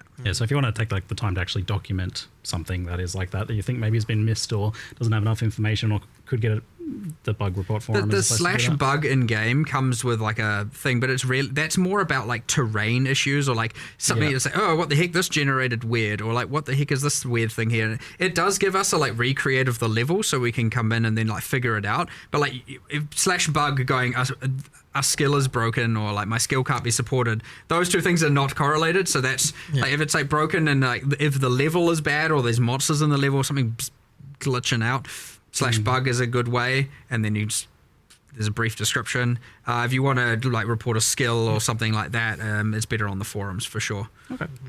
A couple popular requests. One was dual stash tab, and also kind of tangential to that was like more affinities. Is this something? You said dual stash tab. I thought you meant as in two stash. I was like, well, I want more stash tabs in my stash tabs. You had the quad one. You want I want a halfway between them. It's too much. Okay. The item's too small. Duels. Right, I got it. Okay. Generally speaking, we wanted it to always be that like rollable equipment, things with modifiers don't get specific stash tabs. Like that's the stuff you have to deal with. That's the item management should be in that. But then I understand technically compromised on flasks and, you know, bits and pieces, and it's like a little bit of a grey area. But like we so far have drawn the line kind of as just like, I mean, we've literally listed the rest of the stash tabs, and aside from adding new leagues and a whole bunch of new currency items here and there and stuff like that, it's been like, I don't know, I think that might be it. Like, until we add new stuff that requires new affinities, like maybe something comes with this league. I think this league has a locker, so whatever. But then it's like, I don't know if we will ever really add them for the equipment. I don't want it to be that you literally can just control click. Well, people have their dump tabs and different methodologies of doing that stuff, but I don't want everything to just auto sort. People may disagree with me, and fair enough, you can. But that is ultimately how we want it to be, where it's like there is at least some items you're kind of looking at, like especially with mods, like obviously with the currency, you know by the icon what it is. With an armor, you want to look at it, see what the mods are, and then make a decision. And sure, a lot of people put it in a tab and then look at it later and make the decision. And I understand with the trade system before, what actually people were doing is just dumping it, and then if they get spam for messages, then looking at it. You know, there's stuff like that. But yeah, I do want to make sure that you actually are reading the modifiers, assessing if it's a good item, and then making decisions on it as part of your cycle. And you can work around it. That's up to you. Fuck, which is this but yeah, the moment that everything is just like somewhere, and you're just like, all right, and do you even know what you got now? You know what I mean? Like, and you could argue, well, I can look at it and then control click it and it auto sort. But you know, I think we kind of drew the line at equipment. And again, I suspect a lot of people are gonna be like, well, you should change that, and I'll be like, well, I don't want to, and you know, we'll be at a disagreement there. And again, I'm all about having a healthy disagreement. I don't mind. So that might just be where it is, and I don't know. We can reevaluate in a couple Q&As from now. You know what I mean? I think on the affinities tab, on the affinities side of things, chat's mentioning that there's like a few in PoE 1 that are kind of missing, maybe like incubators and stuff. Oh no, they are missing. It is our intention to add this. Okay, yeah. For that, more like fungibles and stuff like that, like non-modifier stuff, there is an intention to add that, yes. 100%. Cool, nice. Good to know. Yeah, cool. Yeah. So that's probably the ones that I mean, we did that in PoE too. We were always like, oh, we've got to release the stash tab, and then we did the whole like, wait, we can just add affinities without the tab. We can add the tab later if we want to. So we still need to go through PoE 1 and add some affinities that aren't that don't have stash tabs for sale or anything like that. So yeah, done some really good click-based quality of life, less clicks. I'm always keen to see, like, for a lot of that stuff that's very spam clicky.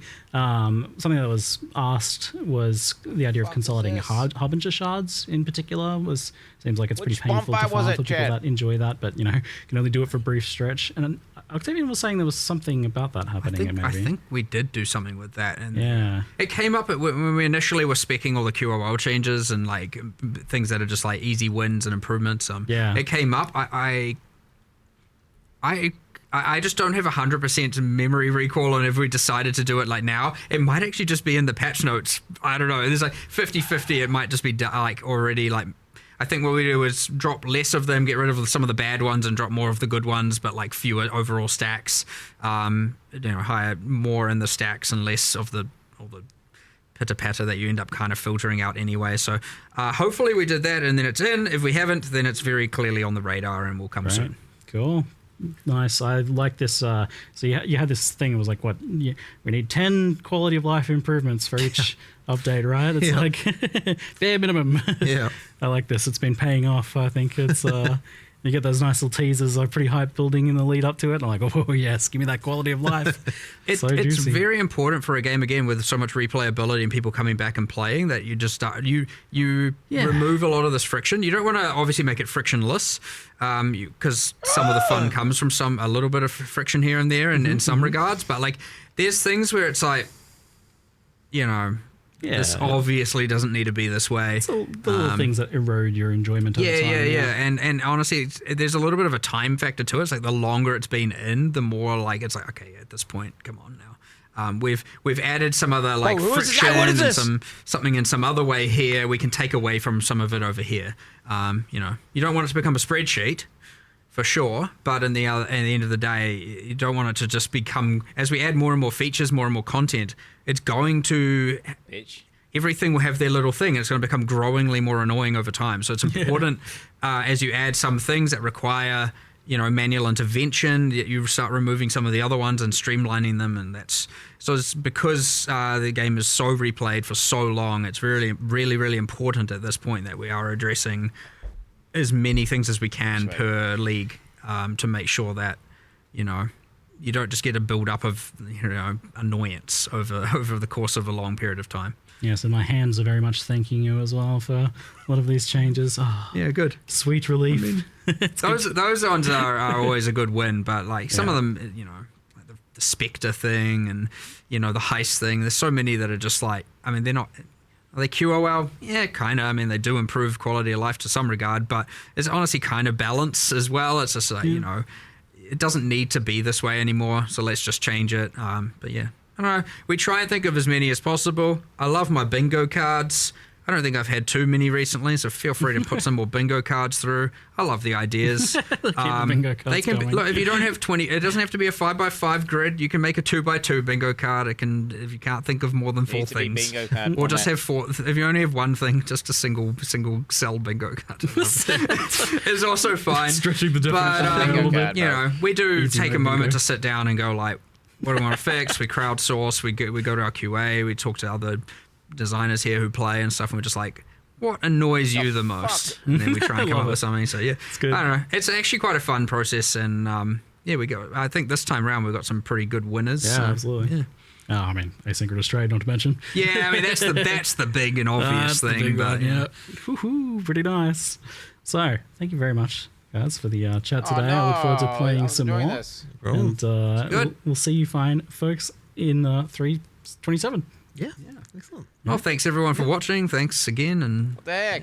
Yeah. Hopefully you guys enjoy the game. See you later, folks. Yeah. Shit. Dude, no. I didn't want it to end. I was enjoying that. It was really good. Ziggity interview chat. W's in the chat for Ziggity's interview. Interesting stuff. Interesting ideas.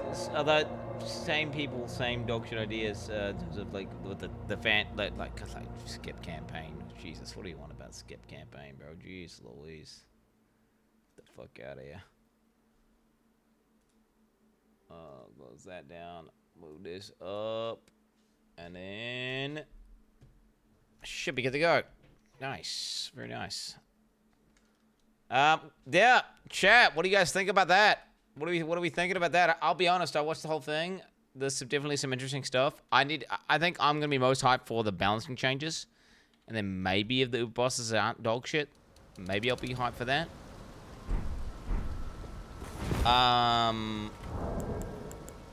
Yeah, it's sad there's no melee skills. It's sad there's no melee skills. Right? Very sad. Yeah, said, but I mean, the new ascendancies could allow you to do stuff. And do you know what? There theoretically could be new melee skills by them buffing old melee skills that are shit. Right? Maybe 3 people paying attention, little guppy. No, people are paying attention. What are you talking about 3 people paying attention, bro? People are paying fucking attention, bro. I was locked in myself. I was playing the game, Elden Ring, while paying attention. Patch notes are dropping at 11.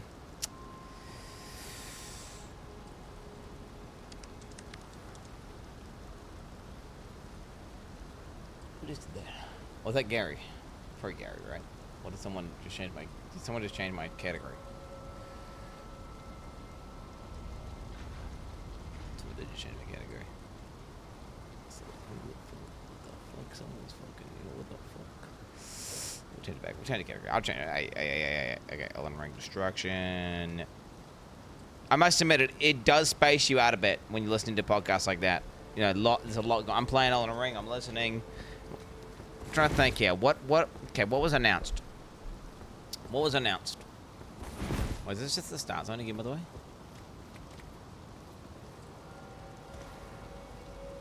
That is just the start zone. It's just a skip, isn't it? I've already been here, I think. Maybe. Have I? Haven't looted this. Give this a summary. Oh, hold on. How far is he from the DLC? I'm almost at the DLC. I'm pretty sure Mog is soon, boys. I went back into this optional zone just because I could. Because I don't want to like do giga progression or anything whenever. I'm pretty close to Mog. Pretty close to chat. I'm fucking owning. I'm literally 1 or 2 shotting every single boss that's in the game. You understand that, right? I'm fucking owning. Like legit. I'm just fucking owning. There was that one dog boss that killed me about 3 times maybe. Otherwise, I'm one-shotting pretty much everything. Login. A boba. I am not Googling and I have not Googled. That technique that I used to kill that guy, by the way, was the same way I killed him the first time I played the game. And I just did it again. 7777. Just to be clear. Fuck hats. The technique. Yeah, go back and watch my. You can go back Little and find boy it. can't take some vitamin D. I just used my same strat. Why are you lying? Pauper spin. So let's even better this guy. Oh, boba boba. Where's this guy at? Gaming. So we got Benny Benny. What are you? AAA. Fucking freak, dude. Fucking freak. It's bad as ass. Okay. I look forward to getting this supporter pack because surely this is the league where Quin does his $20,000 giveaway that was foretold after Diablo Already Immortal. given away like 15k of it or something. Someone knows how much they've given away. I'm giving them literally. What are you talking about? I'm gonna die. Log out, log out, log out. Come on. Don't die, don't die. You've got to be kidding me. Fuck! No! No! Are you serious? I can't believe this!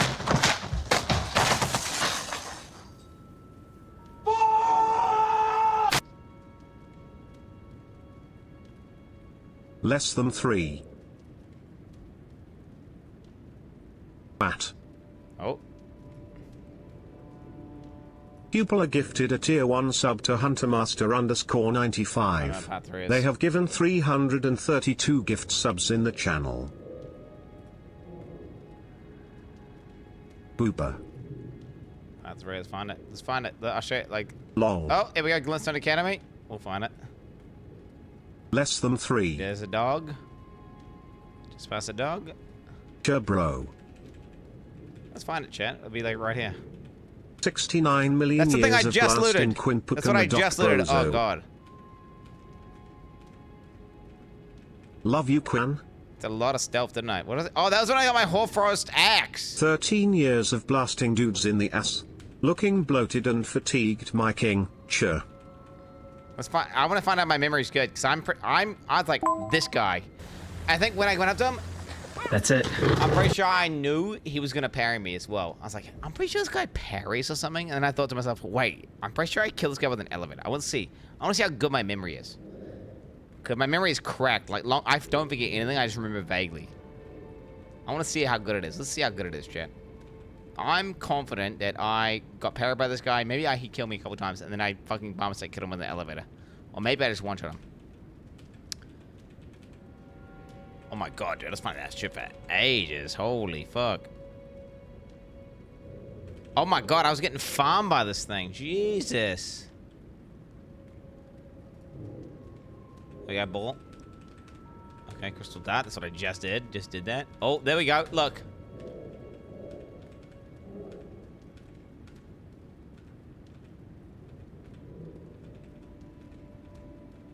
I took it. Fucking retard, bro. Oh, and then do I go back? I took it, bro. And then there's a turtle, dude. 4 years ago, I took it and passed. And past me took it as well. Oh, wait, what? What scroll's this? Wait, what? I need to go back and talk to that fucking guy.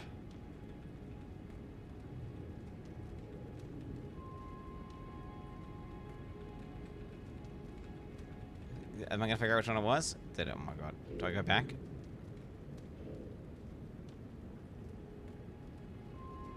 Oh, dude, it was not that dirty, bro. It was not that dirty. Oh, here we go. Here we go. Here we go. Here he is. Here he is. Let's find out. Let's see what I'm flying, eh, buddy? Let's find out. Ah! This is old Quin fighting it. Old Quin.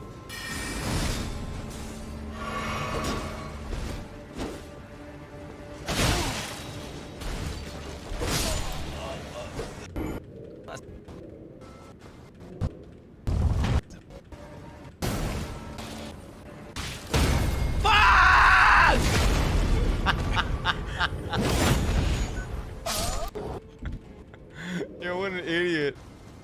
Look at that. I didn't actually mean dodge it, I was joking. Ain't the this guy's oh, what?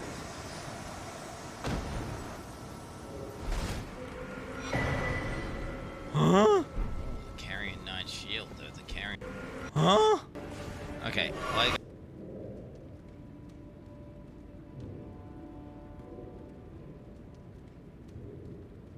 Come in.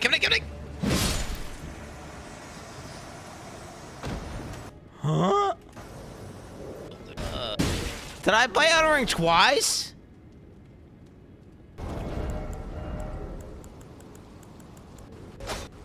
I'm not lying. No. Wait. Did he respawn? Does he respawn? Should we jump down there, boys? I have vivid memories of me fighting a guy who parries, baiting him into an elevator, and then everyone calling me a cheater.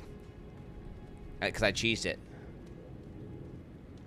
I didn't watch someone else. No. We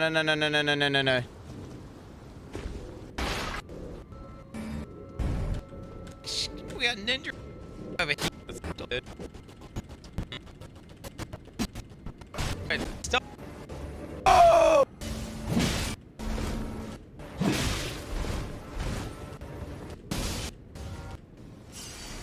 Do I do it one of these clips? Okay, here we go. Do I do it? I have to do it. I have to do it. I have to do it.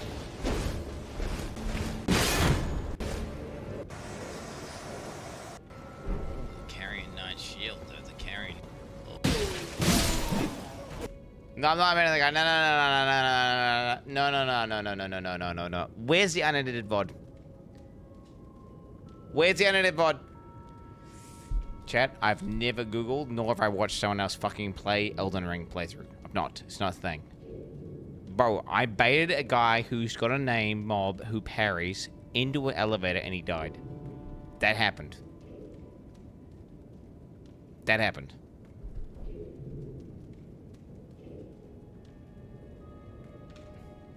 That literally, and that's why I thought to myself, alright, that's what I did last time. I'm gonna try it this time. I would love to see the VOD, because I wonder if I did it, and then I killed it a second time. Or if the game, do you think the game crashed, and then I have to do it again? Wait. Because it just happened. Did I play Elden Ring twice? I must have played it twice. Spoilers, bro. Spoilers. I must have played it twice.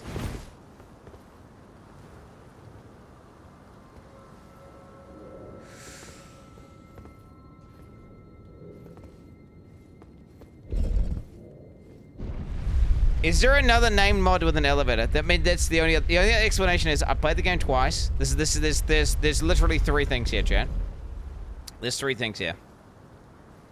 Either, oh dude, I remember parry. I remember ball rolling. I saw that area. I was like, that's where the ball comes down. I remember this, and I remember thinking, there's a named mob up there, which is cancer. And then I was like, wait, that's the one I baited into the fucking elevator and killed it with full damage.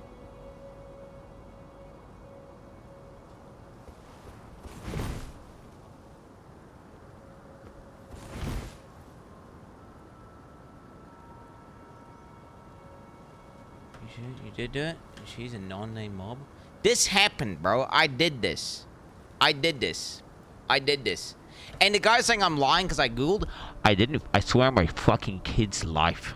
I did not fucking Google. And do you know what? All you fucking cunt heads in the chat were saying fucking your band, cunt. I swear on my fucking kid's life, you fucking morons. I did not fucking Google. This is a memory that I've accessed. I remember the ball. I remember the fucking guy. Dude, I remember baiting some dude into a fucking elevator and killing him. And I was like, I'm pretty sure that's how I fucking did it. So then, I did it and it worked. I've definitely baited a guy into an elevator. And now, was it this mob or did I play the game a second time? Either A, I've played the game twice and I've literally forgotten. Or B,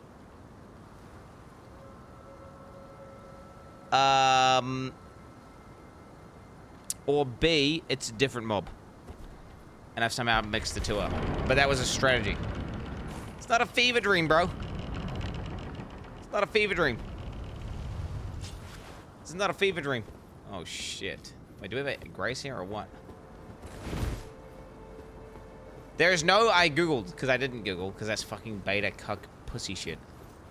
It's not happened. That's not happened. Anyone saying I'm lying is a fucking... I hate you.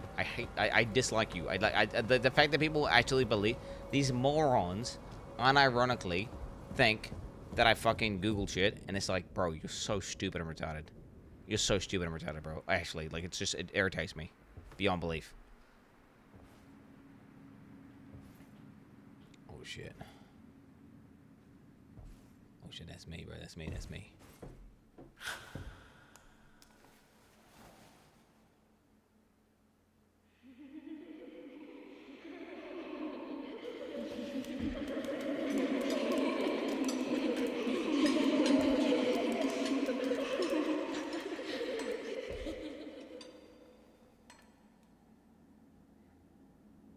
Oh, shit. Oh, Hush, shit. little Culver. I'll soon birth thee anew, a sweeting, fresh and pure.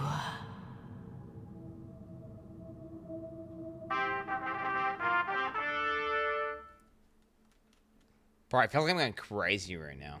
I feel like I'm going crazy. Oh, God. I feel like I'm going insane right now, bro. Okay. Fuck.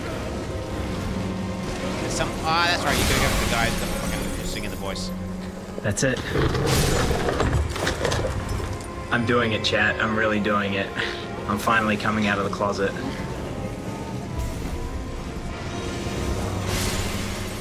Classic 777 septendecillion 777 sexdecillion 777 quindecillion 777 quadruordecillion 777 tridecillion 700.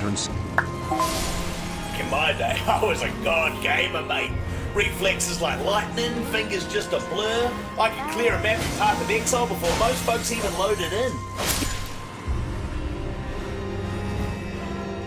What Chat, mob did I bait down a to fucking elevator? What did I play Elden Ring a second time? What was it? I want to know. 'Cause I'm fucking feeling. I'm wondering, am I going schizo now? Warning level has been set to medium high. Chatters are warned to not touch their keyboards. Chatters and donators have been warned. Are you not thinking of the Ice Knight in Ds3? The Irithil Knight? Bro, I don't know, man. I just remember doing this. So I was like, I wonder if I can do it again. And then I just did it again. But apparently I never did it. Which is like schizoing me out. Because I was like, well, how did I know how to perfectly execute that? It's like, I've never watched someone else play Elden Ring. I've watched like a clip of like MissMikkaa killing a boss with a dance pad. You know? And I watched a clip of Soda Bob and shooting a guy with a laser beam. And one-shotting it.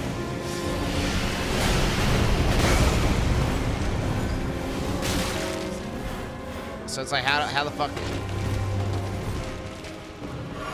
So I 100% kill the main mob in an elevator, but I'm just trying to fuck. But I remember the ball, I remember the fact that it was gonna parry, and then I was like, oh, elevator killing. I must have played twice, right? I had to have been, the game had to have crashed.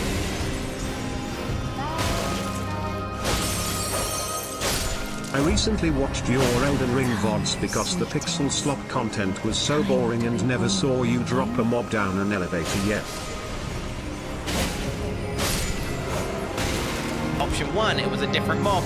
Option 2, I sleepwalked, played Elden Ring whilst unconscious and did it. Option 3, I died time traveled to a past universe and completed the game there. There is no chance I could be wrong, you fucking idiots. I am never wrong. By the way, the guy saying the guy irritated me was because saying I lying and I Googled, right? They were saying I Googled and I was lying, and it's like, no. Hey, wait, she's on the ground. Time to kill the bitch.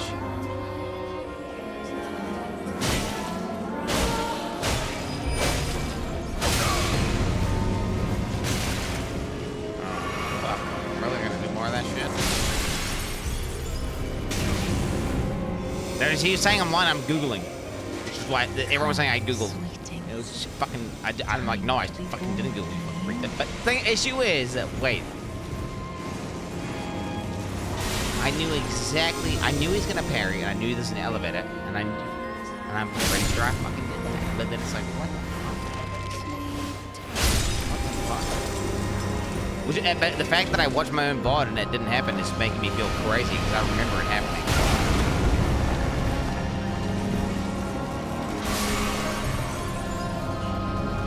Okay, I need to use my ult on it when we go down the ground again.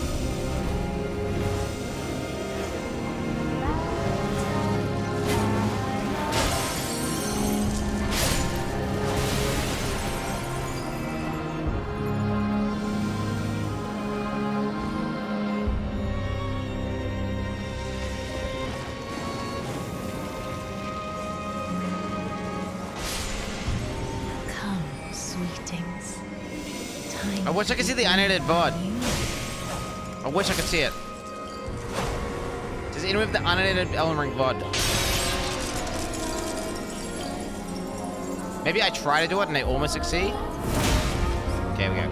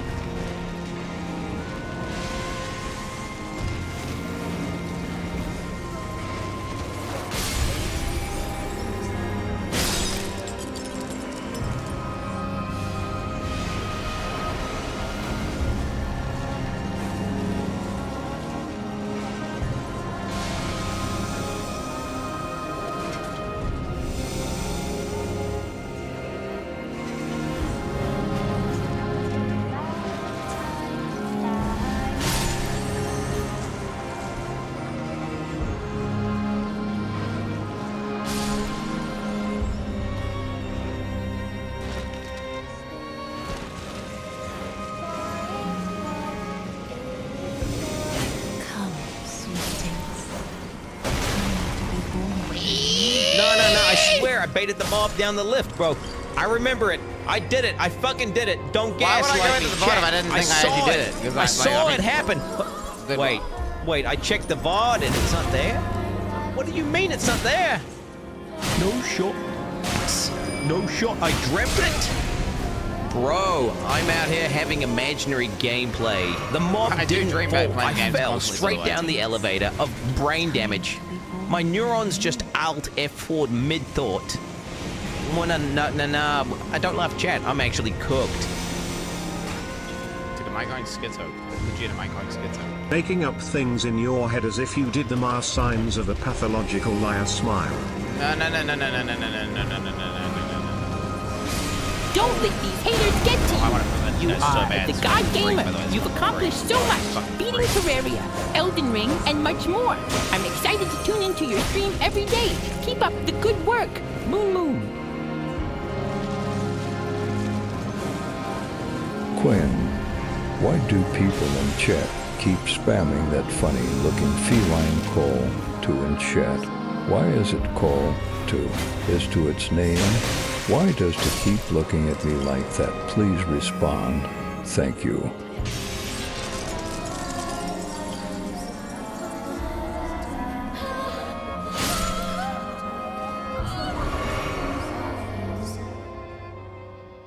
Okay, no potions. Oh, do I got some water? Hey there, little poopy goopy. I really enjoyed your 1306 deaths the first time around. You, sir, did in fact die to... Wait. Relax. It was Crucible Night near the Gario. My beloved, have no fear. I will hold thee. Patience. Ye will be countless born, forever and ever.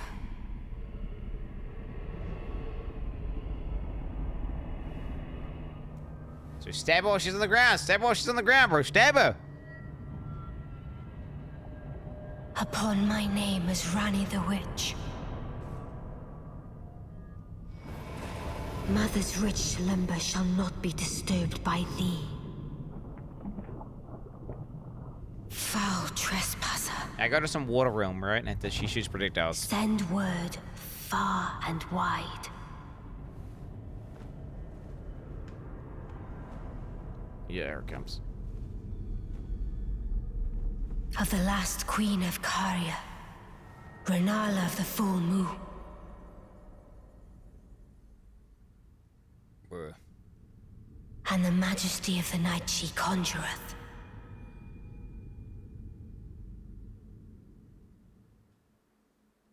Okay, bitch. Okay, just gonna kill it without fucking up.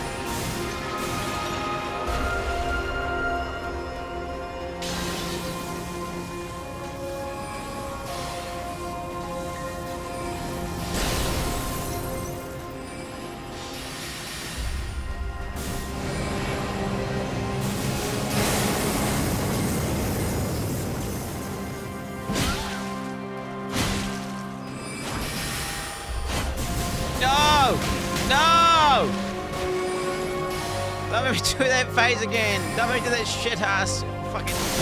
Oh, fuck your mother. Fuck your mother.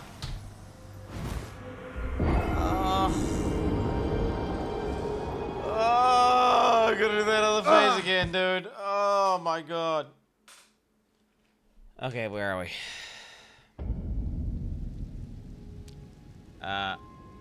Part 3.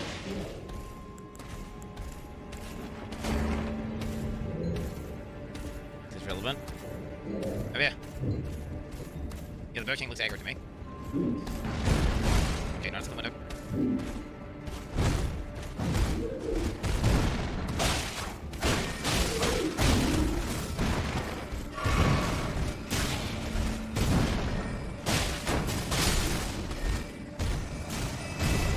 Bro, these are the most cancer mobs in the game.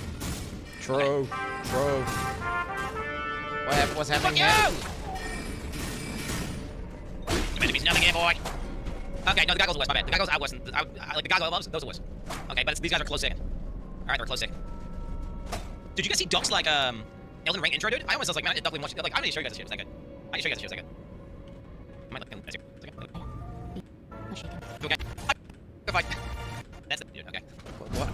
What do you mean I want to do? This thing. Hit this guy in the leg. Bro, it's so annoying. I had that same thing when I put Sekiro on control. What are you yelling at me? I don't understand. What's supposed to be happening?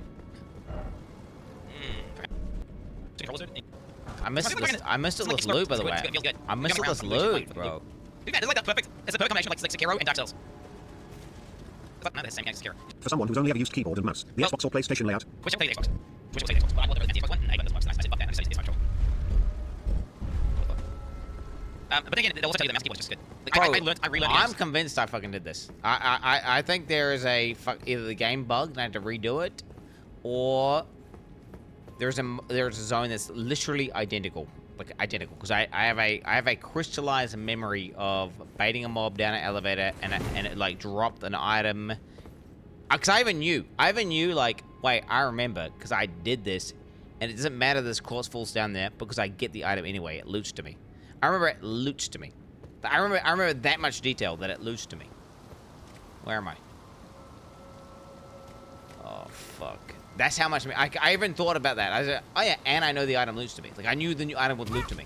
That's how much I knew. Hey there, little poopy goopy. I really enjoyed your 1306 deaths the first time around. You, sir, did in fact die to the elevator in Elden Ring, not the mob. In either Demon Souls or Dark Souls 3, you killed a non-named white mob. Well, I'm Wookie. 2 more.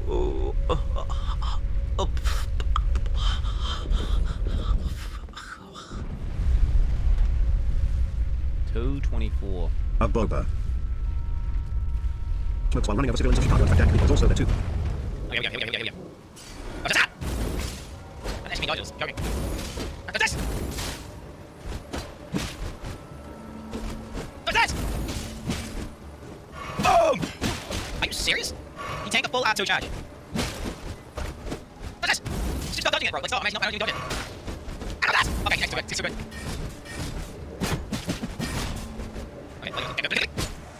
Your memory of the rest of the game is at best shaky. Why do you expect this one memory must be true to every detail? What link?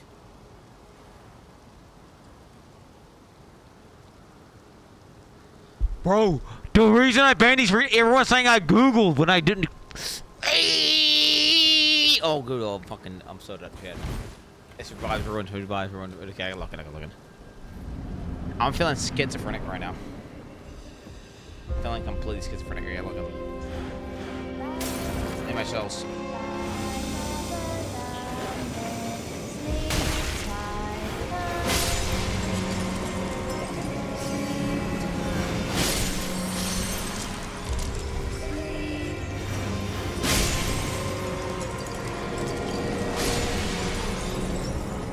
She down? No, down yet.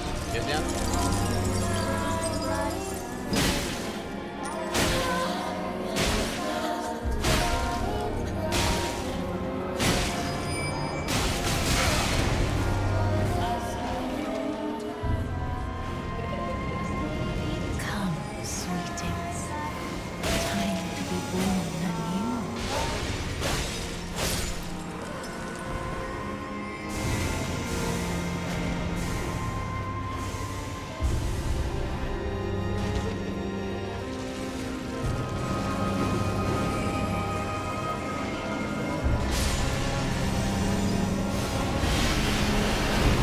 Somebody find the unedited VODs.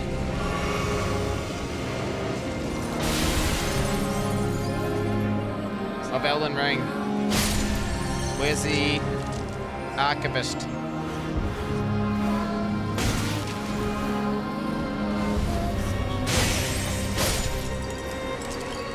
He's coming down, right?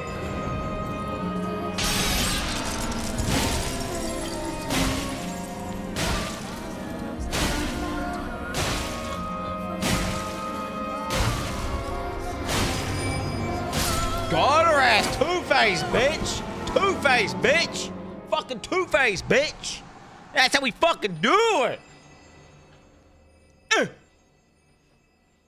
That's it. No. I want to see. I think what happened was I baited it in, and then I felt regret, like, and then either I almost achieved it or I didn't achieve it.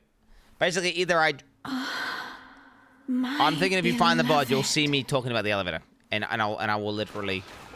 But that's what I think. If you, I mean, I must. It must.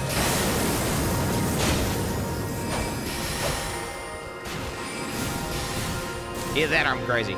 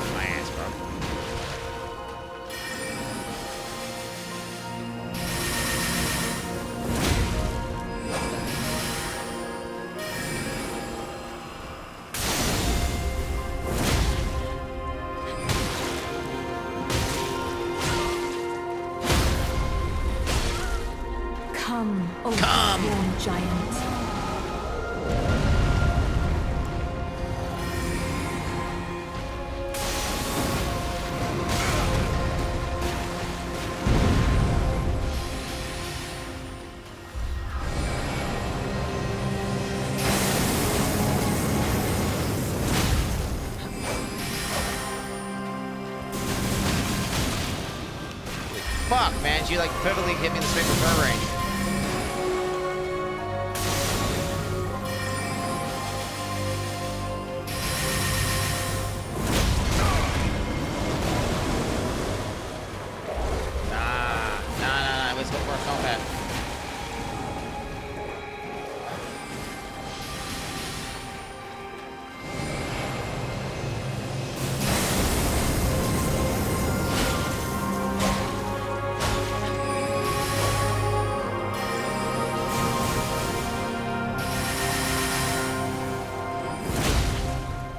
behind? Nah. Oh, little Rani, my dear daughter. Stay down, bro. Stay down. Weave thy night into being. Soon.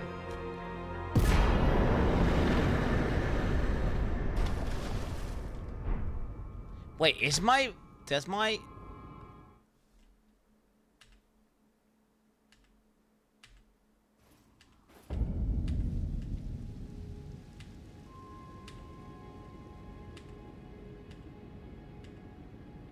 Ice crashing on holes.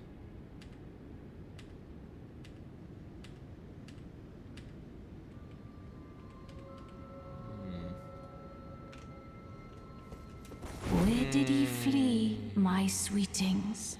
Come out from whence ye hide. There are books and light aplenty, dither not. Come out, say I, or will ye be gravestones, to be better born anew? Yo, Queen. Wait, I want to see this. 8:39. No! 39. What is happening? I'm going Are you crazy. serious? I'm going crazy, chat.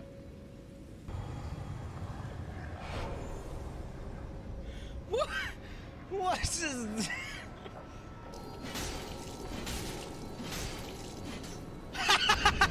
Ah, you suck! You suck, idiot! Fucking eat my dick! Eat it!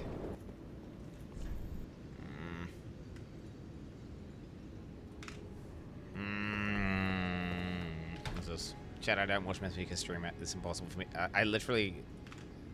yeah. I don't... it's impossible for me to... yeah, it's one of those things where if I don't ever consume that content, how could I possibly? Okay, here we go. Thou, is it thy wish to be born anew? No, nope. To become a sweeting, reborn of my beloved egg?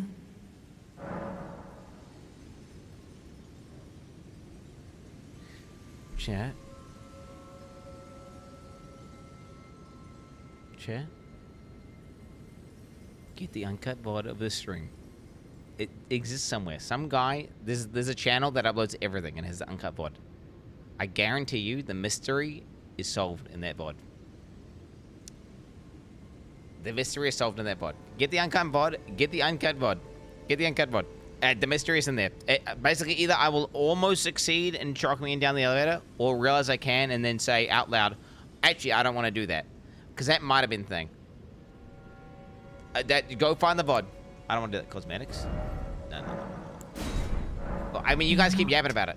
You guys keep yapping about it, bro. You keep yapping about it. I guarantee. Find the VOD. Find the uncut VOD. Yeah, it will happen. Is this it? Did you find it? Killing Godric naked with a club? Yo. So it's...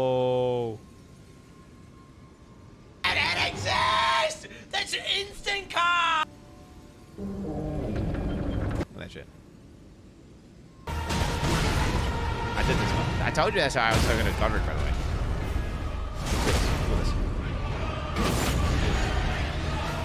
By the way, this is why I had mental breakdown, but the reason this isn't healthy at all. I had a mental breakdown because chat was saying everything I did was unethical, so then I was like, fuck you, cunts. I'm gonna fucking play naked with a club.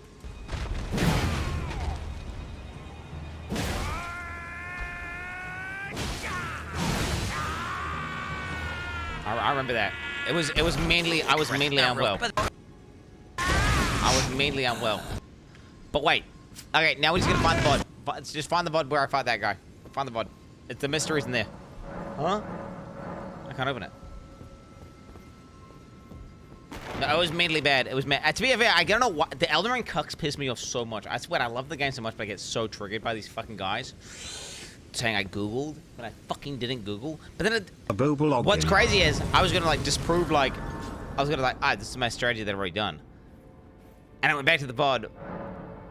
It wasn't there, bro. And now I'm thinking, like, am I insane? Am I correct? What the fuck? How many souls did I get, bro? Holy shit! Holy shit! Holy shit! No. Okay, is this it? Is it illuminated in the VOD? It's illuminated in the VOD.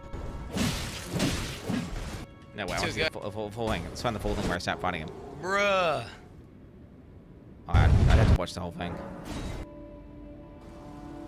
I don't know if it can be fucked. Is this cut?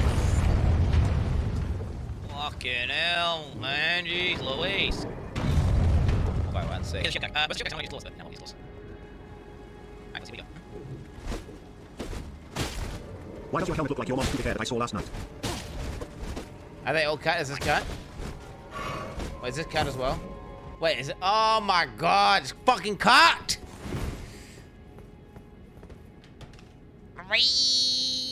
Okay, dude, to be fair, this is something that I need to do this my own mental health off stream. It's bad to actually look at this on stream anyway. It's bad to look at this. Fuck, it's bad to look at. Wait, what are we?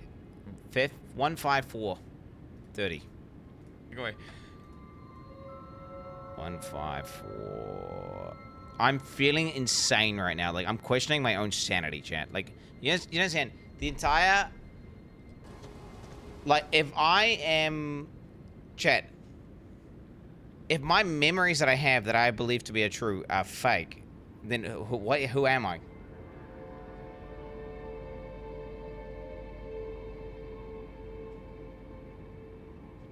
You know, what does that even mean? It's like, like, what the fuck is that? Man sits trapped inside his home. Eyes fixed. Bruh! Okay, another one. Oh my god, I missed that! I missed that! I missed that! Wait, did it cut? No, I'm spinning the video myself. Okay. Dude, I was so dry with this. What did I say? Try luring up and then seek decoy. Huh? No.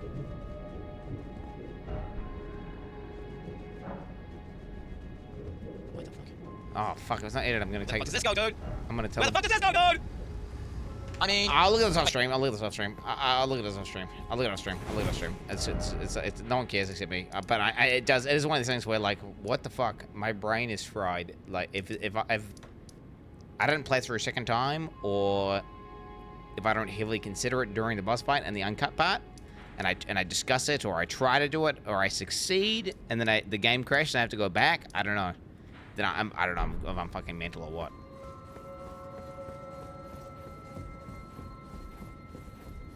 Chat, wait, I'm losing my mind. I'm going crazy. I'm losing my mind.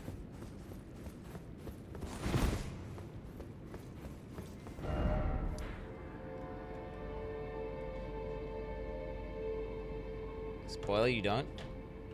Okay, dude, I swear to God. Finally, what is this? What 10,076, what is this?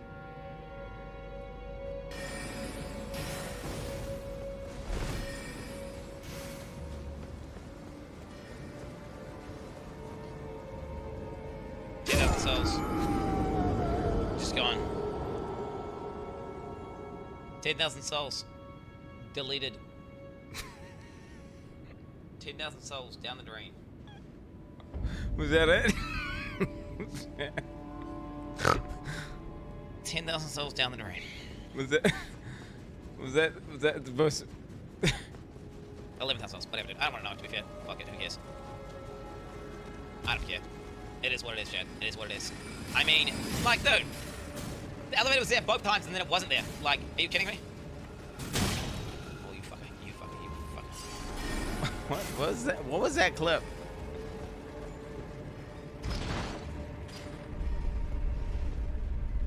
The mob was me?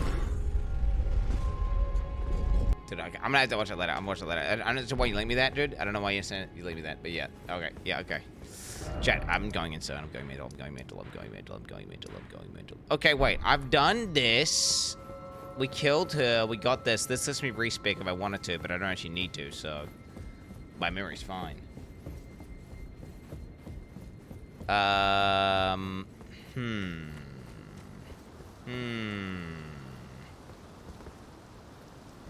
Well, I just go to the turtle now, right? And I do whatever the fuck was the turtle. And I go to this tree, I'm thinking. I think I go to the tree. Do we go tree? Am I done here, chat? Am I done here?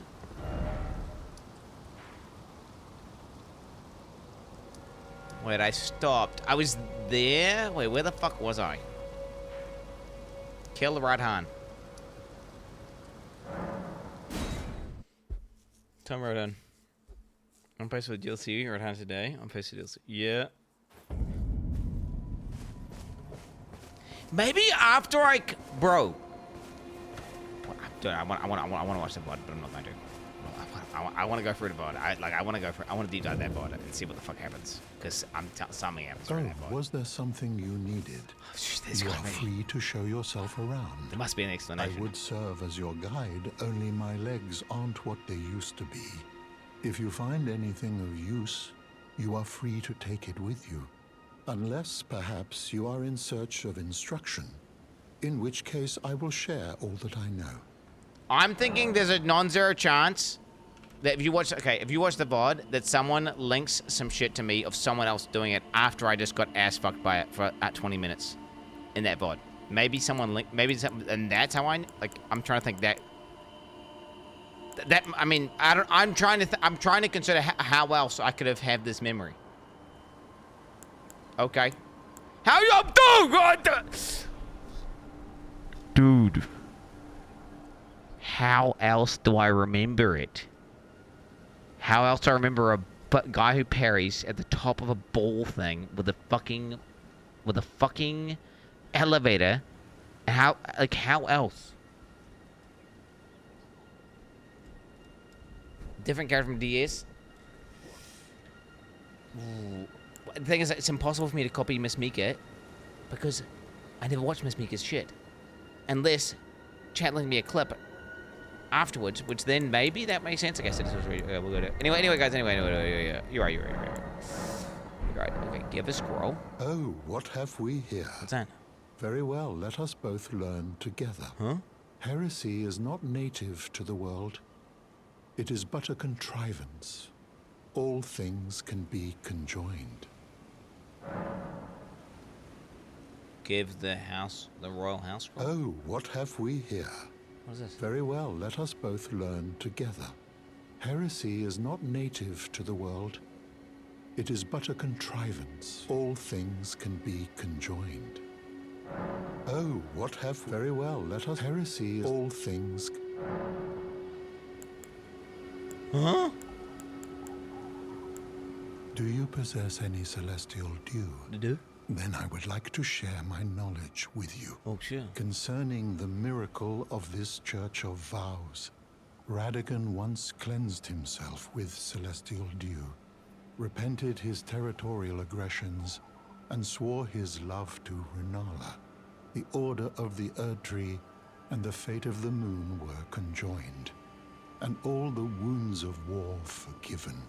This miracle blesses the Church to this day, and so you need only follow Radagon's example to restore any bond, however strained or severed, to its rightful state of harmony.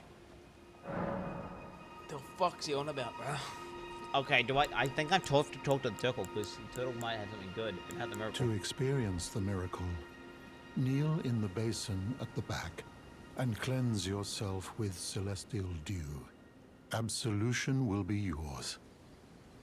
Any bond, no matter how strained or even severed, will be put to rights. New VOD? What's this VOD? But what does that do, bro? You got a VOD. What for? What for? What's the VOD for? It's not got a timestamp or anything, bro. It's not got a timestamp. Someone find out the mystery. Find the mystery, chat. Find the mystery as to how I have this fucking memory. Like, the game crashed. Did someone let me a clip afterwards the next day, perhaps?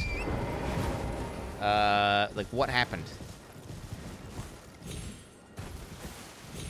Because any motherfucker saying I Googled it is lying. Because I didn't Google it. I'm built different. But then I knew that. There's no way it was, I knew that. I knew it. I knew exactly, I know exactly what I was doing, and I knew exactly what the mob was. I knew exactly where I was. And I was like, this mob parry, elevator back kill. I knew that.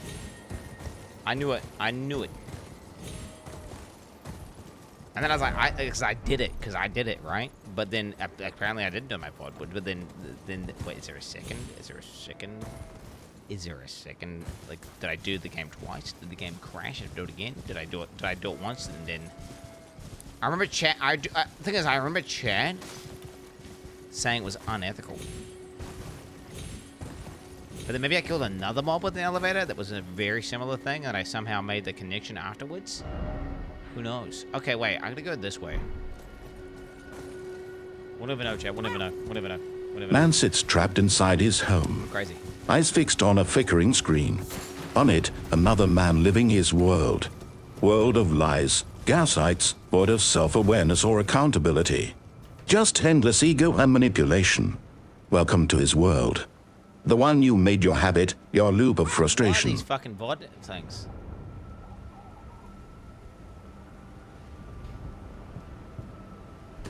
Is there a link, bro? Is there a time? Is there a time here?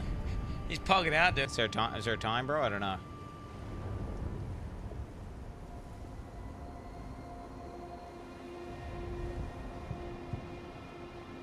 Oh, there's it.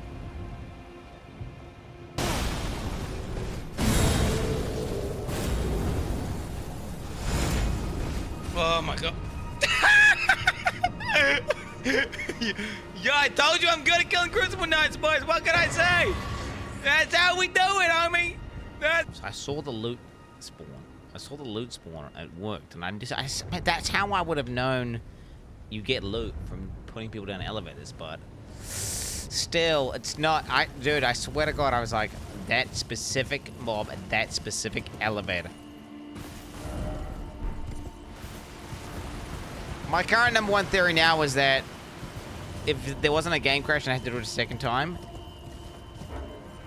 is that there'll be a VOD of someone linking me a clip of someone cheesing it with the elevator, and I would have just remembered it as me doing that. That has to be it. I mean, that's the most likely thing. That's the most likely thing that happened. But yeah. And that's Quinn, likely the case. I know exactly what happened. But Doctor, I am Quin69.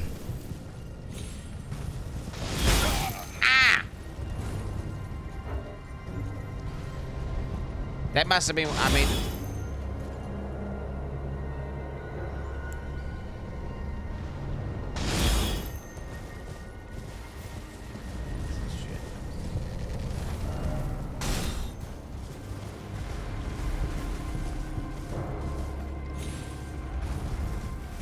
Let's get one.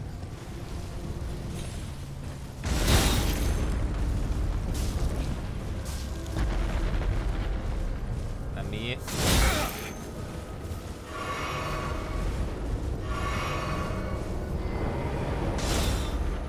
What the fuck?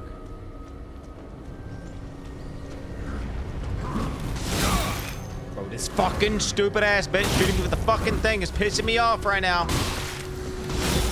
Hey! Aw, chat.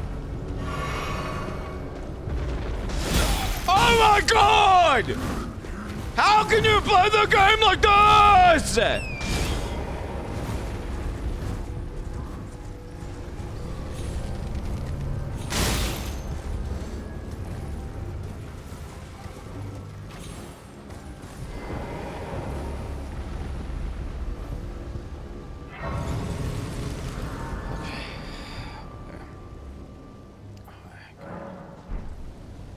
Found it? Is this it, bro? You found it.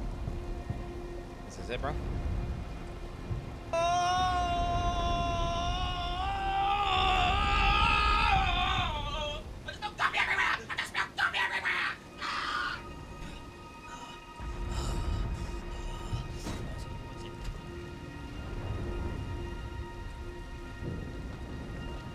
I don't think that's it, bro. It's the wrong bod. It's the wrong link to this. Dude, I'm pissed off in those fields, man. I'm like raging, bro. Rennala heard that? Okay, it's okay. I want to see a streamer talk about you! I've never seen this. Why is she playing the, like, why is she, what the fuck? P1G? Oh wait, I recognize that guy's name. What's he, For helvete! Go away from my platform! Yeah, baby! Oh, he's not dead? Bro. No, I've never seen this, never seen that footage in my life. So, but that's definitely not the clip. No, that's not a, oh, I fucking, dude, I am going schizophrenic. Did I do it for Abby, maybe? Maybe Abby was playing and I logged up. Maybe I did it. Maybe Abby was playing? Well, I don't think she made it that far. I don't think she made it that far. I'm going crazy, bro. I'm going nuts. The fuck is this thing? The fuck is that thing?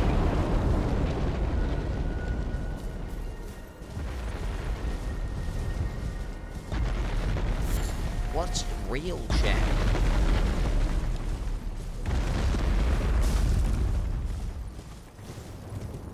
Dude, it's like I've got moved into a different reality. Chat, that's the experience I'm having right now, by the way. My experience is that nothing's real and I'm fucking... Everything I remember is a lie.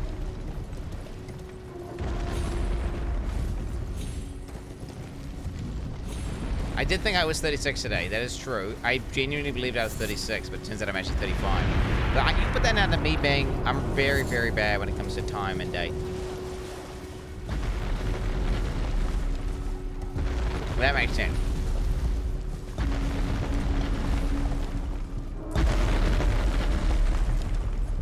I don't make that, do I, chat? Try though.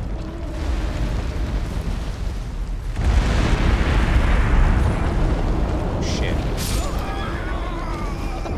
What the fuck? That killed me, bro? How did I fucking die? What the fuck? How did that fucking kill me, bro? I'm going crazy. Hey, whatever, chat. All I know is I definitely didn't Google it. And anyone saying I Googled it is fucking... Just, I fucking dislike you. Okay, but, you know, at the end of the day, I don't know. I don't know. I guess I'm crazy. Man sits trapped inside his home. Eyes fixed on a flickering screen. On it, another man living his world. World of lies, gaslights, void of self-awareness or accountability. Just endless ego and manipulation. Welcome to his world. The one you made your habit, your loop of frustration. You think this kind of world gives you joy, but it slowly drains you. It gets to a point you tune up just out of habit, not a joy. The man will pretend he didn't Google. There will be clown we. I don't Google. Tomorrow. I don't Google. It's not something I do. I do not Google. Anyone who believes that I Google anything, like... Quinn, I have solved it. If I Google something, I Joe Google it came on into stream. your bedroom at night when you were sleeping and whispered in your eyes secret strategies to corrupt your brain. I wonder what other damage he did. Elden Ring Bogu. Like, chat, I'm one-shotting everything in the game. Like, You did think you were 36 today, mem. I'm one-shotting everything in the game. I've not looked at any guides or anything. I've not looked at any Elden Ring content in years. But I remember the parry guy after the ball, and I remember an elevator and killing him. I remember that. I remember that. I've not looked at any Elden Ring. Oh my god. Okay, right there, bro. Jesus fucking Christ. Shite. Okay. You did think you were 36 today. Memory isn't your strength.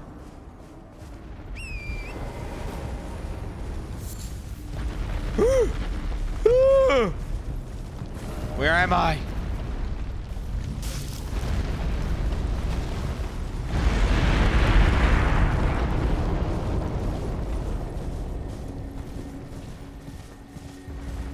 Bro. Oh, what? Get his ass back here. Get your ass back here, boy. No today, sir. fix your coding, FromSoft.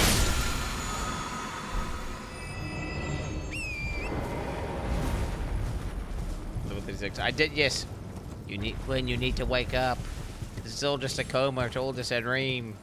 Listen, Chet. Ultimately, dreams are memories from alternate realities. So that dream you had about me fucking your mum. Yeah, that's right. And that dream I had about sucking a dog's dick. Well, there is a bus full of kids that are safe. Good for that, Quinn. I just want to know how I had that information.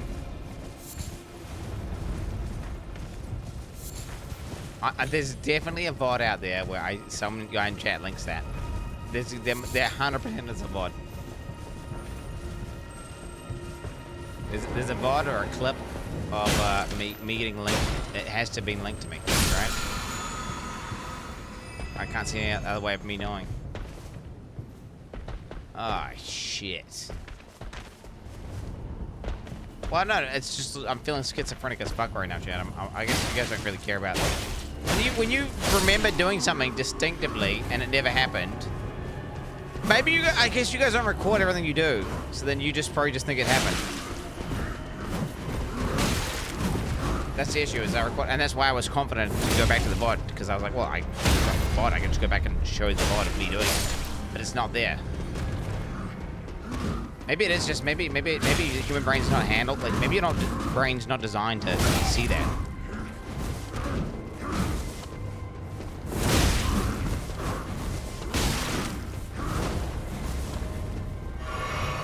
But the information was good.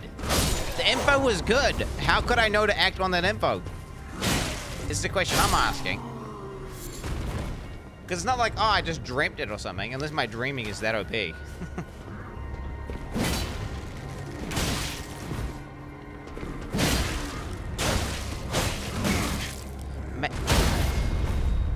Well, most people do not stream their lives and don't have 10k sets of eyes on them 10 hours a day. We have all experienced similar things where we remember shit wrong. It happens. I don't know. It's making me schizo though. It's making me schizo though. Because I remember fucking. Chat. I never Google anything ever. Right? I don't even know what Google is. Chat. Google whoa. I don't use Google. I don't know what Google is. Chat. I use Bing search. Chat. Get it right.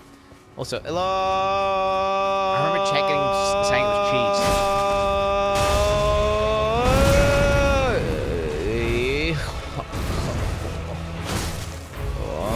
Call me, bro. I miss you. He's done.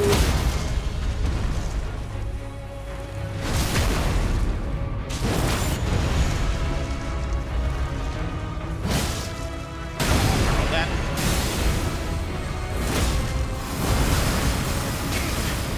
That's not good.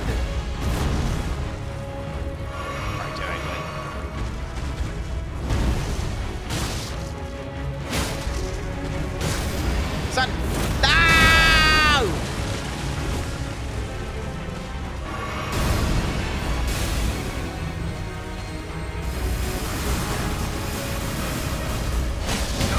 That was a little bit aggro.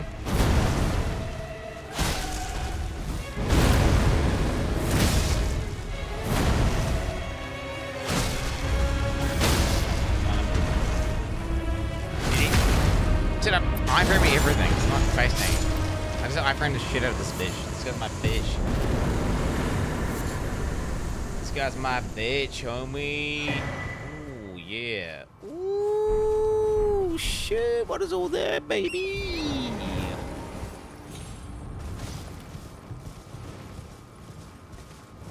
Radaheen awaits you. Could I just... I mean, wait. Let me think. It's okay to become a little senile when you're getting older, Lil Gooper. Senile. Dreaming about being a god gamer Wait, if I was senile, how was the information good? To give it some dementia shit, how was the info good? Just randomly? It's okay to become a little senile when you're getting older, Lil Gooper.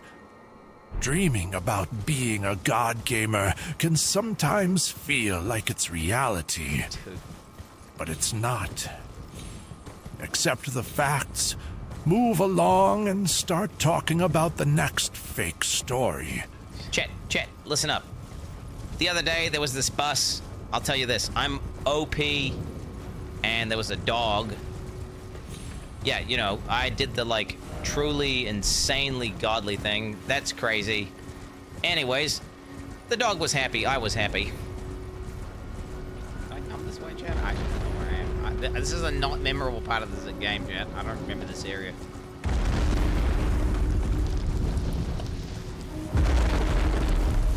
Unlike the ball area with the knight, the elevator.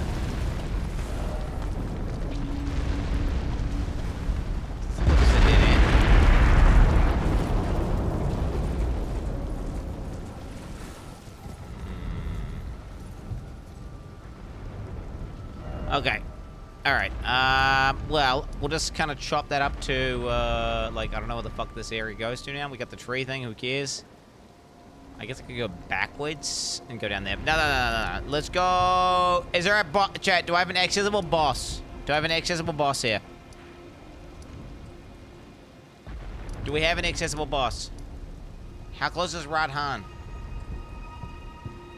Go to Kaled. Google that too. Anyone say anything like Google, chat? Or if not, repeat of this. 100,000% I didn't Google.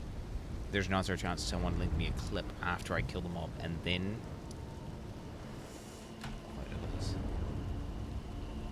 Wait, what? There couldn't be a bot that old. What is this?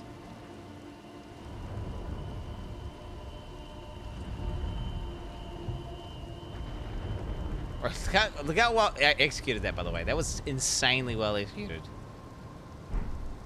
That was insanely well executed, dude. That was fucking, like, perfection. Like, I mean, that was... dude, maybe I'm just playing... I mean, I do play... Guys, I don't know if you know this. I don't know if you guys get this as well. I get this thing where I literally play video games when I'm asleep. Like, I'll play a video game the whole day, and then I'll sleep playing the video game. And I wake up in a mid-video and I don't even remember, like, I forget that I'm dreaming at first. I'm like, oh, wait, I need to continue farming this thing. And then I'm like, wait, that doesn't make sense. And I'm thinking, wait, what the fuck? I'm like, whoa, what? This wasn't real? It was just a dream.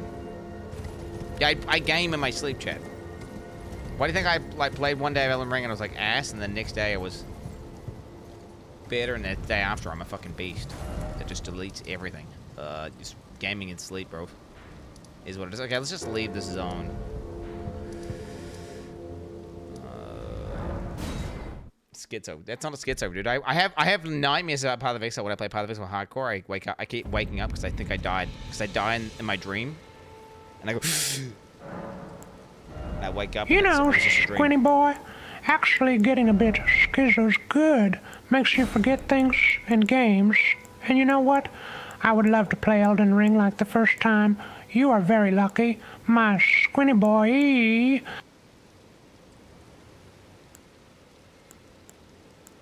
Holy attacks, lightning attacks, magic attacks, X, stamina, AP, HP. Is he like another Elden Flask? Kind of lame. Even sucks in his dreams. Okay, dude, that's not nice, dude. Come on now, guys. I'm having a mental breakdown here. Can we please? I need some positivity with this. Need some positivity here. I'm losing my mind here, guys.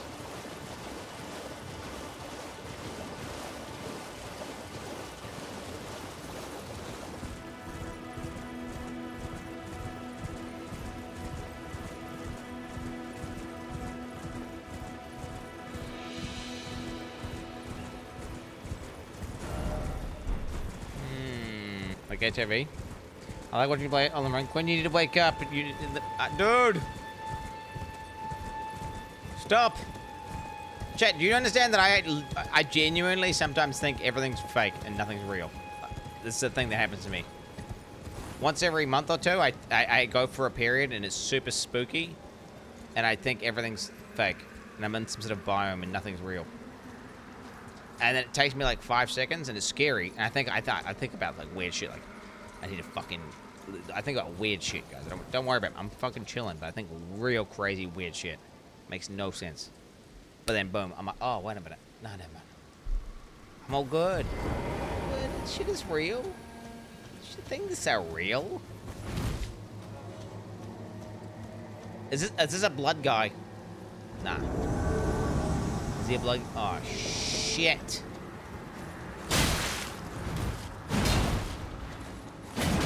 I knew, bro. I knew.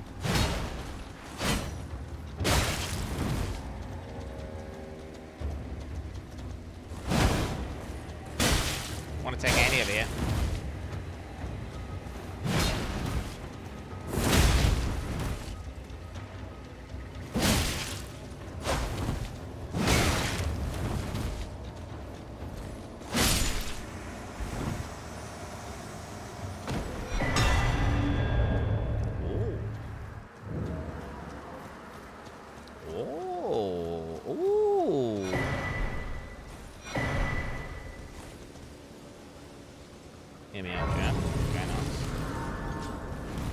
Boss soon? I don't know. I have no idea if there's a boss soon.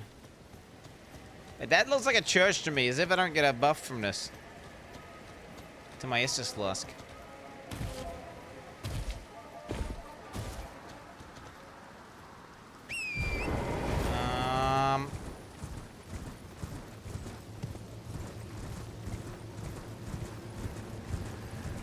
Right hand is easy and near. I need him, right? Of course I gotta kill him. I can't not kill him, right?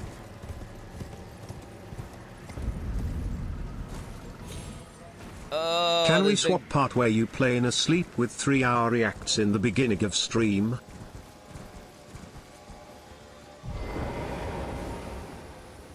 Dude, if I could stream my... Actually, no, wait. If I could stream my dreams, that would definitely, like, some fucking crazy shit would happen and then I would just get banned on Twitch. I'd think about, like, let's not... Like, I better not think of anything TOS, and then it would immediately think, like, it would just... Right? Like, hey, how would you filter it? It would just spawn titties in straight away. They would just be like, boom, instantly tits. Like, it'd be like some dude with tits as well. Wouldn't it be normal? It'd be, like, fucking weird. It'd be like a fucking just dude with massive tits.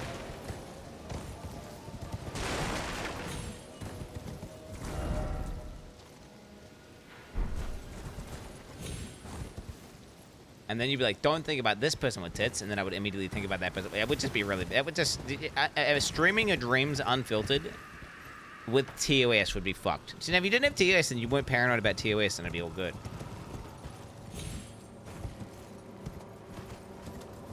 I always thought it'd be cool if you could stream, except you could hear the streamer's thoughts. I thought that would be fucking awesome, but then I thought, wait a minute, someone's just going to think like a slur, and then I'm going to immediately think it. Right? And then boom. It would just be bannable. But that'd be the next level of, that'd be fucking cool though, right? Be able to, like, stream, like, someone's thoughts. Skid to it, bro, skid to it. And then you could hear, you could tell if they're, like, trying to fake something or they're trying to lie. It would be so cool. To, you know. You are now imagining Brother Zach with big titties. Ah, bro. Come on, man. Okay, I probably need to go down there and do that, but we'll do that later.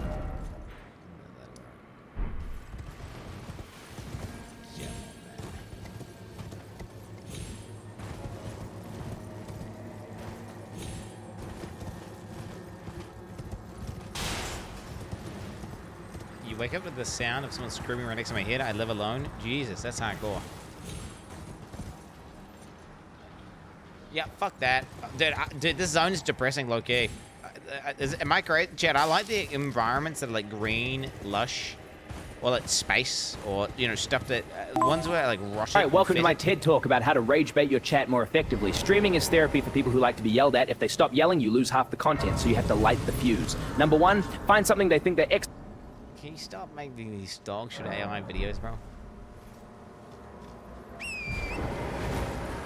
And the reason I say AI, by the way, what I mean is like he does AI dialogue, not.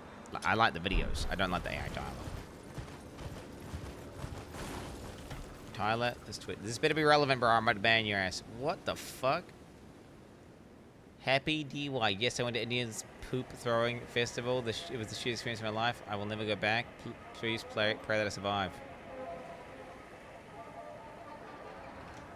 Well, obviously it's safe, otherwise everyone else would get, like, shit, and then, yeah. Final Clouds. 5530, what's this? And... I'll get it usually. And... 530. Irob underscore has underscore better underscore gameplay gift. Look at it, I don't have to be buffed since I last played, or maybe I'm just cooked. See, there could be a secret thing. Wait, here. This is recent. Nope. Wait, yeah. Try luring out. No down, therefore beware of liar. Yeah, I think I know about elevator tech. I know about elevator tech. I know about elevator tech. I already knew about elevator tech. That's recent, bro. I know about elevator tech, bro. Dude, I feel like I'm too schizo right now, Chad. It's not good. Am I gonna do a mental reset?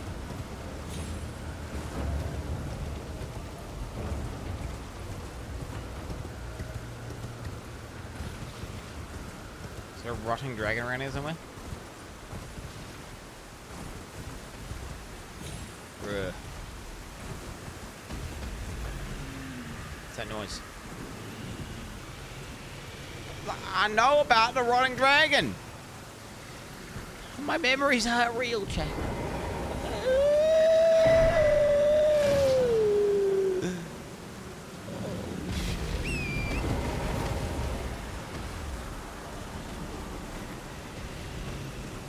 Is this like a dragon mini-mob? It is. Do I just fight this thing or what? It's probably got good loot, right?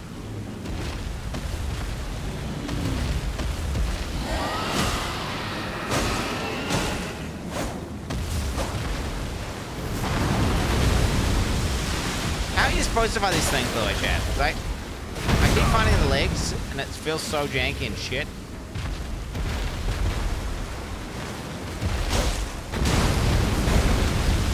Are you supposed to stab the head or something?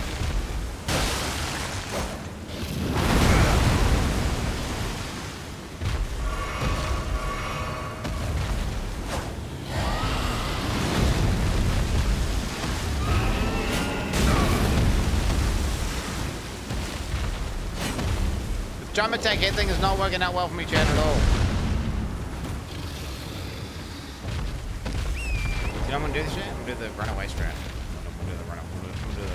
I'm gonna do the, like, let's fucking run for my life. Fuck this. Strat.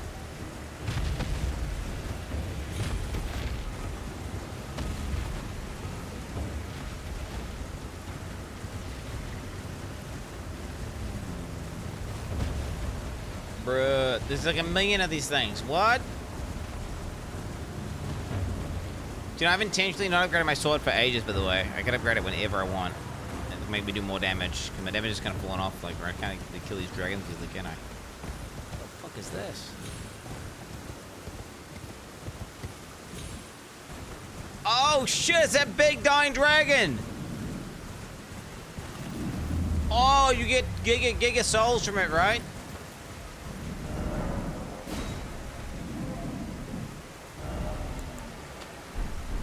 Go there. Oh, shit.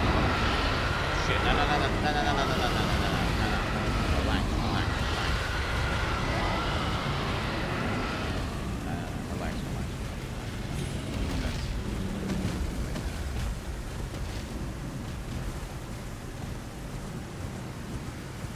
I can take it, bro. You think I can't take it? I can take it easily. Should have taken that. Fuck, I should have killed that guy.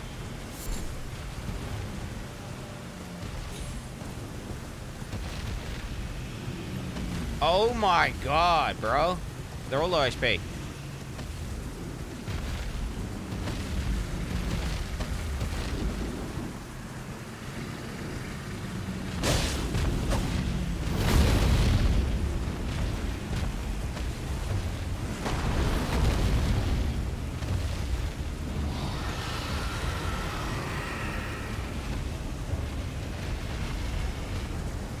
Bro, what the fuck?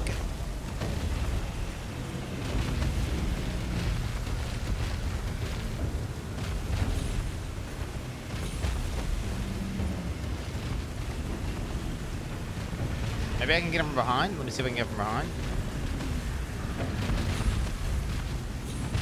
Oh, yeah. Look, this is his tail.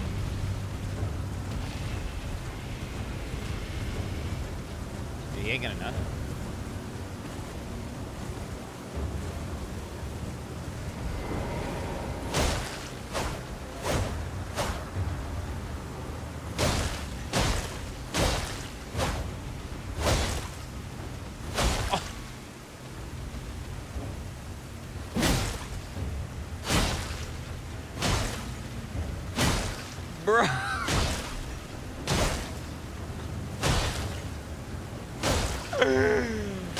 Oh my god, bro. Holy shit. Okay, I gotta believe him. I got the blood. You're now imagining all those dragons with big titties. Do you like dragons, Queen? Do you like dragons from behind, Queen? To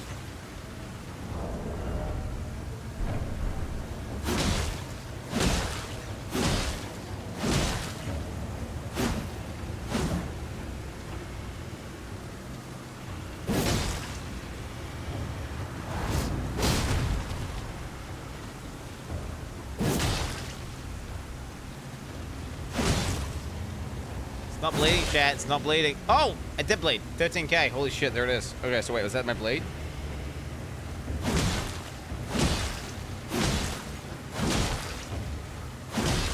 But do I have a better bleed weapon? Close blood loss up. Build up. Okay, we are ramping.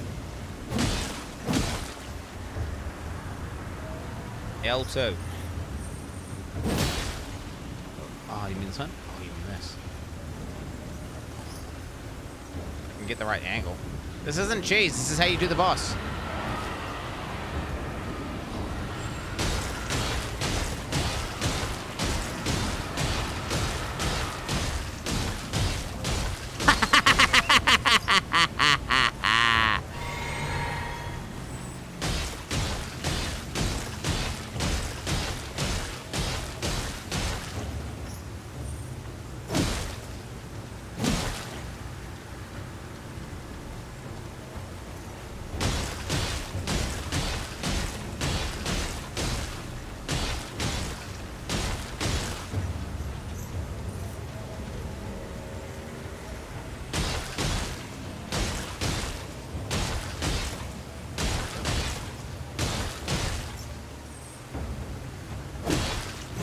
Holy shit, bro.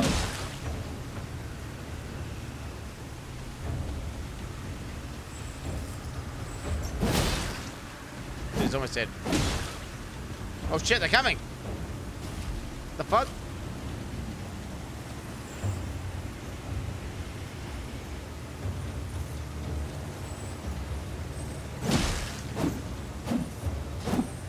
I have a memory of doing this. I have a memory of finding a big dying dragon guy that gives you tons of souls. And he just sits there and does nothing.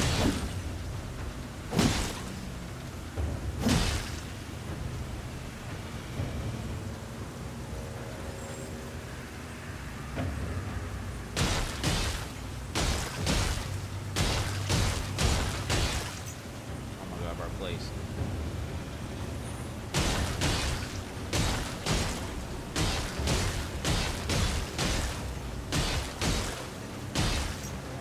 Does Dragoness procs blade?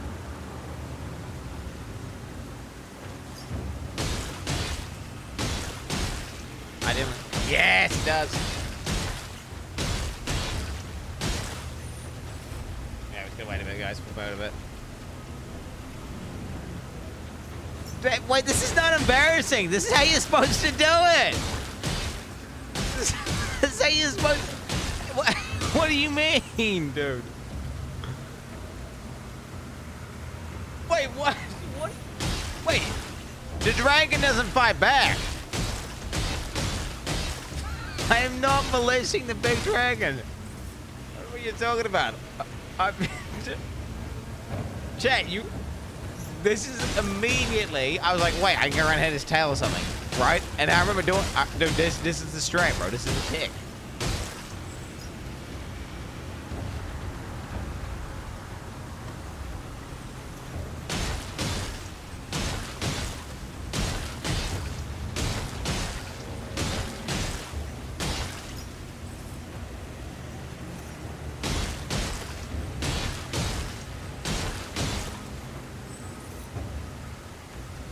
Use golden foot. Yeah, he's about to die. Look. He's about to die. Here it comes. Here it comes. Here it comes. Anytime now. Anytime. 3, 2, 1. We use gold up with double souls.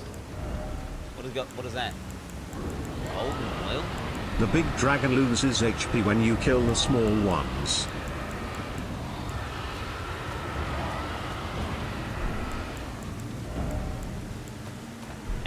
Fuck whatever that is, bro.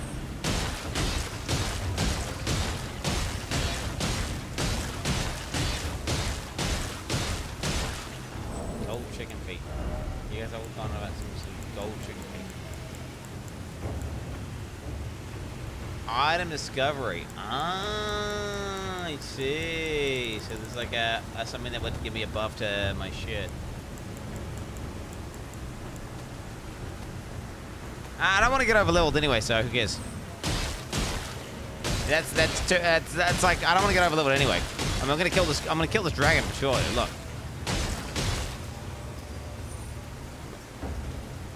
I'm not over. I don't want to get to levels, so we're just gonna kill him. And come on, anytime. 3, 2, 1, and die, die.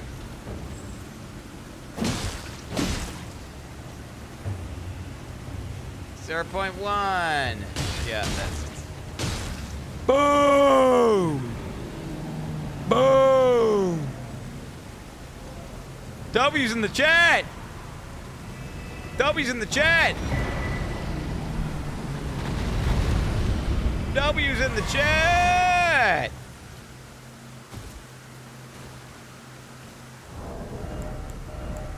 Let's go! Oh, dude, that's what I'm talking about. Hey, and there it is. I wanted to get a boss kill in before I ended the stream. I think it's a pretty satisfying kill there. Pretty good. You know, it was a very high skill combat. Good shit. You'll love to see it. That fort has got bats in it. It's got bats in it. There's bats inside there. Yeah, there's bats in there. Is there bats in there? Wait, I want to, do I look? Do I look to it? Do I look? Yeah. Please be bats in here, bro. Please be bats in here, bro. Yes, okay. Bro, I don't even know, man. What's real, what's not? It's got bats in it. Okay. I'm fucking, dude, I'm too schizophrenic. Hey, I'm too schizophrenic. I'm gonna end it here. I need to sleep. I need to fucking figure out what's going on in my brain, guys. I really hope this is an explanation to what. You can kill that dragon normally. You just took so long to get to her. She was dying of old age by then. Hey, regardless, insane Path of Exile news today. Insane Elden Ring progression. Tomorrow, multiple bosses going rank 1. I could look at the patch notes for Path of Exile, but... At Quin69, your HP is already at the point I started DLC with. You are well on your way to Giga Overville just how you like. It's like, I want to get banned? Is he trying to get banned? Is he trying to get... Because you're about to. You're about to. Turbulence! Till next time, peace the fuck out, have a good one, and I will see you tomorrow. Elden Ring going rank 1. Rad Hand tomorrow, 100%, and then also... Mog. Wait, are we doing Mog? I can't lock in Mog, but... I want to say maybe. I don't remember the order of the bosses, but... I feel like I'm real close to it, right? And then it should be DLC, like ASAP, right? Surely. Jump up!